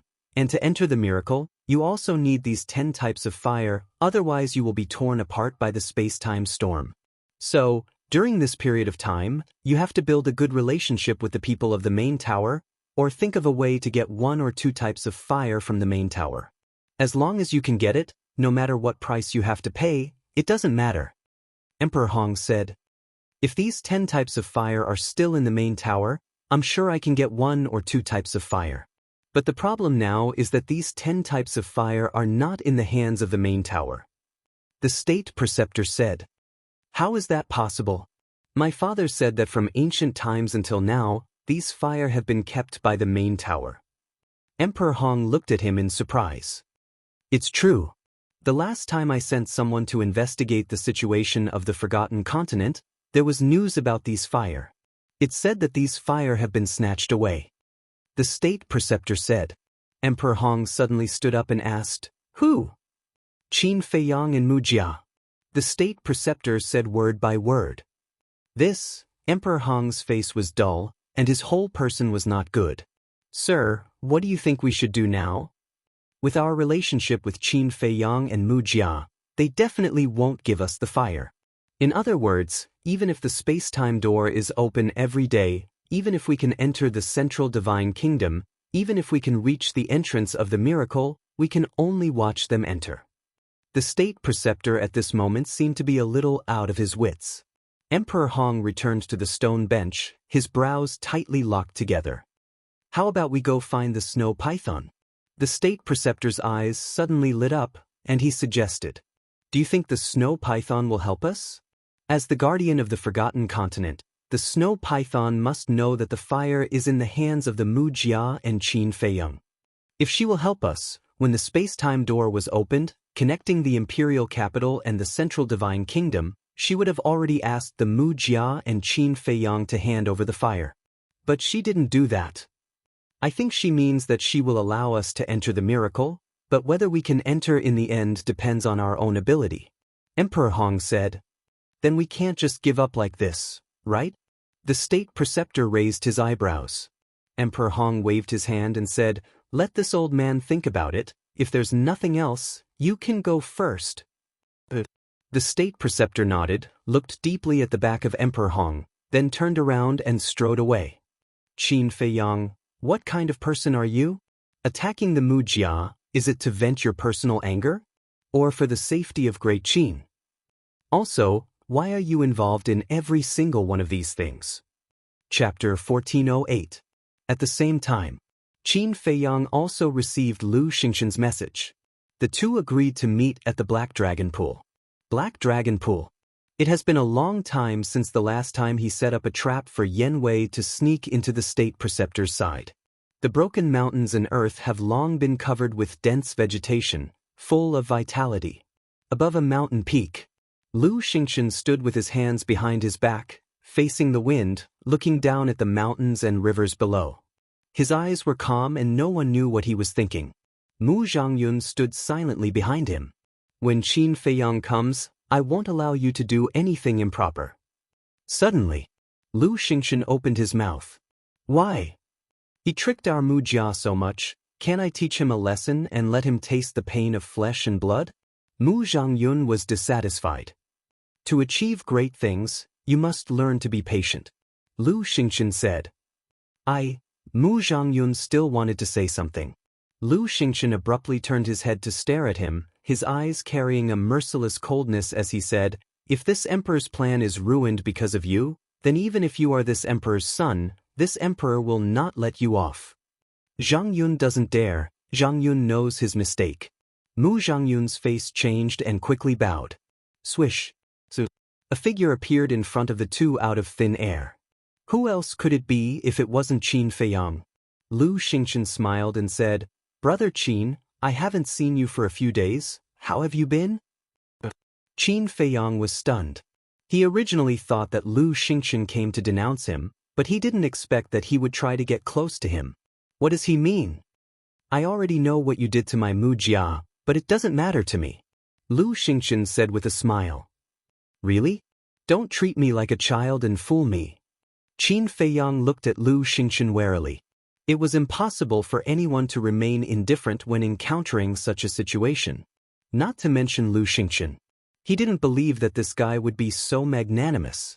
Lu Xingxin said sadly, I'm disappointed by your words. We've been together for so many years. When have I ever lied to you?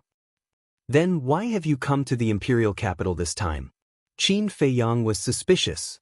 Lu Xingchen said, I have something to discuss with you. What is it? Qin Feiyang frowned. He thought to himself that it was definitely not something good. Lu Xingchen smiled and asked, You definitely know about the miracle, but do you know how to enter it? What do you mean? Qin Feiyang was puzzled. 10 types of alchemy fires are needed to open the divine ruin. Similarly, these alchemy fires are also needed to enter the divine ruin, because there is a passage inside the gate of the divine ruin. This passage is filled with something called a space-time storm. This space-time storm is extremely lethal. Even a real god of war will die on the spot if he is swept by the space-time storm. Lu Xingchen said. It's so terrifying? Qin Feiyang was shocked. Yes. However, the alchemy fires in our hands can isolate the space-time storm. But each alchemy fire can only bring 1,000 people into the divine ruin at most. Lu Xingchen said. Qin Feiyang frowned and said, You mean the number of people entering the divine ruin is limited? 10 types of alchemy fires, 10,000 people, so only 10,000 people can enter the divine ruin at most. And there is another condition to enter the divine ruin. The minimum cultivation level to enter is a 1-star god of war. Lu Xingchen said with a smile. Pseudo-gods like you can also enter? Qin Feiyang was suspicious. Gods of war and pseudo-gods can all enter. Lu Xingchen nodded. What about gods of war? Qin Feiyang asked. Gods of war can also enter, but how many gods of war are there in this world? Lu Xingchen smiled faintly. Qin Feiyang was a little uneasy. The snow python was a real god of war. If the snow python also entered the divine ruin on a whim, then even if the divine ruin was full of treasures, no one would be able to snatch them from her. Lu Xingchen said, I have no other purpose in telling you this. I just hope to cooperate with you on a deeper level. Deeper level? Qin Feiyang was stunned and asked in confusion, How so? Now, 7 of the 10 alchemy fires are in my hands, and the other 3 are in your hands. In other words, only the 2 of us can enter the divine ruin. Think about it. If only the 2 of us can enter the divine ruin, then wouldn't all the treasures in the divine ruin be ours? Lu Xingchen smiled.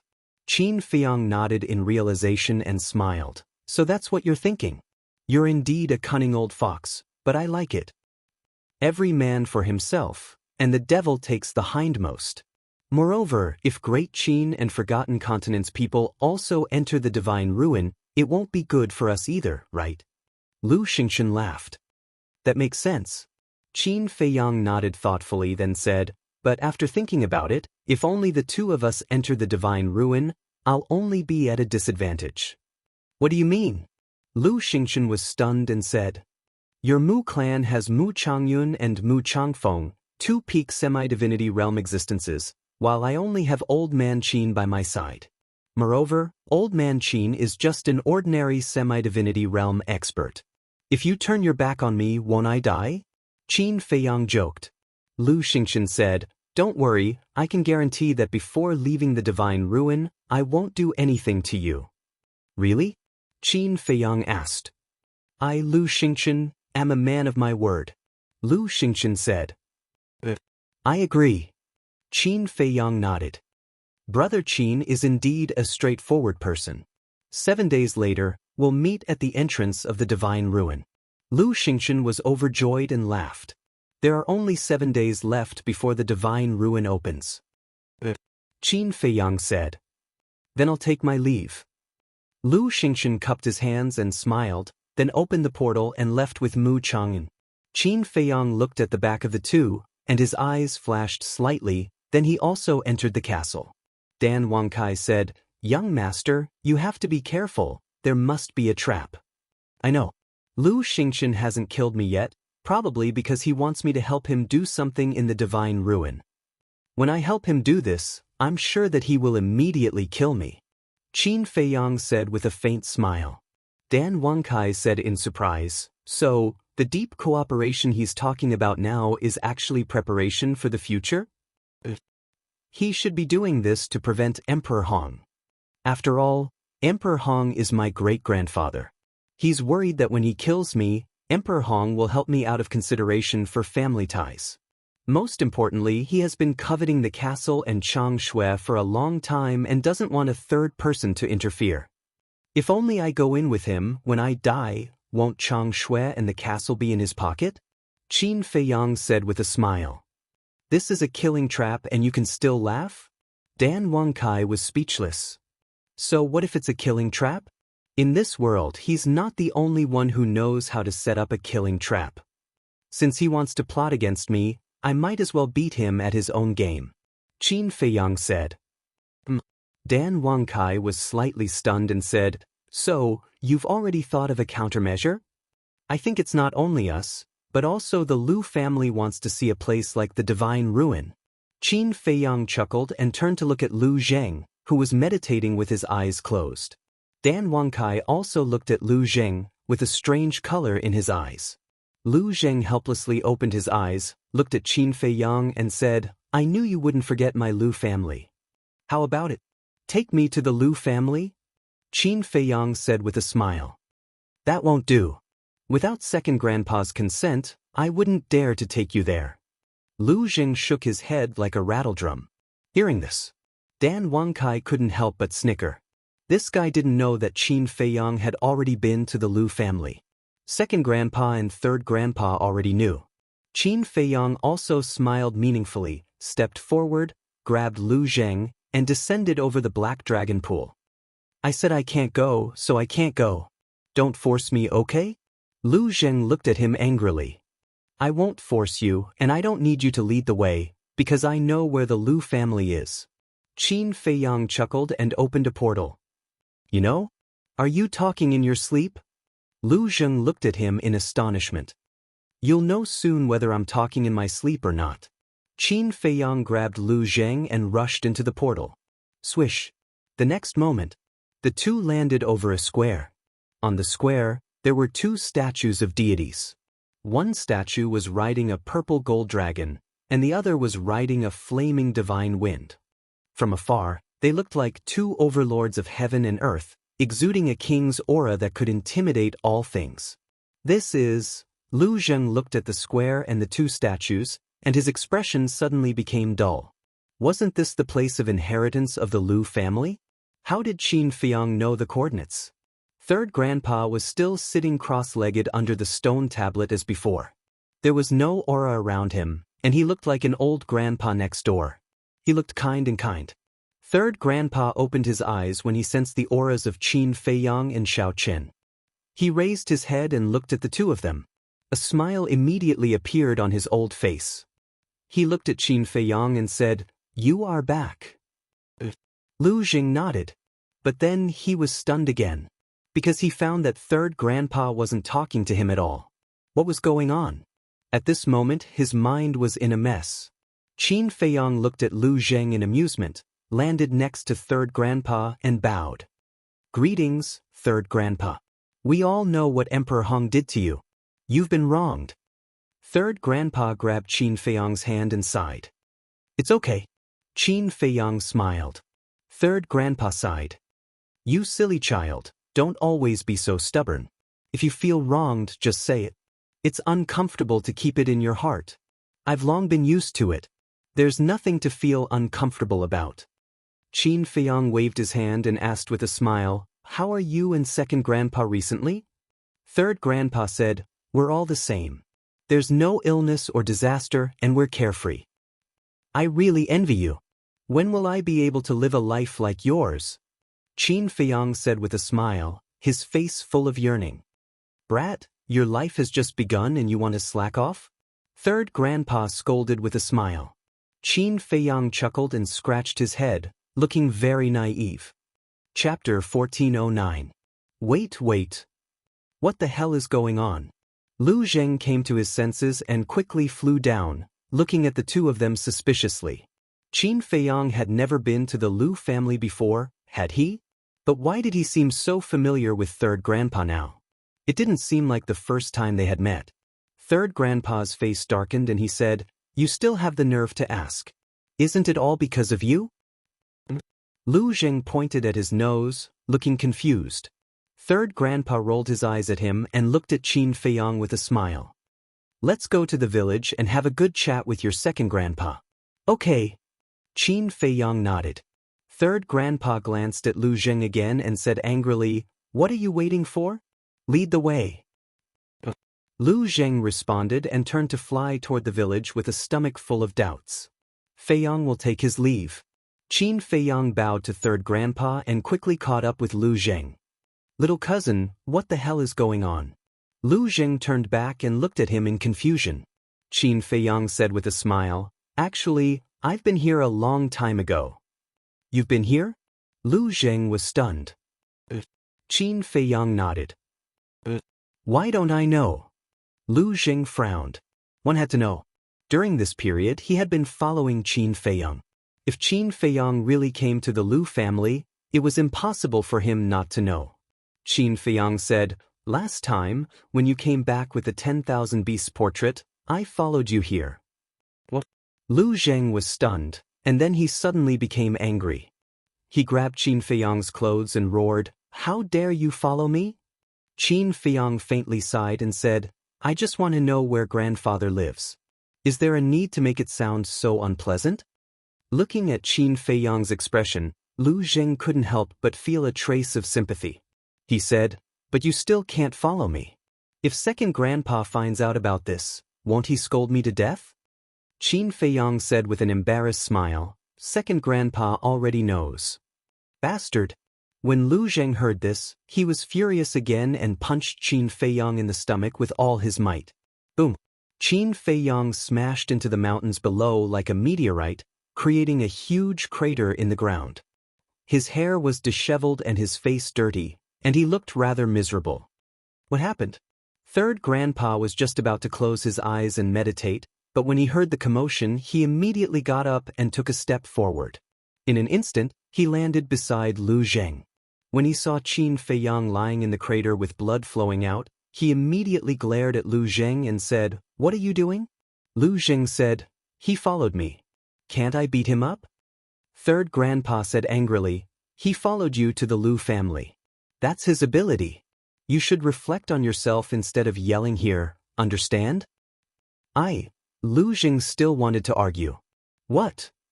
You're not convinced. Do you want to go to Devil's Cliff to reflect on your mistakes?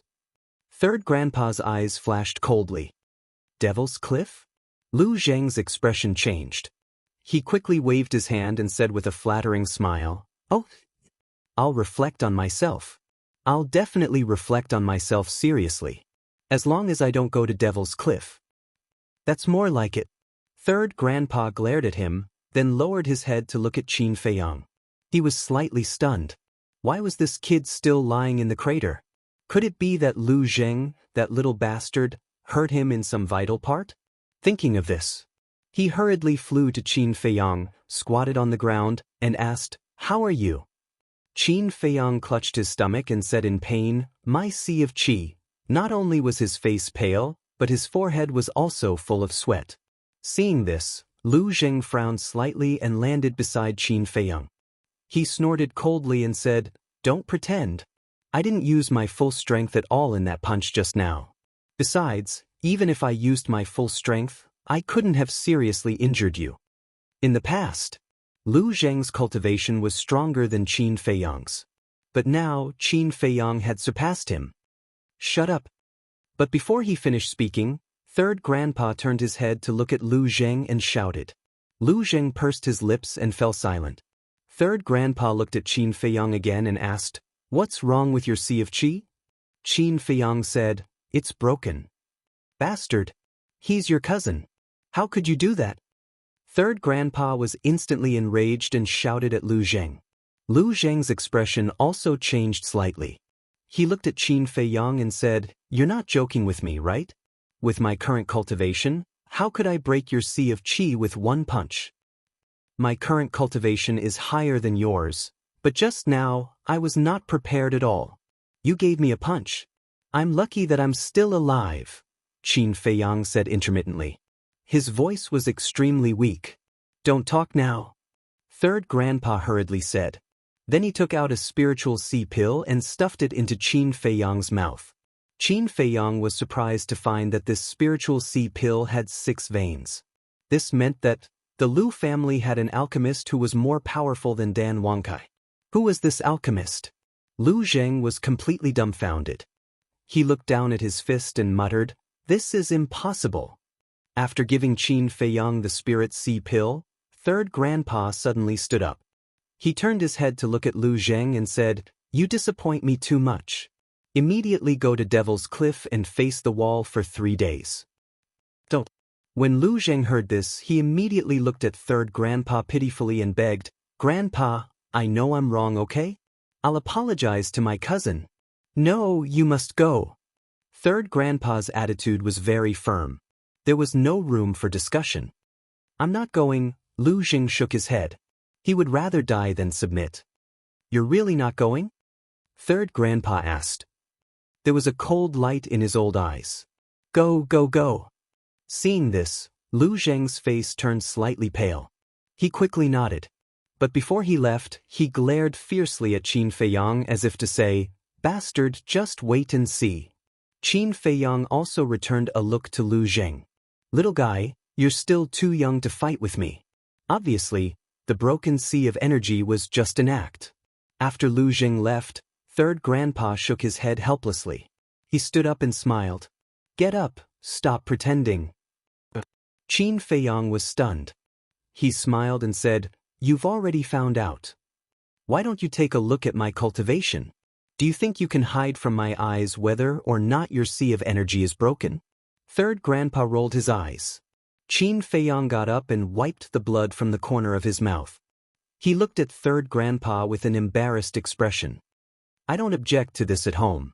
After all, you're still young and still have the innocence of a child. But outside, you two brothers must be united. Do you understand?" Third Grandpa said. Qin Feiyang nodded heavily. "Then go." Third Grandpa smiled and waved his hand. Qin Feiyang turned into a stream of light, rose into the air, and flew toward the village. At this moment he was very happy. But the reason for his happiness was not because he had tricked Lu Zheng once. It was because of what Third Grandpa said before. Third Grandpa said that it was okay to make a scene at home. This home referred to the Lu family. In other words, Third Grandpa did not treat him as an outsider. His sense of belonging to this place was getting stronger and stronger. Although he was born in the Imperial Palace, he always thought that his first home was in Iron Ox Town. And the Lu family would become his second home in the Great Qin Empire. In the village, as usual, the men were farming and herding outside, and the women were doing housework at home. The children were playing everywhere, and there was constant laughter. The old people gathered together to chat, drink tea, and play chess. Although it was ordinary, it was blissful. "Second Grandpa, what story are you going to tell us today?" In front of a courtyard, a group of children around 7 to 9 years old surrounded an old man in sackcloth, their faces full of anticipation. The old man in sackcloth was lying on an old-fashioned wooden armchair, looking at the group of children in front of him with a loving smile on his old face. Today, Second Grandpa will tell you about a person called Qin Feiyang. Qin Feiyang? Who is he? Is he very powerful? The group of children asked curiously. Second Grandpa smiled and said, "He's not very powerful, but on this continent, there's no one who doesn't know his name." "Second Grandpa, we don't agree with what you said." "Do you know why?" the 2 young men said with a serious face. Second Grandpa looked at them suspiciously. "You just said that there's no one who doesn't know his name, but we don't. Doesn't this prove that you're fooling us?" The 2 young men said. The other children also nodded in agreement. Second Grandpa was stunned. For a moment he did not know how to answer. Suddenly, there was a sound of something piercing through the air. Second Grandpa looked up, and his face was full of smiles. Then he looked at the children and said with a smile, "You'll know soon, because he's here in person." "In person?" The group of children looked up and saw a young man in white flying toward the village like lightning. At the same time, the old people in the village, the women, and the busy men outside the village also noticed the figure. Qin Feiyang? Why is this child here? I heard that last time, he came here secretly and got the inheritance of our ancestors. He's quite capable. Are you kidding? Don't you know whose descendant he is? Whether it's the Liu family or the Qin clan, our genes are not bad, not to mention that he's the product of our two families. The people started to talk. Everyone's face was full of the most sincere smiles. After a few breaths, Qin Feiyang flew into the sky above the village. Looking at the simple and sincere smiles of everyone, his sense of belonging to this place went further. This was the life he wanted. How comfortable and happy it would be for a family to live together without any worries and worries. His face was also full of an innocent smile. He landed in the village. The people in the village came from all directions. Second grandpa also got up and walked slowly toward Qin Feiyang with a group of children. Fan, you're here. How have you been these years? But then again, the last time we saw you was many years ago. Yes. I still remember that you had just learned to walk at that time. You came back with your mother, wearing open crotch pants all day long, running around and causing chaos in the village. Chapter 1410. Really? Qin Feiyang was stunned. He really didn't remember these things. These are all things that happened when you were young. You definitely don't remember. But it doesn't matter. You just need to go home. Everyone here is your family. Although we haven't helped you much over the years, we've always been worried about you and your mother. People said. Qin Feiyang glanced at the strange faces in front of him. Although they were strangers, the kinship that blood was thicker than water could not be erased. His heart couldn't help but tremble. His eyes couldn't help but moisten. Because in this world, there was a group of lovely people who missed him and missed him. Greetings, grandpas, grandmas, uncles, aunts. At the same time, I also greet you on behalf of my mother. Qin Feiyang knelt on the ground and bowed. Good. Son, get up. From now on, this is your home. You can come back whenever you want. We don't treat you as an outsider. Don't treat us as outsiders either. Several old people nodded with relief and stepped forward to help Qin Feiyang up. Their old eyes were also filled with tears. Especially when they thought of Qin Feiyang's experience over the years, they couldn't help but feel sad. You will always be Feiyang's family. Qin Feiyang said with a smile. Some women and old people looked at Qin Feiyang silently. At this moment, they were all smiling and crying. Mom, why are you crying? A 5-year-old child looked at his mother in confusion. Mom is not crying. She is happy. The child's mother replied. At this time, the crowd gradually dispersed. Second grandpa walked over step by step and stopped in front of Qin Feiyang. Qin Feiyang looked at second grandpa. Second grandpa also looked at Qin Feiyang. None of them spoke. At this moment, the village was particularly quiet. After an unknown amount of time, Qin Feiyang strode forward and walked in front of second grandpa. He knelt on the ground and said, "This unfilial grandson, Qin Feiyang, pays respect to second grandpa." Unfilial, second grandpa muttered to himself. His old face was gradually filled with guilt. He reached out to help Qin Feiyang up. Child, how can you say that about yourself? For the sake of your mother, you even disregarded your own life. Who in this world is more filial than you? It's second grandpa. I should apologize to you. Second grandpa sighed, his face full of self-blame. No. You didn't let me down, nor did anyone in the Liu family. The one who let me down was the emperor, the Han emperor, and those so-called family members of mine in the imperial palace. Qin Feiyang said. Everyone was silent. It could be seen that Qin Feiyang's resentment toward the people of the imperial palace was extraordinarily deep. Child, since you're here, you don't have to think so much anymore. Yeah. In our place, let the lone killing, we don't even have to scheme against each other. You can take this opportunity to relax. The old men laughed. All right. Qin Feiyang nodded. All right, everyone go and get ready. Feiyang, this child has finally come back. We have to celebrate. All right. The crowd quickly dispersed. The women of each family were busy. Seeing this scene, Qin Feiyang's heart was especially warm. He smiled and said, "It's good to have a family." When second grandpa heard this, he blamed himself even more. He also regretted it. Why did he have to worry so much and not bring Qin Feiyang to the Lu family earlier? She had let him suffer so much outside alone. Qin Feiyang laughed and said, "Second grandpa, take me around." "All right." Second grandpa nodded. "Our village only has a total of 1,000 families. Including the elderly and children, there are more than 5,000 people. However, don't underestimate everyone. Because among these 5,000 people, half of them have the cultivation of the War Emperor. There are more than 1,000 nine-star War Emperor. Moreover, the fierce beasts within a radius of 10,000 miles of the village are all raised by our Lu family. There are at least 8,000 nine-star Emperor beasts, if not 10,000.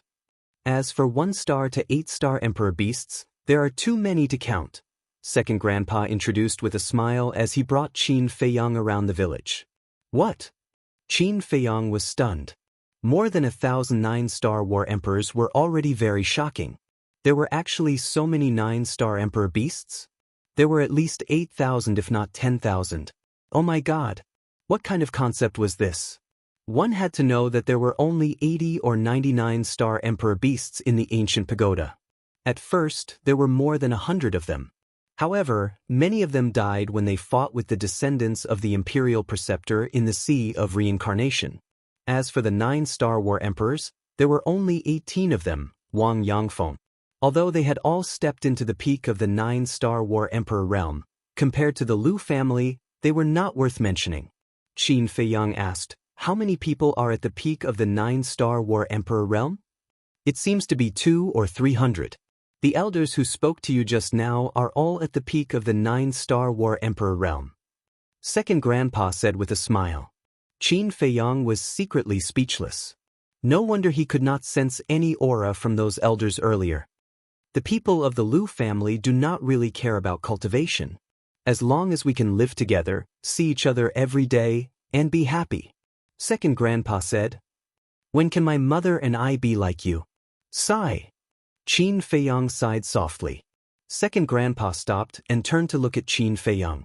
He said with a smile, "Don't be too stubborn. Let nature take its course. Your obsession now is too deep. I'm afraid it will hinder you from becoming a god in the future." "How can I become a god?" Qin Feiyang asked. "Let go of everything and return to your original intention and heart. This is the profound meaning of becoming a god. Actually, it's not difficult, but it's not easy either. It all depends on one's state of mind. With your talent, you will step into the peak of the 9-star War Emperor realm sooner or later. Let go of your obsession. This is what you should do now." Second grandpa said. "Let go of my obsession." Qin Feiyang murmured and shook his head. He said, "My obsession is deeply rooted. How can I let it go just like that? Moreover, it was because of my obsession that I gave birth to the inner demons." Second grandpa sighed softly and said, "The appearance of the inner demons has already sealed your fate." Fate? Qin Feiyang was suspicious. "You can't become a god. Because the inner demons are the source of all obsessions. As long as the inner demons exist, so will the obsessions. Unless you can kill the inner demons." Second grandpa said. "Kill the inner demons." Qin Feiyang's eyes trembled. In the inner world, the inner demons heard second grandpa's words. Their bodies could not help but tremble violently. They said, "Deity, we have fought side by side for so many years. You can't be so heartless." Qin Feiyang shook his head and smiled. He secretly comforted them. "Don't worry. As long as I'm here, you will always exist." Hearing this, the inner demons breathed a sigh of relief. Qin Feiyang asked, "Second grandpa, is there any other way to become a god other than cutting off one's obsession?" Second grandpa shook his head. "If you have to cut off your obsession to become a god, then why can ambitious people like the state preceptor and Mu Changfeng also become gods?" Qin Feiyang frowned. "Becoming a god doesn't mean that you have to be pure of heart and few desires. For example, this old man. Don't think that this old man is carefree now. In fact, this old man also has obsessions and desires. However, when comprehending the profound meaning of becoming a god, we must first let go of these things. This is a very difficult process. Some people may not be able to do it in their entire lives. Second grandpa said. So that's how it is. Qin Feiyang nodded in understanding. This old man doesn't want to say anything about you, and I'm not qualified to say anything. However, this old man heard from Lu Zheng about your relationship with the inner demons. If you want to become a god, you have to make a choice. Second grandpa said solemnly. A choice? Qin Feiyang looked up at the sky and said, I won't let go of my obsession, and I won't cut off the inner demons. However, I won't give up on becoming a god either.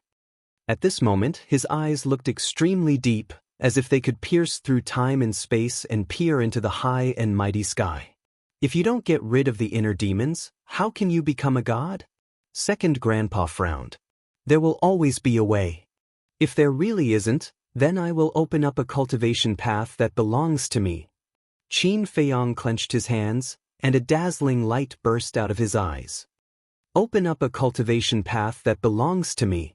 Second grandpa's body and mind trembled. How much confidence and courage did he have to say something like that? He looked at Qin Feiyang at this moment. He felt that the thin figure seemed to be quietly giving birth to a supreme domineering aura. Can you really do it? Second grandpa murmured in his heart.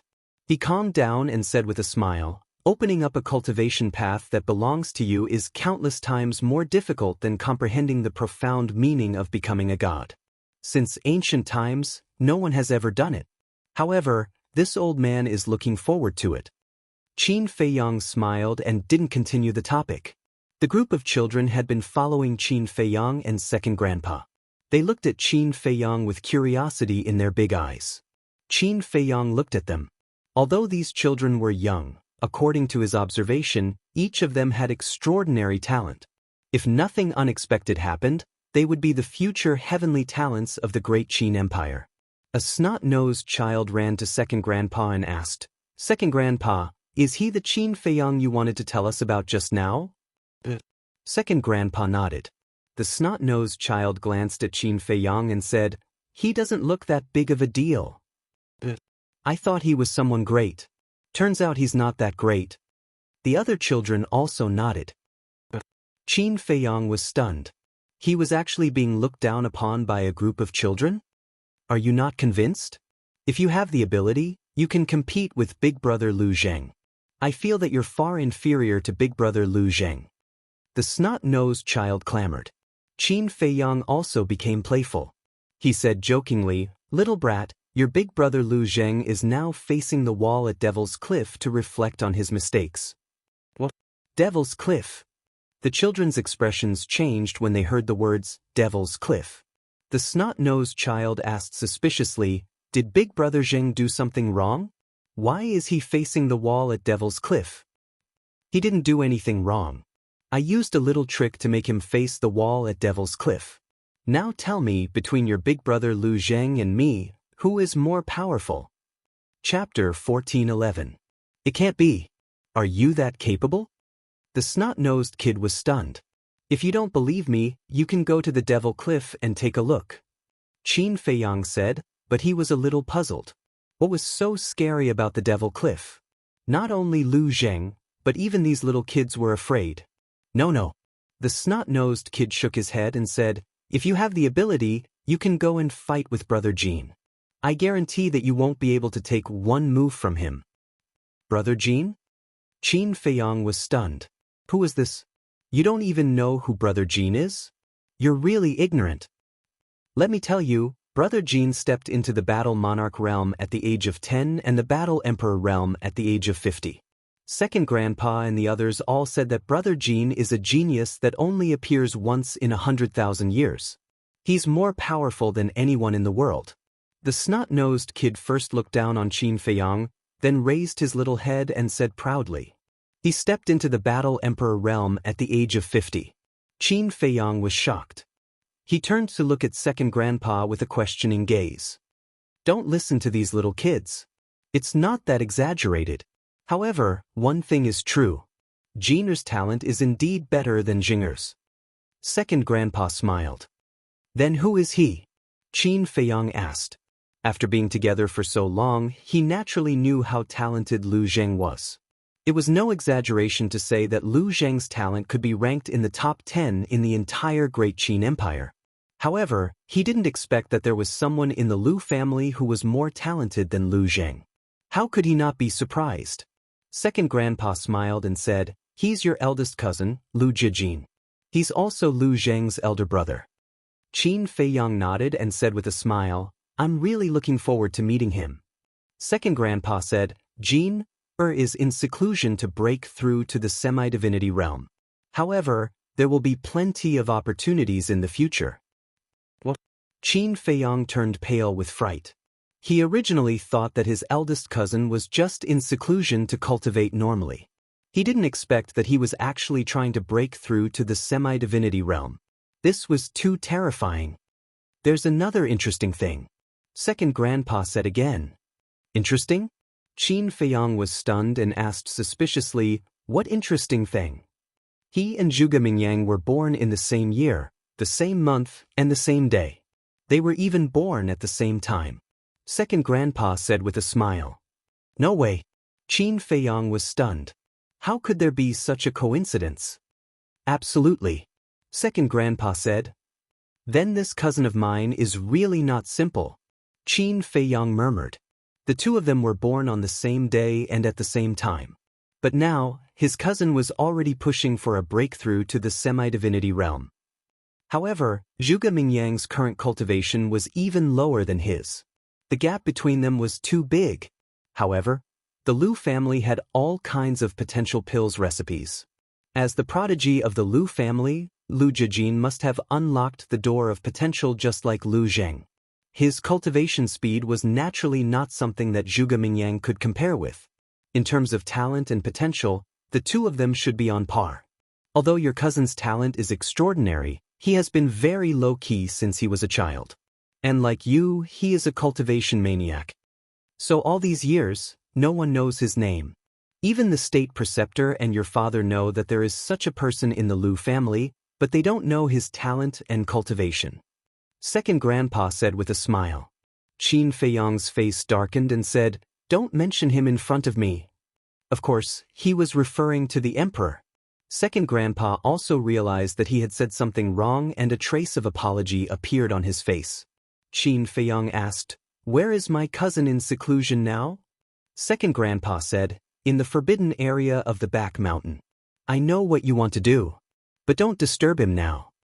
But Qin Feiyang nodded and couldn't help but feel disappointed. Hearing about him was not as good as meeting him in person.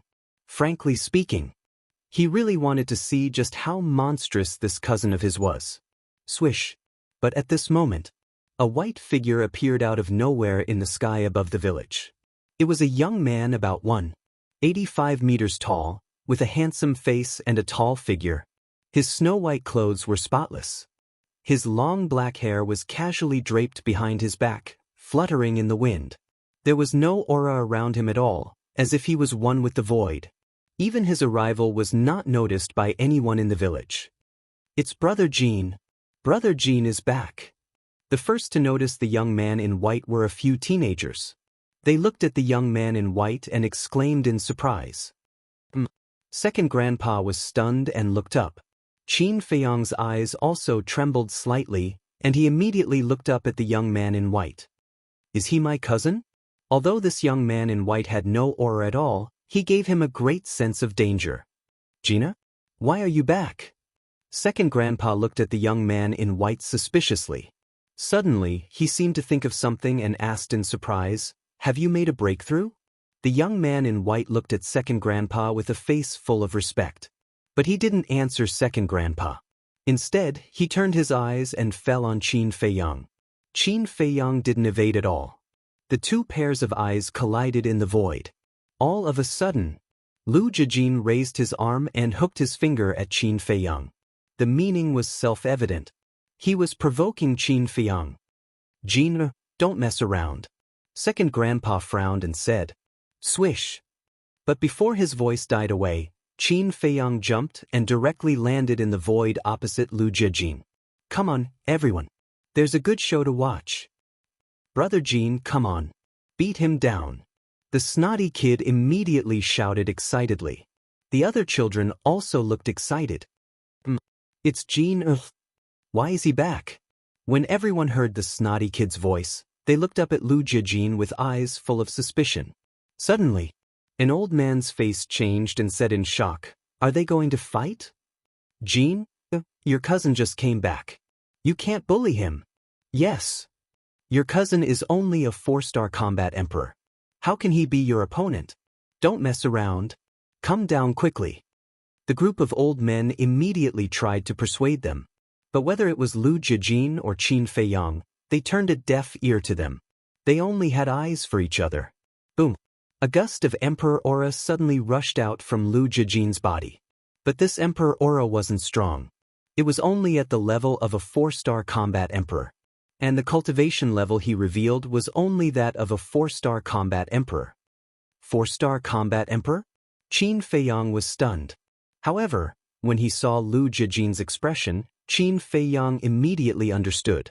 Lu Jijin deliberately suppressed his cultivation level to the same level as him. In other words, Lu Jijin wanted to have a fair fight with him. Let me see if you are as strong as the rumors say. Lu Jijin finally spoke. His voice had a unique magnetism. It was very pleasant to hear. But Qin Feiyang couldn't hear any emotions from it. He felt that this person was like an emotionless robot. As you wish. Qin Feiyang's lips curled up. The aura of a 4-star combat emperor suddenly erupted. Swish. Following closely. The two of them didn't say anything else. With surging emperor aura, they charged toward each other. Second Grandpa, what should we do? A group of old men flew to Second Grandpa's side and asked anxiously. Second Grandpa looked at the two of them in the sky and shook his head with a smile. Jean is just testing Feiyang's strength. Feiyang also wants to spar with Jean. Let them be. Boom. In the sky. Qin Feiyang and Lu Jijin's first confrontation finally erupted. Neither of them retreated. They raised their fists and punched at each other. The moment the two fists collided, an apocalyptic shockwave spread out in all directions with the two of them as the center. Second Grandpa waved his hand. The false god force appeared and spread out in all directions. In just a moment, a giant barrier appeared and enveloped the entire village. The shockwave surged like a tide and hit the barrier. However, it didn't cause any waves and instantly dissipated. Jean, you have to know your limits. Don't hurt Feiyang. Some of the old men looked at Lu Jijin and warned him loudly. Qin Feiyang's life was already bumpy. They didn't want Qin Feiyang to be hurt here. Boom. The two of them were in a stalemate in the sky. Around them, the wind howled. Terrifying power poured out from their fists and roared in all directions. The void above the village gradually distorted. The two of them stared at each other. Their cold eyes flashed with monstrous battle intent. 10 breaths later, Qin Feiyang spat out a mouthful of blood. He lost his balance and kept retreating. How could this be? My body has been tempered by divine blood, but I feel powerless in front of him? Qin Feiyang's face was calm, but there was a storm in his heart. At the same time, Lu Jijin also retreated a few steps, but there wasn't even a trace of blood at the corner of his mouth. He was still as cold as before. I told you, he's definitely no match for Big Brother Jean. The snotty kid's little face was full of pride. He shouted, Big Brother Jean, beat him up and let him know how powerful we are. You little bastard, do you want to be beaten up? An old man's face darkened. He grabbed the snotty kid's ankle and hung him upside down in the void. He then slapped his little butt. Ouch! The snotty kid immediately wailed in pain. Boom! High in the sky. Qin Feiyang glanced at the snotty kid and looked up at Lu Jijin opposite him. His eyes were full of battle intent. He took a step in the void and stabilized his body. Then, without saying a word, he raised his fist and punched. Stop! But at this time, Lu Jijin stretched out his hand. Qin Feiyang raised his eyebrows and stopped in the void, looking at him suspiciously. Lu Jijin looked at Qin Feiyang, and a friendly smile suddenly appeared on his cold face. He said, "Little cousin, our fight ends here." What? Qin Feiyang was dumbfounded. He was just in the mood, but the other side stopped? The collision just now is enough to prove that your ability is indeed worthy of your reputation, Lu Jijin said with a smile. There was a touch of appreciation in his eyes. It's just a collision. How can you judge my ability? Besides, I'm just in the mood, but you stopped. Aren't you deliberately making me feel uncomfortable? Qin Feiyang was dissatisfied. It was like standing in front of a beautiful woman who had already taken off her clothes and was ready to fight, but then told you that her period had come. Ha! Lu Jijin laughed loudly. He looked at Qin Feiyang and said, "Right now, the gap between the two of us is too big. I am unable to go all out. In the future, when you step into the false god realm, let's have a good fight." As for how I judge your ability, speaking of this. Chapter 14:12. Divine Might. Qin Feiyang's eyes trembled. Second Grandpa and the others below were stunned at first, but then they all looked like they were wild with joy. Although I suppressed my cultivation, as you can see, I have stepped into the semi-divinity realm. You should also know that after stepping into the semi-divinity realm, my body will undergo a qualitative change. Although we only met once, you were able to hold on for so long without suffering any serious injuries. This is enough to show that you are indeed very powerful. Lu Jijin looked at Qin Feiyang and smiled. Qin Feiyang couldn't help but smile bitterly when he heard this.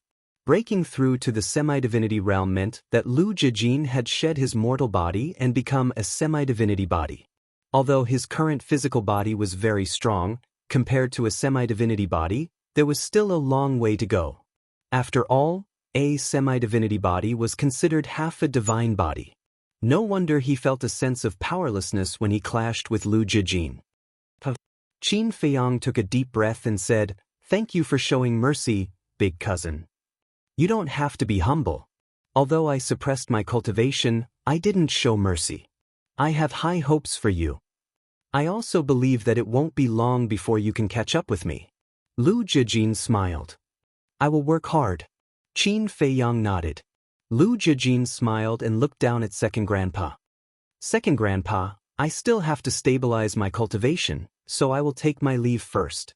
This is the first time you two have met. Don't you want to have a good chat with Feiyang? Moreover, you have successfully stepped into the semi-divinity realm, which is a great thing for the Lu family. We should celebrate," Second Grandpa said. "There will be plenty of time in the future." Lu Jijin faintly smiled and nodded to Qin Feiyang. Then, he turned around and left, leaving everyone with a faintly discernible back. "Lu Jin, big cousin," Qin Feiyang looked at the back and muttered to himself. To be able to step into the semi-divinity realm at such a young age, he was truly a monstrous genius. If Zhuge Mingyang knew that the person who was born in the same year, month, and day as him had already stepped into the false divinity realm and stood above the billions of living beings, how would he feel? Time flew by. In the evening, the entire Lu family was enveloped in a festive atmosphere. Firstly, it was because Qin Feiyang had returned. The second reason was because Lu Jijin had suddenly become a pseudo-divinity. Even Second Grandpa could not help but drink a few more cups. Qin Feiyang really liked this feeling. He was surrounded by his family, and all he heard were concerned voices. There was no fighting or scheming, and everyone was happy and harmonious. That night, he also drank a lot. Midnight. The moon in the sky was very round and the moonlight was hazy. Most of the villagers had already fallen asleep. In a courtyard, Qin Feiyang was sitting at a stone table with Second Grandpa. They were drinking tea and chatting. Second Grandpa smiled and said, "Feiyang, this time you came back, there must be something else, right?" Qin Feiyang nodded. "Tell me," Second Grandpa said. Qin Feiyang immediately told Second Grandpa about the 10 types of pillfire and Lu Xingxin's scheme in detail. After listening, Second Grandpa lowered his head and fell into deep thought. Qin Feiyang did not say anything to disturb him. After a long time, Second Grandpa's eyes flashed. He looked up at Qin Feiyang and said, "You killed Ren Duxing and severely damaged the Mu family of the Forgotten Continent.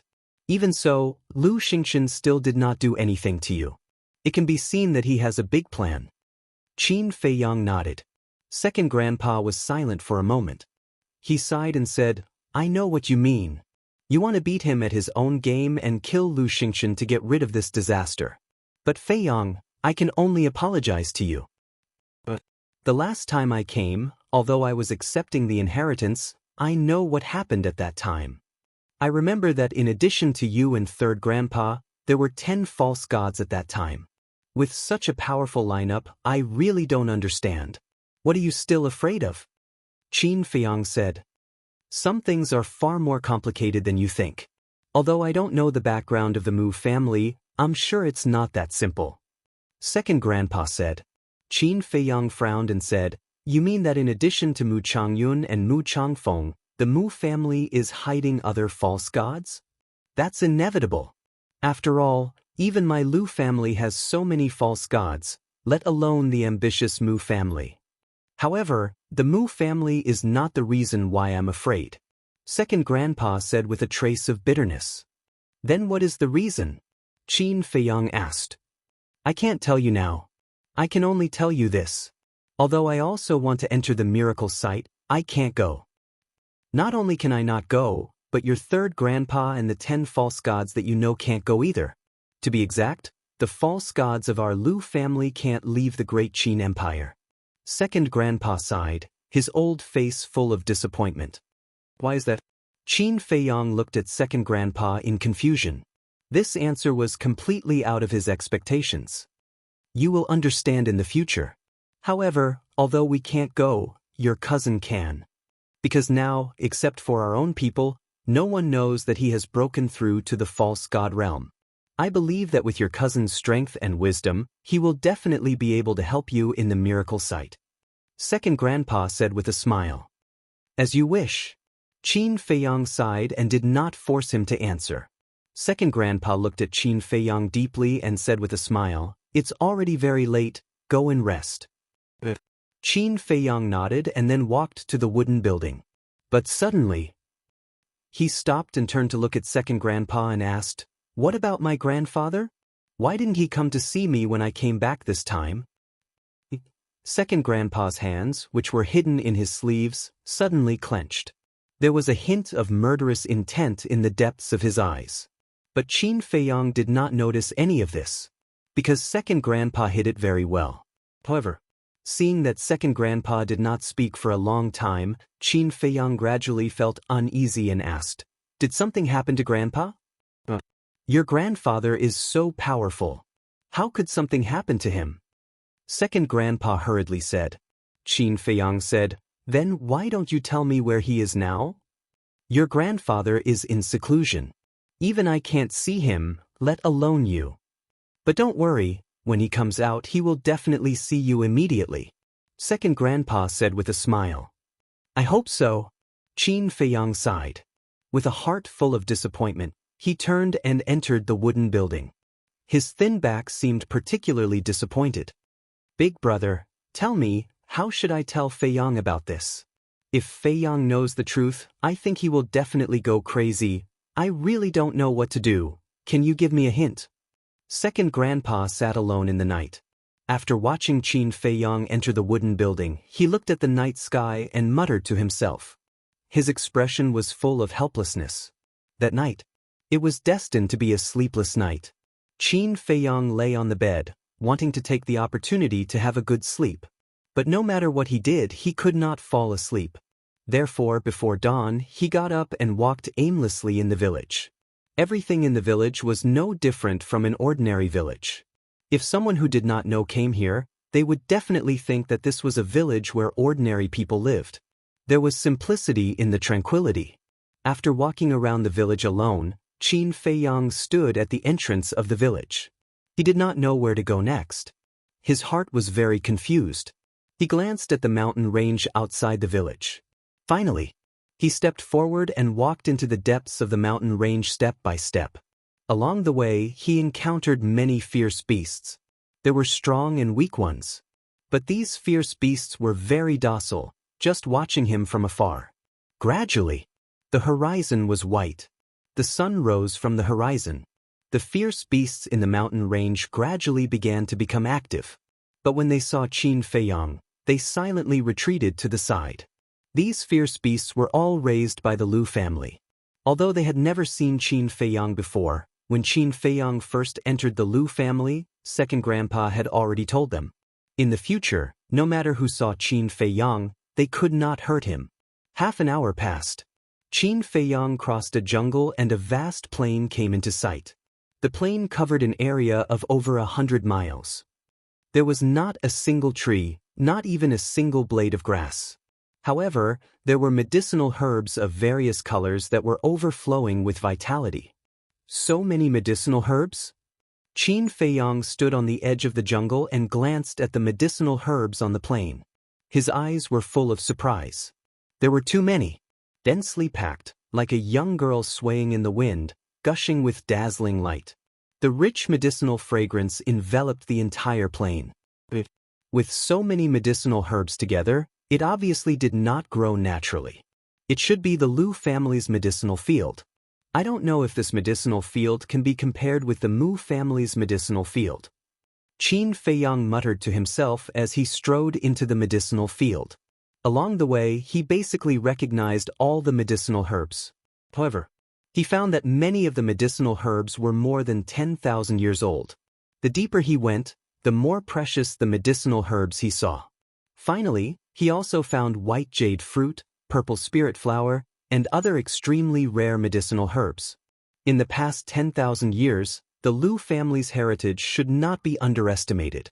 Qin Feiyang murmured. Suddenly, he noticed that there was a faint black spot in the distance ahead. With suspicion, he walked quickly towards the black spot. Gradually, he saw the so-called black spot clearly. It turned out to be a small wooden building. It was very old and very simple, with only 2 floors in total. On the balcony on the second floor of the small wooden building, Qin Feiyang saw an old man. The old man had reached the age of 70, his body was stooped, his beard and hair were white. He sat cross-legged on the balcony, his eyes slightly closed, wearing a very old linen clothes, but it was very clean. His old face, with a bit of kindness. The old man also gave Qin Feiyang a very strong sense of intimacy. Qin Feiyang looked at the old man, step by step walked to the front of the small wooden building and stood under the balcony. The sense of intimacy deep in his heart became stronger and stronger. However, the old man did not seem to notice the arrival of Qin Feiyang and still closed his eyes. Chapter 14:13. His voice was very soft, but as long as one was not deaf, one could hear it. And the old man in front of him gave Qin Feiyang a sense of familiarity that his second and third grandfathers could not compare with. Therefore, he guessed that this old man was most likely his grandfather, who had never shown himself. But the old man still did not open his eyes. What's going on? Qin Feiyang was suspicious and said again unwillingly, Grandpa, I really miss you. Can you open your eyes and look at me? Another long time passed. Just as Qin Feiyang was about to rush to the balcony, the old man's eyelids moved and he finally opened his eyes slowly. It was a pair of cloudy eyes, but one could clearly see that there was a strong sense of loss in them. The old man just looked at Qin Feiyang without saying a word. Qin Feiyang urged, Answer me, are you my grandfather or not? Alas! The old man sighed and shook his head. I'm not your grandfather. You're not. Qin Feiyang's body stiffened and said, Since you're not my grandfather, why do you give me such a strong sense of familiarity? Maybe it's because of this. The old man reached out and grabbed a crutch from the ground in front of him. The crutch was red all over, as if it was cast from magma, with a lifelike fire phoenix attached to it. Qin Feiyang looked at the crutch. The old man said, This crutch was made by your grandfather himself. Can I go up and have a look? Qin Feiyang asked. The old man nodded. Qin Feiyang jumped up, landed on the balcony, and took the crutch from the old man. The moment the crutch was in his hand, Qin Feiyang suddenly felt a stronger sense of familiarity than before. It's really from this crutch, Qin Feiyang murmured. Back then, when your grandfather was refining this walking stick, he added his own divine blood into it. That's why it feels so familiar to you. The old man explained. I see. Qin Feiyang mumbled. He looked down at the old man and asked, "Then why is Grandpa's walking stick in your hands?" "I'm keeping it for him." The old man said. "Then who are you?" Qin Feiyang was suspicious. The old man said, "I'm your grandfather's younger brother, ranked 4th. You can call me 4th Grandpa." 4th Grandpa? Qin Feiyang was stunned. In the past, he had thought that his grandfather only had one younger brother, who was his 2nd grandpa. However, in the land of inheritance, his 3rd grandpa had suddenly appeared. And now, 4th Grandpa had popped out of nowhere? How many brothers did Grandpa have? Would another 5th Grandpa pop up in the future? As if seeing Qin Feiyang's doubts, the old man said in a hoarse voice, "We only have 4 brothers." Qin Feiyang nodded. He looked down at the crutch and suddenly asked, "Where is Grandpa now?" "Seclusion," 4th Grandpa replied without hesitation. "Seclusion," Qin Feiyang murmured. Last night, he heard from his 2nd grandpa that Grandpa was in seclusion. He didn't believe it, so when he saw 4th Grandpa, he suddenly asked. Because when a person was faced with a sudden question, they would instinctively answer truthfully. In other words, he was trying to get information from 4th Grandpa. Hearing 4th Grandpa's straightforward answer, he didn't have any doubts anymore. Qin Feiyang reached out and stroked the walking stick. He asked, "4th Grandpa, can you give this walking stick to me?" 4th Grandpa shook his head. He was very straightforward again. Qin Feiyang smiled helplessly. He held the walking stick with both hands and handed it to 4th Grandpa. 4th Grandpa reached out and grabbed the walking stick. He looked up at Qin Feiyang and sighed. "We can understand your feelings, but some things can't be forced." "I understand." Qin Feiyang nodded. "It's good that you understand," 4th Grandpa said lightly. Then he asked, "When I saw you enter the herbal field just now, you looked very confused. Were you thinking about something?" Compared with 2nd Grandpa and 3rd Grandpa, 4th Grandpa's character was a little cold. "You knew I entered the herbal field?" Qin Feiyang was surprised. "Of course.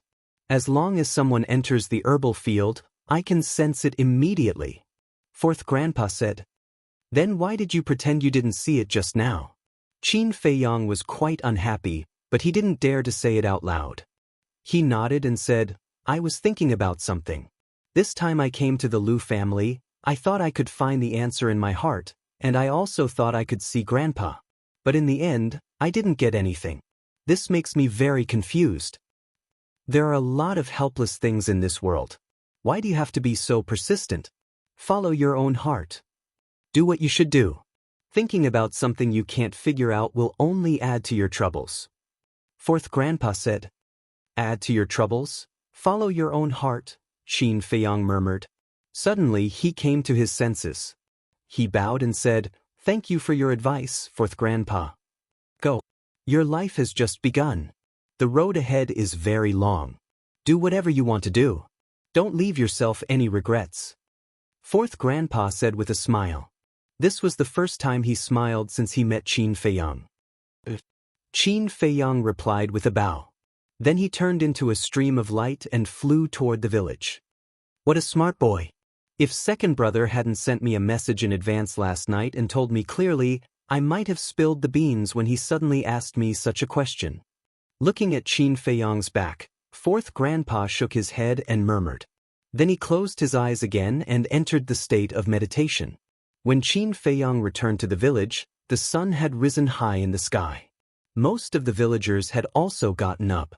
The old people gathered in 2s and 3s to exercise.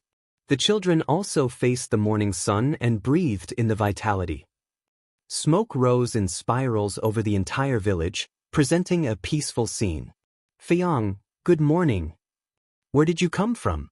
Didn't you sleep last night?" When he passed by the village entrance, several burly men who went out to do farm work greeted Qin Feiyang with a smile. They were very friendly. "Yes, I slept.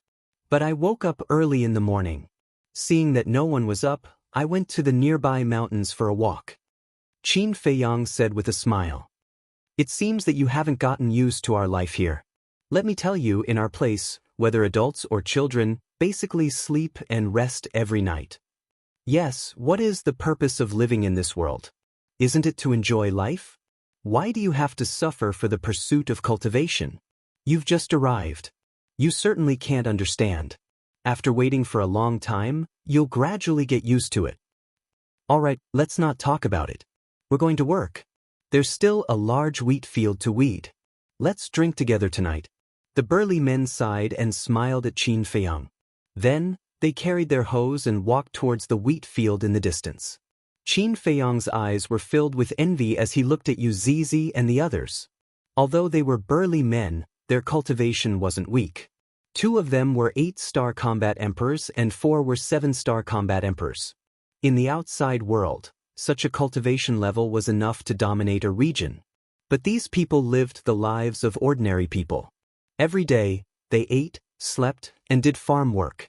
They even enjoyed it. Frankly speaking, even Qin Feiyang felt inferior to such an indifferent state of mind. Shaking his head, Qin Feiyang turned around and entered the village. When a woman saw Qin Feiyang, she waved her hand from afar and said, "Feiyang, I just made breakfast. Come and have some." "Thank you, Auntie. Second grandpa is still waiting for me at home. I'll visit your house when I'm free." Qin Feiyang smiled. "Okay, come over anytime." The woman nodded. "These are freshly steamed meat buns. Take a few and try them. There's also soy milk. I made it myself. I also have freshly baked old mantou. Take a few and try them too." The villagers were too enthusiastic. Qin Feiyang almost couldn't handle it. However, looking at the smiling faces full of care, his heart felt very warm. This was what family was. Those hypocritical people in the imperial palace, compared to the people here, were simply not worth shit. So, he returned to the courtyard. Second grandpa had already woken up and personally prepared breakfast for Qin Feiyang. 2 bowls of millet porridge, 2 portions of stir-fried vegetables, and a plate of kimchi. It was very simple, but it was very warm. The taste was also ordinary, but Qin Feiyang ate it. It was very delicious. Seeing Qin Feiyang eating with relish, second grandpa was also full of smiles and asked, "Feiyang, how long are you going to stay this time?" Qin Feiyang's arms slightly paused and said, "I'll leave tomorrow." "So soon? Isn't there still 5 or 6 days before the miracle opens?" Second grandpa asked. Qin Feiyang finished the millet porridge in the bowl in one breath, put down the bowl and chopsticks, wiped his mouth, and then looked up at the village and the villagers with a trace of reluctance in his eyes. After a while, Qin Feiyang withdrew his gaze and sighed. "I also want to stay here, but there are some things that I have to do." Second grandpa fell silent. Qin Feiyang smiled and said, "But when I have time in the future, I will come back. At that time, don't think I'm annoying." "What are you talking about? I can't wait to like it." Second grandpa glared at him. Qin Feiyang grinned, held the empty bowl and said, "Is there any more millet porridge? I want to eat more. I specially prepared a big pot for you. Go and get it yourself." Second grandpa smiled. But Qin Feiyang immediately ran to the kitchen excitedly. What's wrong with this boy? He was still unhappy last night. Why did he become a little different when he went out this morning? Second grandpa looked at Qin Feiyang's back suspiciously. All of a sudden, he shook his head and smiled. What was the point of thinking about this? As long as the boy was happy, it was fine. Happy times always passed quickly. A day passed. At night, Qin Feiyang chatted with second grandpa for a long time. And after being enlightened by fourth grandpa, he slept soundly that night. And he also had a good dream. In the dream, his mother also came to the village, and everyone gathered together. When he woke up the next day, he felt unprecedentedly comfortable. Second grandpa knew that Qin Feiyang was going to leave, so he got up very early and prepared a sumptuous breakfast for Qin Feiyang. Qin Feiyang also didn't leave anything behind. What was to come would come, and what was to go would go. After helping second grandpa clean up the dishes, Qin Feiyang suppressed the reluctance in his heart and said goodbye to him. Second grandpa didn't say much. He only said 2 sentences. The first sentence was, "Take care." The second sentence was, "Take care of Lu Zheng."